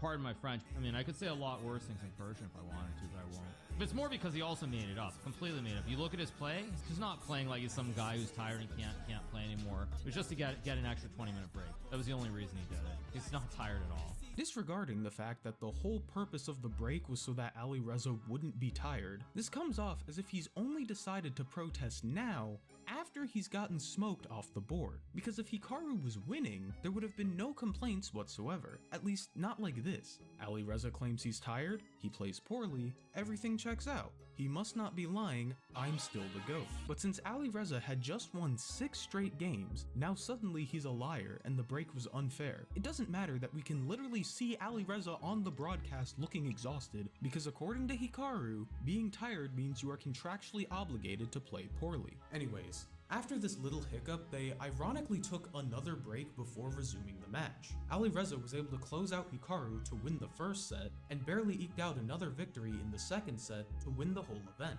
Hikaru, as a sign of elite sportsmanship, tweeted out @Alireza Firouzja, GG, well done, with a link to a YouTube short. Well done.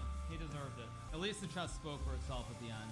No, I mean, I'm not upset about it. So now that it seems Hikaru has had a chance to cool off and collect his thoughts, you'd expect him to articulate his issues in a more professional and level-headed manner, or maybe even give an apology to Alireza for the unnecessary personal attacks.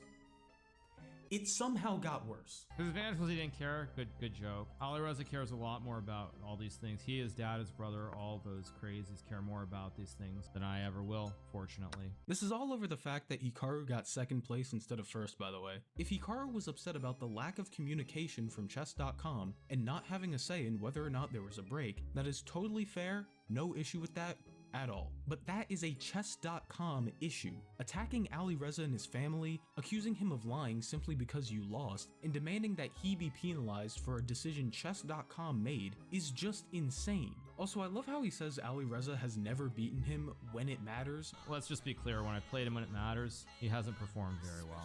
Basically implying that the Bullet Chess Championships don't matter and that he made a huge fuss about this for no reason whatsoever. So what was chess.com's response to all of this? Because remember, Hikaru also took a few shots at Danny Wrench for granting Alireza the break. No, I'll forfeit now. Danny doesn't have any right to do this. Well, all I could find was Danny quote retweeting Hikaru's GG tweet saying, "Class act Hikaru." I don't know if this is sarcasm or not, but personally, if someone acted the way Hikaru did in my online event, I probably would have said more than 3 words and 2 emojis. Anyways, after catching loads of flack for the situation, Hikaru would delete the original VOD where he said all those nasty things about Alireza and start another live stream to issue an apology for his comments during the match. And I said some things in the Zoom call to Alireza that I should not have said. Now, I did write him a message on multiple platforms. I did apologize. I haven't gotten a response back, but I did write an apology. Simply, it was not right. And that's all well and dandy, but I don't think he ever apologized for any of his comments from after the event, which is important because those post-game comments weren't just limited to Alireza.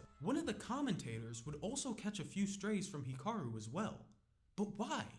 What is the history between him and Hikaru? ChessBra is a Canadian chess streaming channel featuring grandmasters Amon Hambleton and Eric Hansen. Eric specifically has had a long-standing rivalry with Hikaru ever since they were teenagers. Here's a video of Hikaru trying to fight Eric. Over the years, the two would play against each other on stream and post the matches to their YouTube channels. Turning beef into content can be productive and a net positive for any sport or game, so long as the beef doesn't go too far. On March 25th, 2021, Hikaru and Eric would play each other in a series of blitz games, but things would get very spicy during the final game. The two players reached an endgame that was technically better for Eric, but was theoretically a draw. Eric was also losing on time, so it was unlikely he'd be able to convert his advantage. He decided to offer a draw, but right when he did, Hikaru made a move, which automatically declined the offer. Realizing what happened, Hikaru offered Eric a draw, but Eric didn't notice and continued to play on. Hikaru, upset that Eric didn't accept his offer, chose to let his timer run out and explain his perspective in a very calm and level-headed manner. I mean, I offered him a draw before. I offered him a draw, he offered a draw, and I offered a draw. I mean, that's fine. I don't care because he offered a draw, and I offered a draw one move later. That's just bad sportsmanship. I don't even care because he offered a draw, and I offered a draw the very next I offered a draw. So no, I mean that's fine. He can take thought that, I- but I don't care. thought I offered to draw that. literally don't care. The following day, the Chess Bros would upload the game to YouTube with a dual camera setup showcasing the reactions of both players, including Hikaru's post-game rant. This rant would go on to become a prominent meme in the chess community and was parodied by many top figures who also defended Eric from Hikaru's bad etiquette allegations and called out Hikaru for being a hypocrite. Hikaru wasn't too happy that Eric had the full support of the chess community behind him. And this is where he started to take things too far. About a week later, during the 2021 Bullet Chess Championships, the Chess Bra YouTube channel was suddenly struck with 2 copyright strikes in rapid succession. One was issued by Hikaru's network Bent Pixel Select for the video with Hikaru raging, and another came mysteriously from Alireza Firouzja's channel, whose social media manager named ChessBay just so happened to also be the head moderator for Hikaru.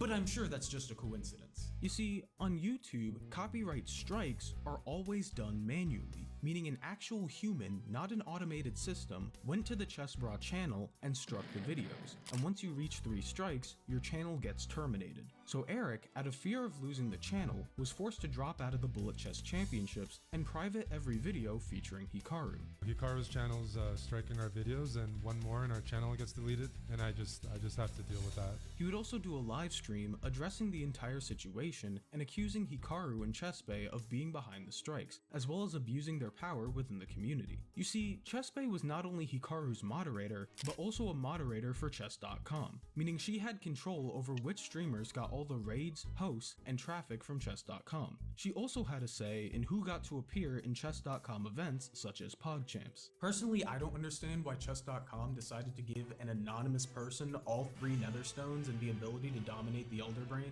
but apparently ChessBay did a lot of really good things with that power and was really beneficial towards the growth of the game. For example, take a wild guess which streamers consistently got less traffic and fewer opportunities from Chess.com around this time. That's right, every single one of Hikaru's ops. That's because, according to many sources such as Eric, Daniel Naroditsky, Botez Live, and many others, ChessBay would repeatedly force everyone to suck off Hikaru or risk losing support from him and Chess.com. Hikaru was ranting yesterday about how he thinks it's important to support each other and grow the community on Twitch, not only his own channel. This is why I exploded, because he only cares if the people he's supporting act the exact way he wants. No, it's not the community. It's the community that Hikaru likes. That is very clear and very straight. And if you think that's fake, then you haven't been watching chess on Twitch. Well, if we get kicked out of PogChamps, you know why. If we get kicked out of PogChamps, then I have a lot more to say. Even outside of the strong arming, some of the ChessBay stories out there are genuinely insane. Remember how ChessBay was also a moderator for Alireza? It turns out that she was a moderator for most of the top chess streamers, meaning if you said or did something she didn't like, you'd get permabanned from like 40 different chess channels all at once. Just think about that for a second. Like, imagine getting banned from chess on Twitch because a single moderator got upset. Mild criticism? Banned. You think someone else is a better chess coach? Shadow Realm. There was even a situation where Hikaru was about to lose a game to someone, and ChessBay used her Chess.com moderator privileges to make the opponent resign before they could secure the win. And of course, there was the allegation that ChessBay tried to interfere in Eric Hansen's relationship with Alexandra Botez. And ChessBay tells Alexander directly, if you see Eric, if you visit Eric, you'll be cut off from all PogChamps and all raids and hosts. So if ChessBay told the MCN to issue the strikes, this wouldn't have been the first time she did something like this. She already had an extensive and very public history of abusing her power in the chess community, yet Hikaru chose to do absolutely nothing about it while he continued to profit from her behavior. There are a lot of things that have been said about ChessBay, about what she did. At the end of the day, the way that I view it is pretty straightforward. You don't have to agree with what she did, the manner in which she did things, but it pushed the game, it pushed the directory and chess on Twitch forward in a way that would not have been possible with anybody else at the time. So either Hikaru was instructing ChessBay and making her his attack dog of sorts, or by doing nothing to stop her, he was basically doing the same thing. I mean, Daniel Naroditsky referred to ChessBay as the Mussolini of Twitch. There's no way Hikaru wasn't at least aware of what was going on if ChessBay had that bad of a reputation. So how would Hikaru respond to all the backlash? Well, initially, he denied having any knowledge about the strikes. Andrew and Nihal Sarn are playing next one. One more and his channel is deleted. What? Why did I what? What are you talking about? And tried to spin the situation back onto Eric by accusing him of being toxic while painting himself as the victim of a mass harassment campaign. I swear our chess is just a big hate campaign against you. You know, I mean, it's what it is. Like, and maybe I shouldn't say this, but I will say this honestly. I think the chess community, the way that I've been treated over the years, if I wasn't so strong mentally, they probably would have driven someone like me to suicide by now, if I'm being honest. That's just me being honest. So already we're off to a great start in the I totally did nothing wrong department, but after realizing that the situation wasn't gonna die down, Hikaru would post a twit longer on April 12th where he barely apologized, if you can even call it that. While well-intentioned, I fully acknowledge that those working on my behalf with me should not have aggressively pursued the copyright strikes. From now on, I will have more visibility into all things related to my account and business. Drop Chessbay as a moderator. You know, Chessbay's still on the team. She's still gonna be involved, but definitely not in the role that she was in before. And still tried to paint the situation as a mutual failure with blame to go around, as if Eric did literally anything wrong. Our audience and fans have high expectations for how we all behave, and by this infighting and negativity, we are letting them down, myself included. The phrase myself included is putting the rest of the sentence on its back, because what do you mean we are letting them down? Only one of you guys let the community down, and I can promise you it wasn't Eric. And before all you Hikaru heads rush to the comments saying, "But franchise, don't you think you're being a bit too harsh? He removed the strikes and apologized. What else does he have to do? People like you are so impossible to please." Here's how Hikaru described the situation just a few months ago. I mean, I don't need to stir up drama, but they tried to cancel me, and they were very close to being successful in 2021. They tried to cancel me. I can't stress this enough. He tried to get someone's YouTube channel deleted and thinks he's the victim. But yes, they tried to cancel me in 2021, and they came very close to me actually walking away from everything over all the nonsense. Very, very close to me walking away from everything. Man, I came so close to walking away from all the nonsense that I started. All Eric did was call you out for striking his YouTube channel. If you think that demanding accountability is inciting a cancellation campaign, you're essentially saying that you don't think you did anything wrong. Which would explain why he called the strikes well-intentioned in his apology. Also, he loves to preface everything he says with, "I don't need to stir up drama."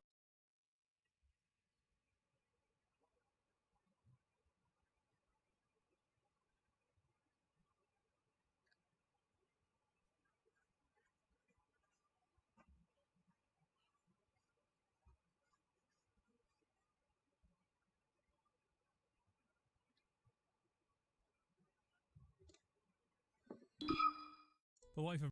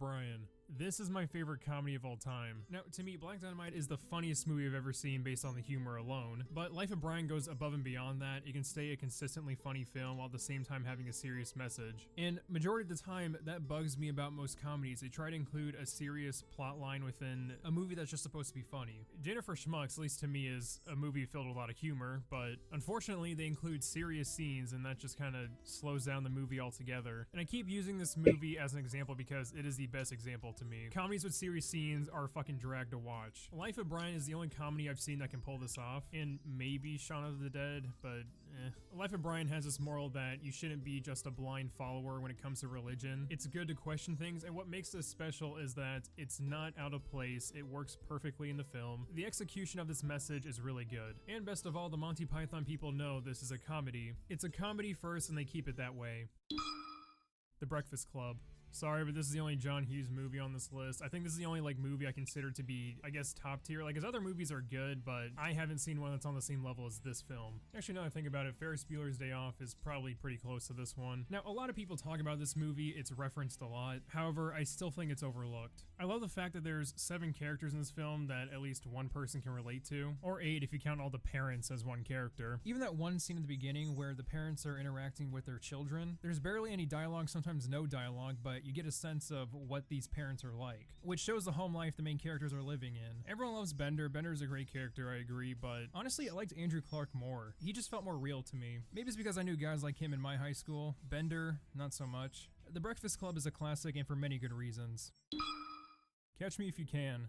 First Spielberg movie on the list. It's not the last. High school. Bender liked Andrew Clark more. He just felt more real to me. Maybe it's because I knew guys like him in my high school. Bender, not so much. The Breakfast Club is a classic, and for many good reasons.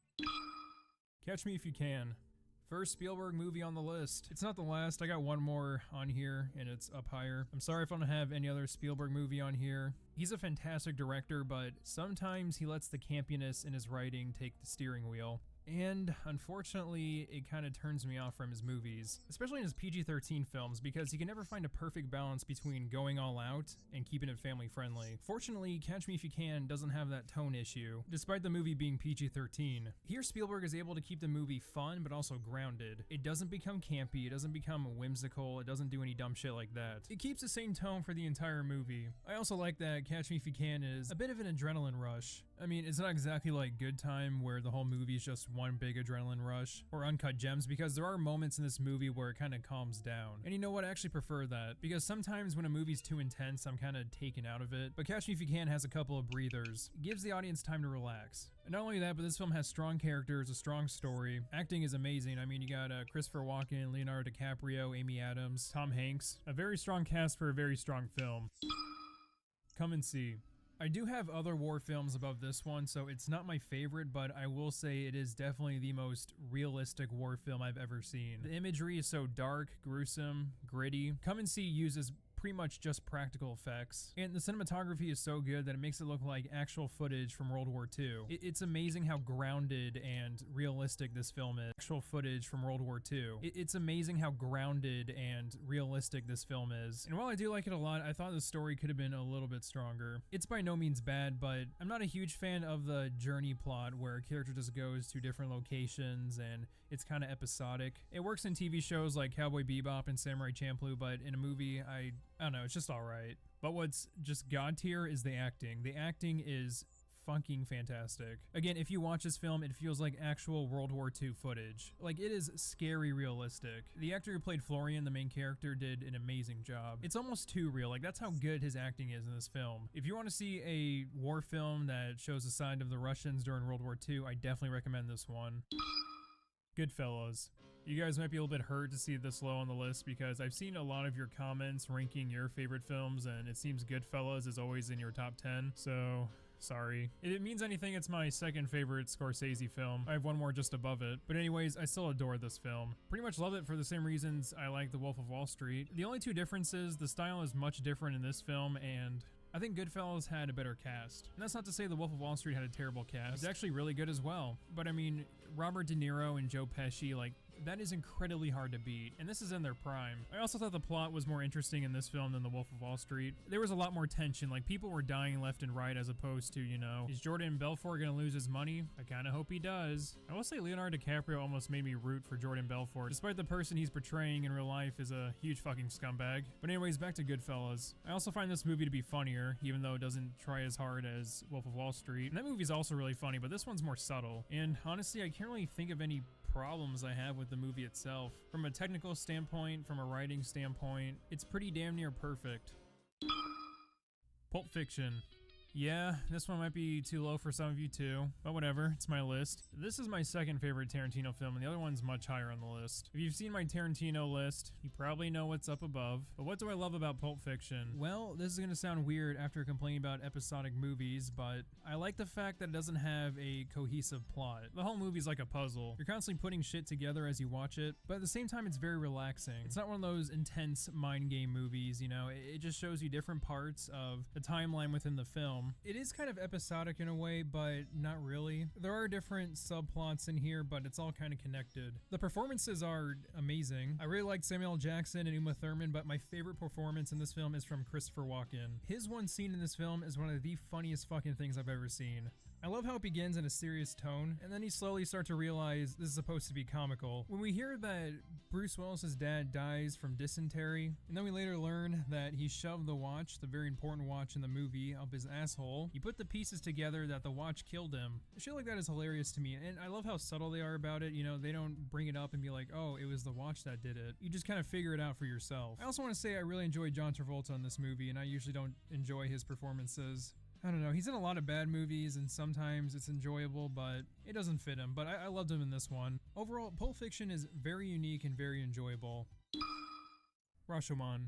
Again, much like Pulp Fiction, it's very unique, it's very stylized, it's told in different parts. While Pulp Fiction is more entertaining, I would say this movie is a lot more deep. It tackles subjects such as why life is worth living. You know, a lot of movies do that now, but this is one of the OG movies that did it, and they did it so well. Because it's not in-your-face, dystopia, terrible world we live in, type of brainless dumb shit. Sorry, that was a neckbeard rant. But it's all about finding the truth. And if we don't know the truth, then what's the point of life? Majority of the movie is about 3 different stories about the same premise, and each story is told from a different perspective. So obviously someone here is lying, and this is what used to reveal the terribleness in people. And then we get one of the best endings to any movie I've seen. And I don't want to spoil it, but it's all about basically still having hope for humanity type of thing. That there's still good and innocence in people, despite how horrible and corrupt the world can look. And again, we've seen this before, but this is one of the first movies to do this message, and they do it so well. So I definitely recommend this movie if you haven't seen it. I'm not going to say too much about it, because I don't want to spoil it for you.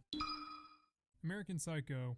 This film has an eyes wide shut type of vibe to it. You know, it just feels like one long nightmare, and it's also about exposing the rich elitists. And much like Eyes Wide Shut, people are kind of seen as pawns. They're devalued in a corporate society. Like, you know, people have their own interpretation of what the film's about. Some people say it's anti-capitalist, some people say it was just in Patrick Bateman's head, who's the main character. But I personally believe it's more on the level of how people can become so psychopathic due to the world being run on money. Like that one scene of that one real estate agent selling an apartment where Patrick Bateman killed someone. That was to show that she doesn't care and wants to make a profit off the apartment despite someone dying in there. It's of no concern to her. And after Patrick Bateman goes on a killing spree, his lawyer reassures him that it was all in his head. But really, to me, it displays that he knows what happened and he just wants to cover it up. To show that everyone in Patrick Bateman's quote-unquote friend group lacks any sort of sympathy, he realizes that he's also disposable. Everyone in the friend group is just trying to one-up each other. Anyways, I love the acting in the movie. Christian Bale does a great job. Even Jared Leto does decently, even though he's a bit of a weirdo.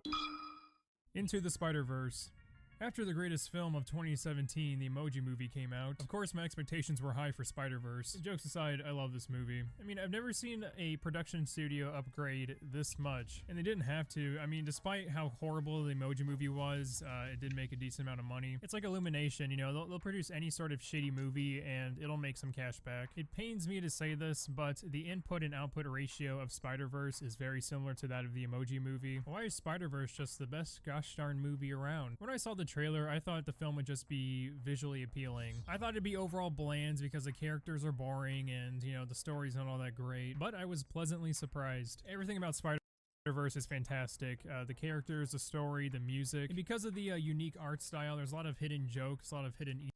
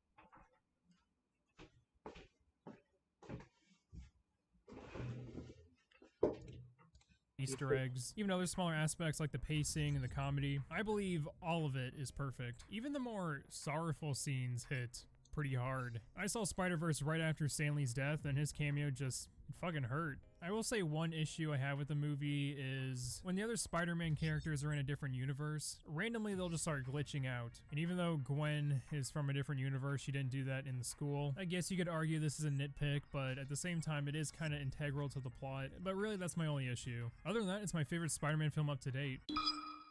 Battle Royale. I heard this is one of Tarantino's favorite films. I checked it out and I loved it. Now, whether Hunger Games copied this or not, it doesn't really matter to me. I mean, Battle Royale is such a broad genre, and the meanings behind both films are completely different. And that's actually one of the main reasons why Battle Royale is a better movie than Hunger Games. In Battle Royale, it's about Japanese students combating each other throughout the educational system, showing how hard and intense it is. Not to sound like a neckbeard, but Hunger Games is like every other mainstream dystopia teen film. The message in those movies is always rich elitist bad. Please do something fucking different. And you know, I don't hate the first Hunger Games movie. I think it's an okay film. They do a pretty good job with world building, and I was invested in some of the characters, but the sequels are pretty shit. My biggest pet peeve of the second film, the past victors, the supposed experts of the game, seem a lot weaker and sometimes dumber than the kids in the first movie. Battle Royale, on the other hand, has two victors from previous games, and besides the main character, they're the ones controlling the game the entire time. They actually feel like past victors. Another advantage this movie has over Hunger Games is that it's rated R, so it can go fucking balls out, be as gruesome as it wants, and it takes full advantage of that. My favorite characters are Shogo and Kiriyama, two of the past victors, and they both handle the game completely different, and I love seeing that dynamic between the both of them. Kiriyama is an amazing antagonist. He's very threatening, very intimidating. He's got an awesome background theme. To me, he's the best antagonist. Handle the game completely different, and I love seeing that dynamic between he as gruesome as it wants, and it takes full advantage of that. My favorite characters are Shogo and Kiriyama, two of the past victors, and they both handle the game completely different, and I love seeing that dynamic between the both of them. Kiriyama is an amazing antagonist. He's very threatening, very intimidating. He's got an awesome background theme. To me, he's the best part of the movie. I don't want to say too much about it because if you haven't seen this one, I highly recommend it, and it's easy to spoil it if I talk more about the other characters. Napoleon. Wow, look at me watching a 5.5 hour black and white film from the 20s. Oh man, my neck's getting kind of itchy. 5.5 hour black and white film from the 20s. Oh man, my neck's getting kind of itchy. So I've been getting into black and white films not because I have a huge fucking hairy neck, but I like the way they look. Now, from a storytelling standpoint, it is hard to follow sometimes, and I do prefer audio in my movie, but I've studied Napoleon Bonaparte before, so I had a lot of background knowledge coming into this movie, and you know what? I love it. This is my favorite black and white, so I like the way they look. Now, from a storytelling standpoint, it is hard to follow sometimes, and I do prefer audio in my movie, but I've studied Napoleon Bonaparte before, so I had a lot of background knowledge coming into this movie, and you know what? I love it. This is my favorite black and white film. Wow. It did take about, like, 3 of it. Napoleon Bonaparte before, so I had a lot of background knowledge coming into this movie, and you know what? I love it. This is my favorite black and white film. Wow. It did take about like 3 days to watch the whole thing, mostly because it's a very long fucking film. Sometimes the pacing was but even that aside, I was still very invested. Now, I'm a big fan of the French Revolution. I think it's a very interesting time period. The scenery is gorgeous. I love pretty much every single shot in this movie. The cinematography was really on point. Maximilian Robespierre is in the movie, and they give him these really cool looking shades. I don't know why they did that, but it really fits him. Besides this film just looking gorgeous, it looks massive. This movie was filmed on 3 interlocked cameras, so you saw everything in that shot. The movie took full advantage of this technique because they needed it. A lot of points in Napoleon's life was very grand. Having the battle shot on 3 interlocked cameras was a very good idea, or just simply show the landscape.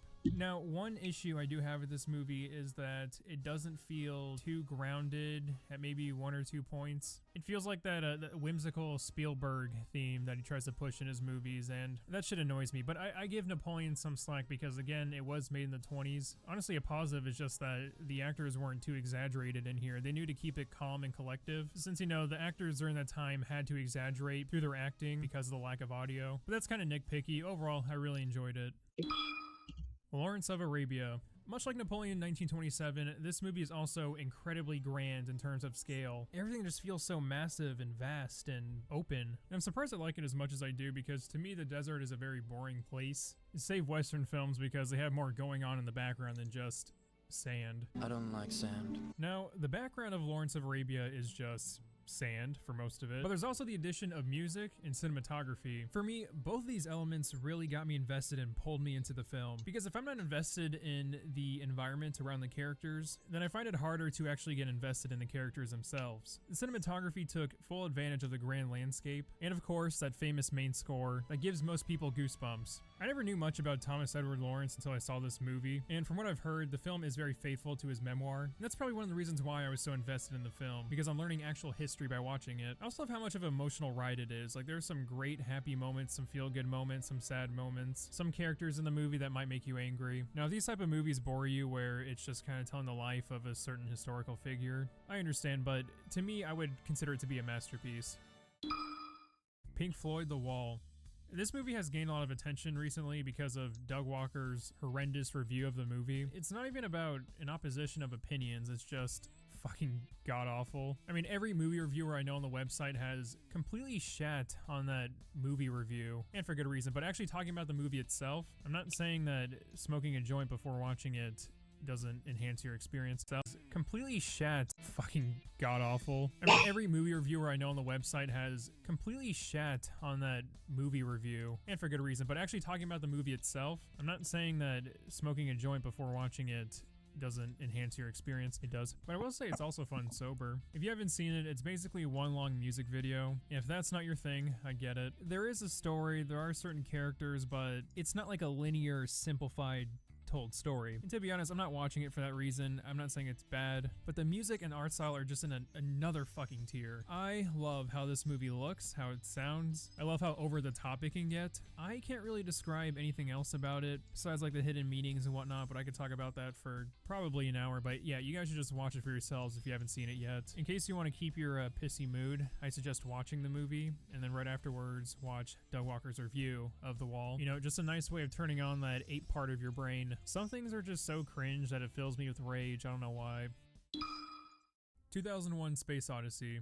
Even though I am in love with this movie, it is still not even in the top 3 of my favorite Kubrick movies. I think I got like 4 more above this one. But even so, I adore Space Odyssey. I've seen people say it's boring, puts you to sleep, and I used to be in that camp. I used to not like this movie because I would doze off multiple times while watching it, because when the movie's not showing all these unique and intriguing visuals, it's very dialogue heavy, and I can see where that turns a lot of people off. But I watched it a second time and I started to respect it more, because I was paying too much attention to the dialogue heavy scenes and they did make me feel kind of drowsy. But then I realized they're not that significant. When you watch Space Odyssey for a second time, it feels less tiring and straining because you have prior knowledge coming into it. I felt like I could enjoy it more a second viewing because I wasn't trying to focus on the dialogue scenes too much, and I could just simply relax and enjoy the visuals. And that's kind of why I watch it. It's about the fear of the unknown. Besides the visuals, what really blows my mind is that this movie came out in 1968. The effects are fucking fantastic. I mean, movies like this, like the original Star Wars, it just goes to show why I think practical effects are superior compared to CGI. The soundtrack is also amazing.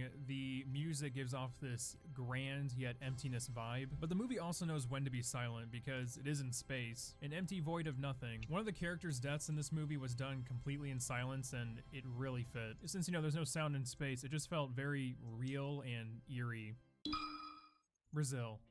I really relate to this movie in multiple different ways. I've talked about Sam Laurie being one of my favorite characters of all time because I really resonate with the character, but the movie Brazil also Sam Laurie being one of my favorite characters of all time because I really resonate with the character, but the movie Brazil also has my personality, if that makes sense. It's a very crazy movie, and it's also filled with dark humor, but it's not Family Guy shock type humor. It's actually like subtle dark comedy. Brazil also has one of my favorite actors, Robert De Niro, in it, so that's always a plus. Now the reason why Brazil also has one of my favorite actors, Robert De Niro, in it, so that's always a plus. Now the reason why I really relate to the character Sam is because we both shared this this mindset that we're comfortable in our current lives, and even though we have opportunities in front of us, we'd rather stay in our position because it's familiar, and change is just something we don't want to take a chance with. Sam also daydreams a lot when he's at work, and I used to do this all the time in high school. I didn't want to fucking be there. This film also looks amazing. I love the sets. You actually feel like you're in this magnificent giant future city because, again, practical effects come in clutch. I will admit the story is a bit confusing first watch, I think, at least for me, but second time viewing it, I enjoyed it a lot more. This movie also has one of my favorite endings of all time. It's very smart, lots of build up, and it fits the narrative of the movie very well.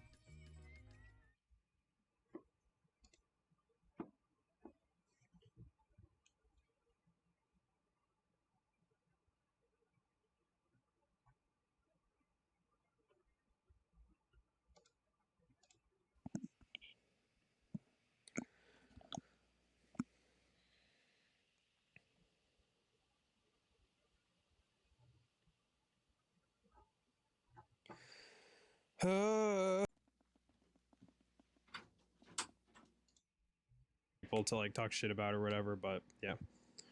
All right, so I'm gonna see the first movie in the chat, and then that's the one I'm picking. So I'll just wait here, and oh, my fucking dogs are barking. Oh shit, I said the fuck word. All right, first movie will be Venom first. All right, we got Venom. Shit, I don't know. I'm putting it in bad. And yeah, so Venom is the first one to start. And like I said, never talked about it at first. And the reason why is because I never got around to it. And I just thought like it was kind of a meh movie, but I don't know. Venom is like it's fun.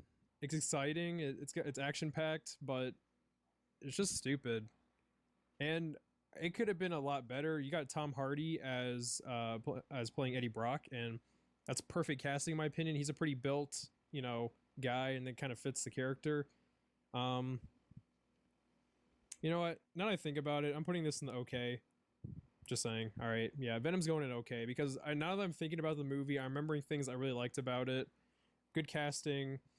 It was pretty funny. Action was cool, and I think that's about it.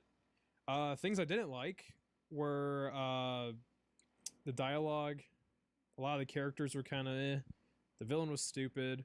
The plot was pretty, you know, hit or miss. It was, yeah. I like the plot at first. I like where they were going, and then I don't know. It was just all over the place for me, and I didn't like the girlfriend in this movie. I don't remember her name. She was just kind of useless, and I feel like she should have just been cut out of the movie along with the doctor character. I know they play a big part, but I didn't like their involvement in the movie, which is, you know, what I'm trying to say. People are saying the villain sucked. The villain did suck. He was like a Indian, the CEO Facebook guy. What the hell is his name? I can't think of his name off the top of my head. Jesus. Anyways, did like the villain. And the ending fight was pretty bad. And what else was bad was the CGI. CGI was absolute garbage. Which sucks because Mark Zuckerberg, thank you. I don't know why I keep forgetting his name. I remember I forgot his name in another live stream. I just go blank in live streams sometimes.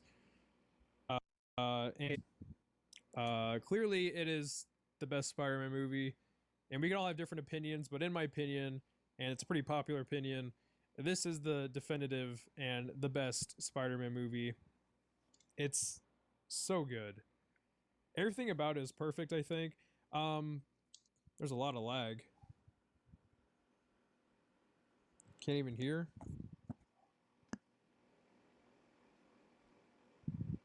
Oh shit. Video output low. What the fuck?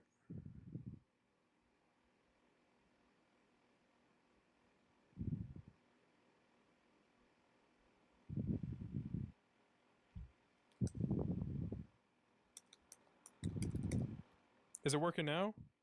Someone's saying it is. That's so weird.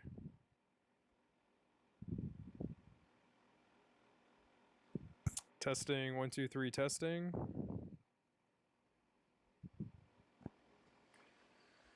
Oh man, I'm getting mixed messages. People are saying I'm good. People are saying that I'm lagging. Hold on.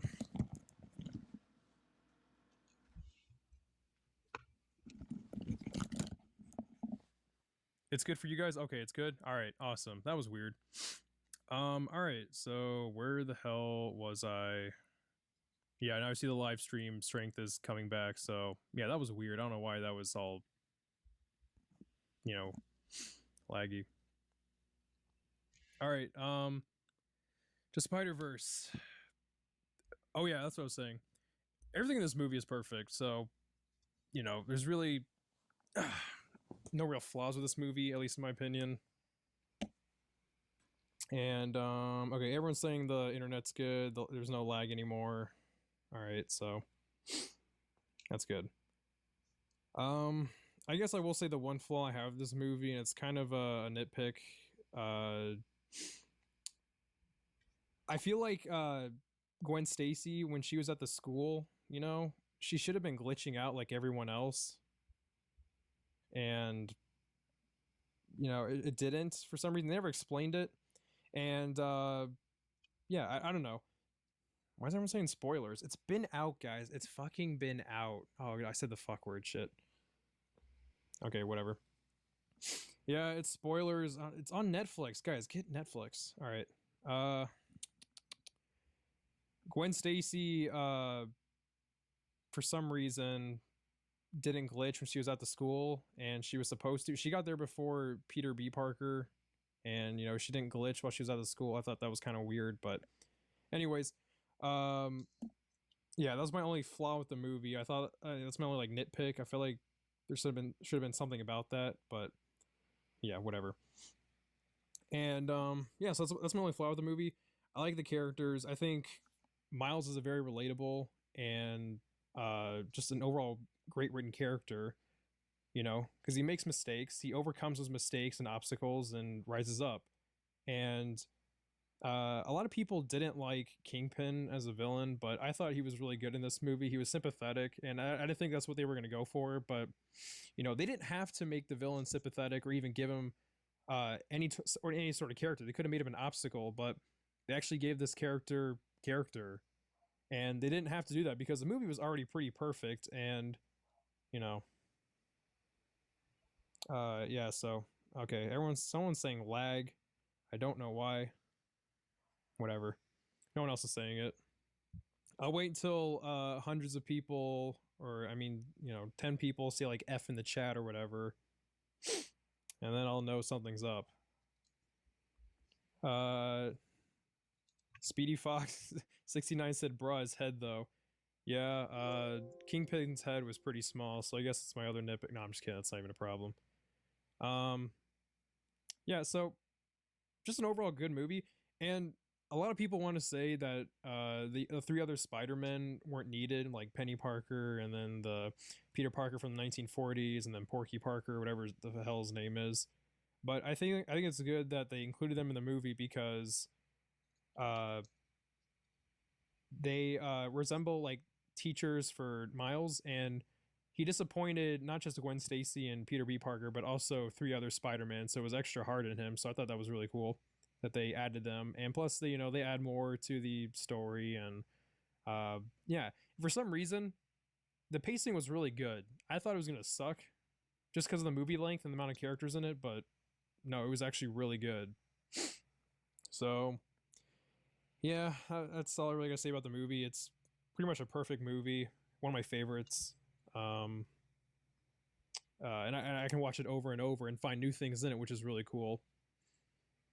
And the soundtrack, which is also really good. Just like everything about this movie is really good.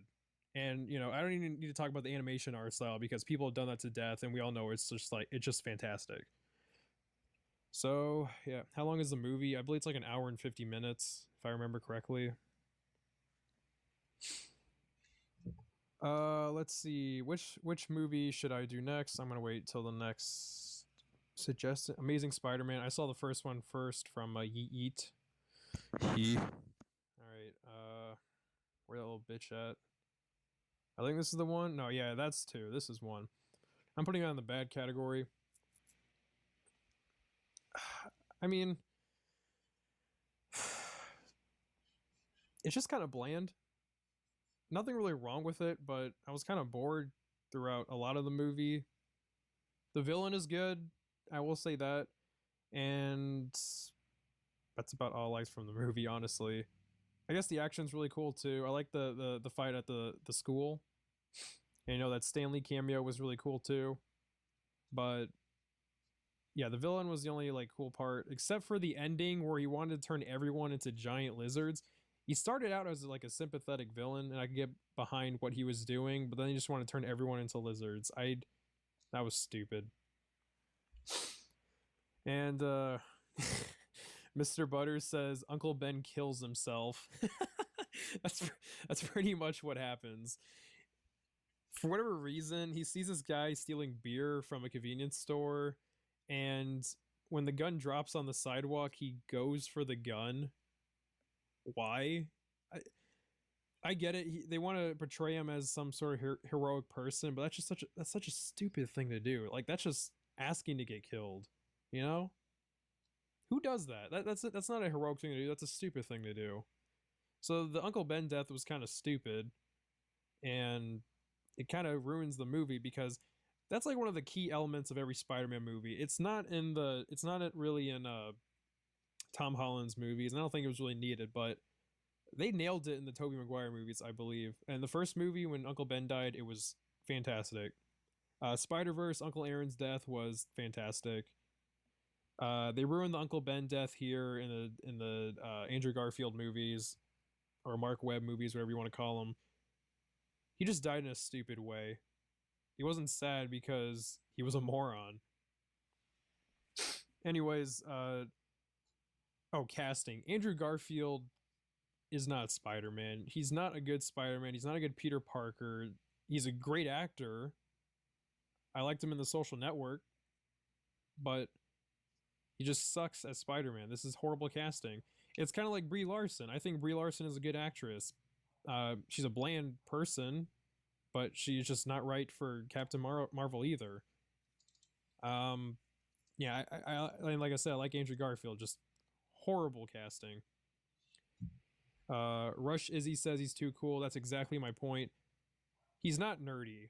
And I feel like that's a key element for a Spider-Man character or Peter Parker. You got to be...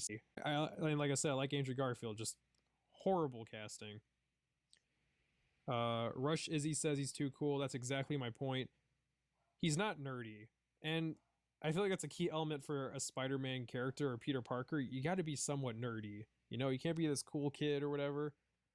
And yeah, they kind of make him a little nerdy, but he's too attractive. I'm not saying that to be gay, but he's just too attractive. Pizza Girl. Oh yeah, the basketball scene. It's probably one of the worst things I've ever seen. Actually, that's exaggeration, but it's still a horrible scene. Jesus. Like, that was his way of showing the big bully about, you know, what he's like. Hold on, my dog is barking.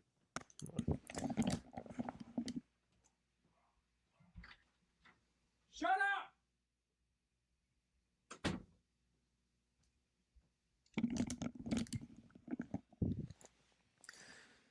Okay, so, yeah, the basketball scene was stupid.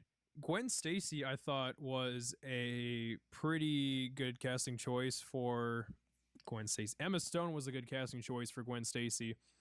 Emma Stone is a good actress, and I think she did a pretty decent job. I think Andrew Garfield and Emma Stone, and you know, just their scenes together are the best parts of the movie because they have really good chemistry, and it's probably because they were dating in real life when the movie was being filmed. I believe they were dating in the first movie, or during the making of the first movie. I know they were in the second movie, but if they were in the first movie, you know, props to them for having, you know, writing good chemistry for the characters, not having them just do improv.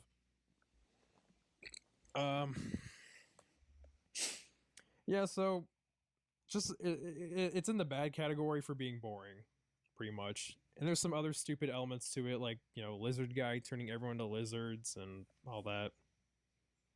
But, you know, whatever. It was an okay start for a franchise that could have been really good. You know, usually the first movies are the worst, and we had hope for Spider-Man 2. But I'm not gonna segue my next talk of the next Spider-Man movie with Spider-Man 2 because I'm gonna save that for last. Because I have a lot to say about that movie. I'm going to now wait for the next movie okay, Spider-Man 3. All right. That's going in the okay pile. A lot of people hate this movie, and rightfully so. It's pretty bad, but it's fucking funny. This is one of the funniest movies I've ever seen. Spider-Man 3 is so damn bad, it's hilarious. They also have really good scenes in the movie. I think they have the best Stan Lee cameo in Spider-Man 3. Pretty bad. Spider-Man 3. I'll save that for last too. But I'm not gonna segue my next talk of the next Spider-Man movie with Spider-Man 2 because I'm gonna save that for last. because I have a lot to say about that movie. I'm going to now wait for the next movie suggest. Okay, Spider-Man 3. All right. That's going in the okay pile. A lot of people hate this movie, and rightfully so. It's pretty bad, but it's fucking funny. This is one of the funniest movies I've ever seen. Spider-Man 3 is so damn bad, it's hilarious. They also have really good scenes in the movie. I think they have the best Stan Lee cameo in Spider-Man 3, and I just, it's a funny movie. I can't get over how funny it is. Emo Peter Parker is just hilarious. I love watching his scenes over and over because, I don't know, I get a laugh out of it every time. And that scene where he's dancing in that club and like flirting with Gwen Stacy and making Mary Jane feel jealous is just, oh my god, it's so funny. And I think people give this movie like too much shit. It does have bad stuff in it, you know, like too many villains and all that, but it had I think it had a, you know, a fitting, decent conclusion. That's what I just think. The action scenes in this movie are really cool. You know, and yeah, it did kind of butcher Peter's character, but at least we got something really funny that replaced it. You know, I don't care. This movie's funny. Okay, that's all I'm saying. Spider-Man 3 was a hilarious movie, and yeah, it was bad, but at least it was funny. If you're gonna have a bad movie, just make it funny. That's what I gotta say. Yeah, I think I have nothing else to really say about Spider-Man 3. You know, I just call the movie funny.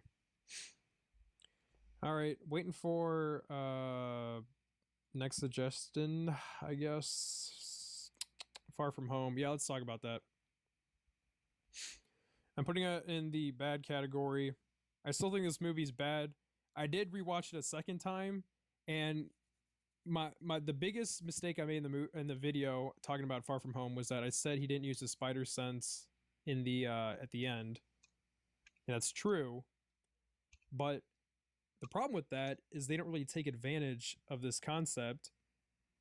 They have Peter Parker use his spider senses at the end, and it does come in handy, but at the same time, all he does is still fight Mysterio and his drones. Why not bring back that illusion scene from earlier? Because Peter, like, his spider senses were on and off during the movie, and they didn't really like expand upon this concept. He just said it was on and off, and there really was no rhyme or reason towards why. And I don't know. There should have been a scene of Peter and, you know, or someone like training him to use his spider senses better. Maybe Mysterio teaches him. Actually, that wouldn't make any sense because later on he knows he might have to fight Spider-Man. The illusions won't really work on him. But anyways, or Ned or something. Like, he practices his spider senses on something. I don't know what exactly that'll be. I'll probably have to, like, you know, think of, you know, stuff before spoilers. I just said I'm talking about Far From Home. Why didn't you guys just I don't know, mute it? And then you'll know the next thing comes in when I put the movie poster on the tier. And it says I'm ranking all the Spider-Man movies. What do you mean?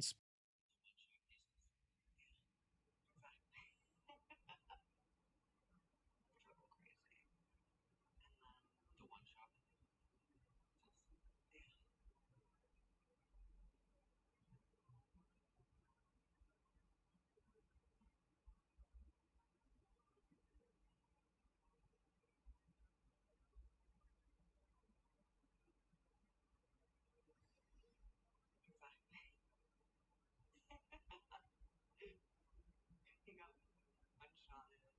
I think it gives him like a popular comedian to talk about like healthcare.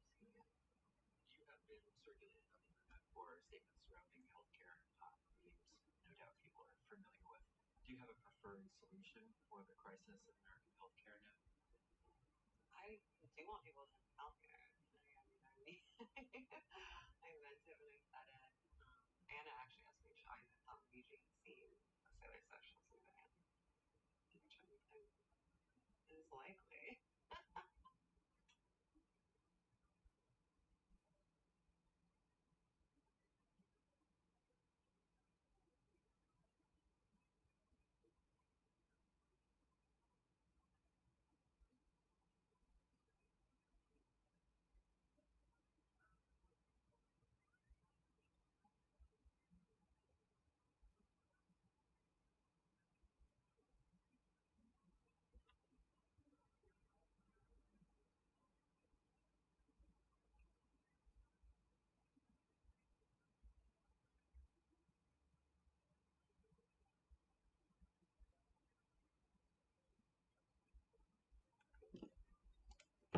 spoilers, whatever.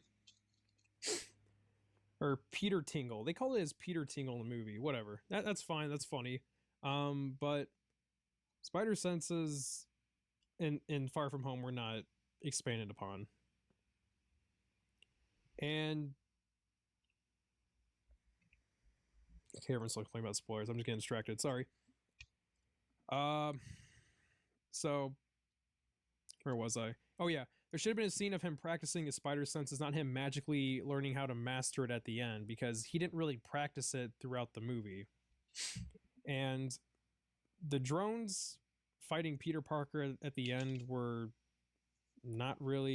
wasn't really that exciting. It was just a boring action sequence. And like I said before, they should have included the illusion scene from earlier and put that at the climax where he's fighting Mysterio. And at that point, he learns to ignore the dead corpse of Iron Man and overcoming that fear that's also been built up in the movie.